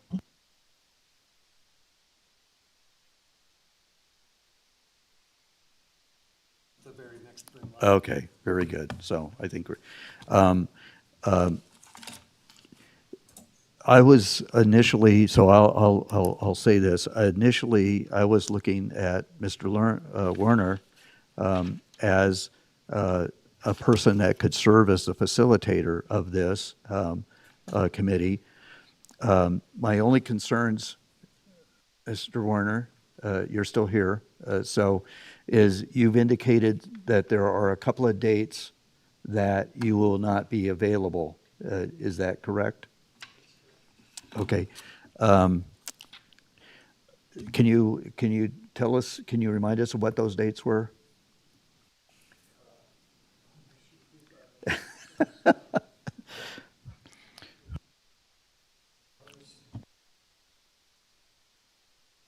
Not that this is my decision. This is the board's position. Was there any other feeling of somebody else? Charla, Danny, Nate? Well, somebody to run the meetings, basically. I've said over and over again, the lady that gave her testimony, her statement at the beginning was by far the best. What's her name? Karin Karin. Peternell. There you are. Geez, you were so good. I don't know how you get, at least from the presentation you made, you were by far the best today, in my opinion. I'm good with that, too. I mean, I guess we would need to ask the individual if they were really comfortable in serving in that role. You know what, I don't do social media, so I'm not in touch with people, so I don't know about that, but on the opposite, that's probably a good thing. So as I understand the role, and maybe our county manager can help me out here, is that basically they would chair the meetings. That would basically be the role, right?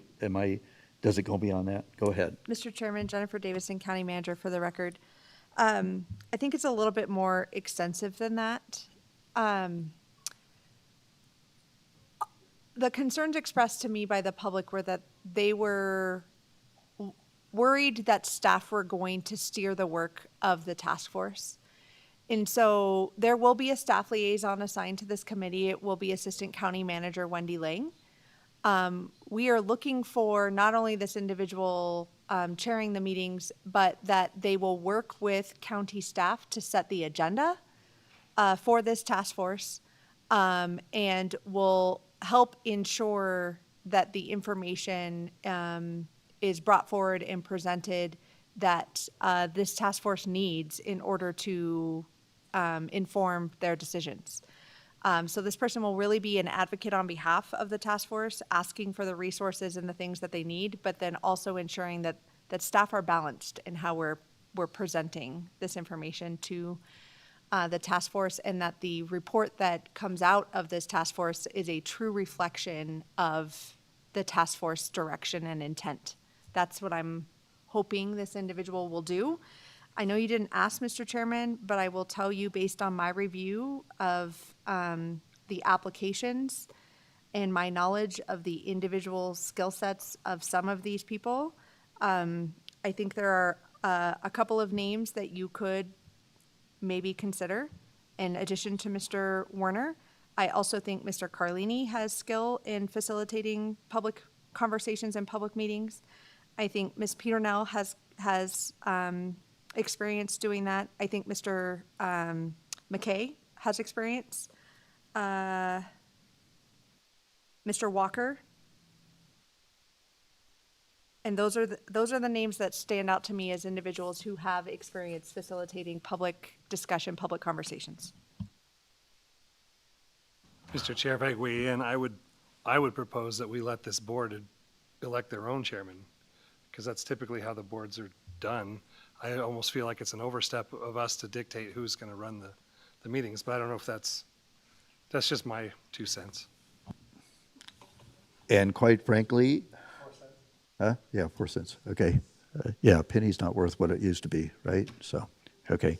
And I, that when all this was being, that was kind of where my head was going also, is let the board meet and determine their own facilitator, and perhaps a vice facilitator or chair and a vice chair, such as we have. Okay. So if one can't be there, the other one hopefully will be. Commissioner Hales, did you have anything you wish to? Yeah, I was going to ask the county manager why, what advantages there are to this board making that decision. Our board, us. Thank you for the question, Jennifer Davidson, County Manager, for the record. Having been the facilitator of meetings of a task force in the past, I can tell you, I think it's the role of this individual also to ensure that the scope of the assignment is adhered to, that this task force isn't overreaching or heading down rabbit holes that you did not task them with. There's a clear scope of work that has been adopted here. And previously that has resulted in mutinies on the bounty on occasion and me almost getting voted off a task force. I think giving this individual some authority and having this board appoint this gives this person a little bit more of that ability. I tap dancing a little bit around the inner workings of task force based on my previous experience. I would support the direction of this board if you chose to have this committee select the individual. I do think the committee needs to trust who ends up in that role.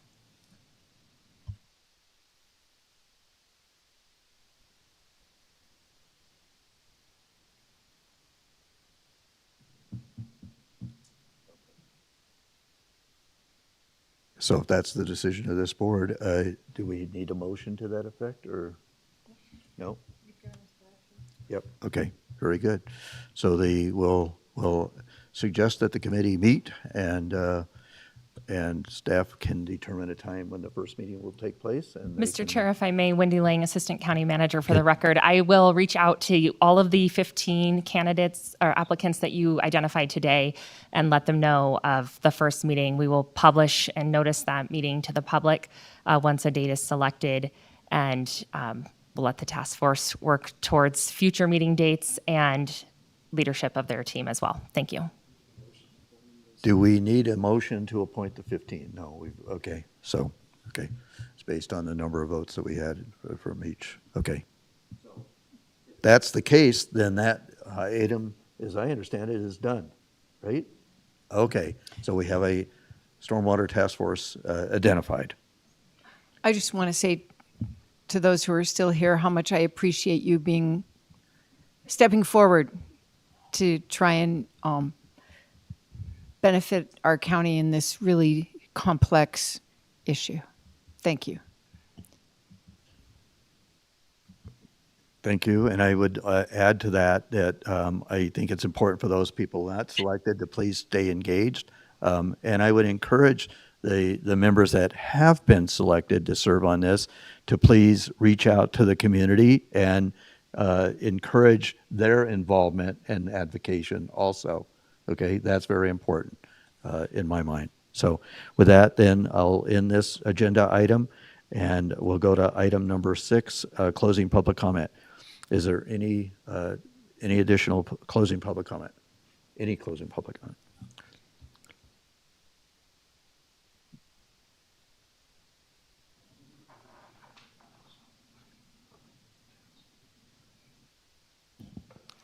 I very much respect the decision of the board. I think you're going to have a great stormwater task force.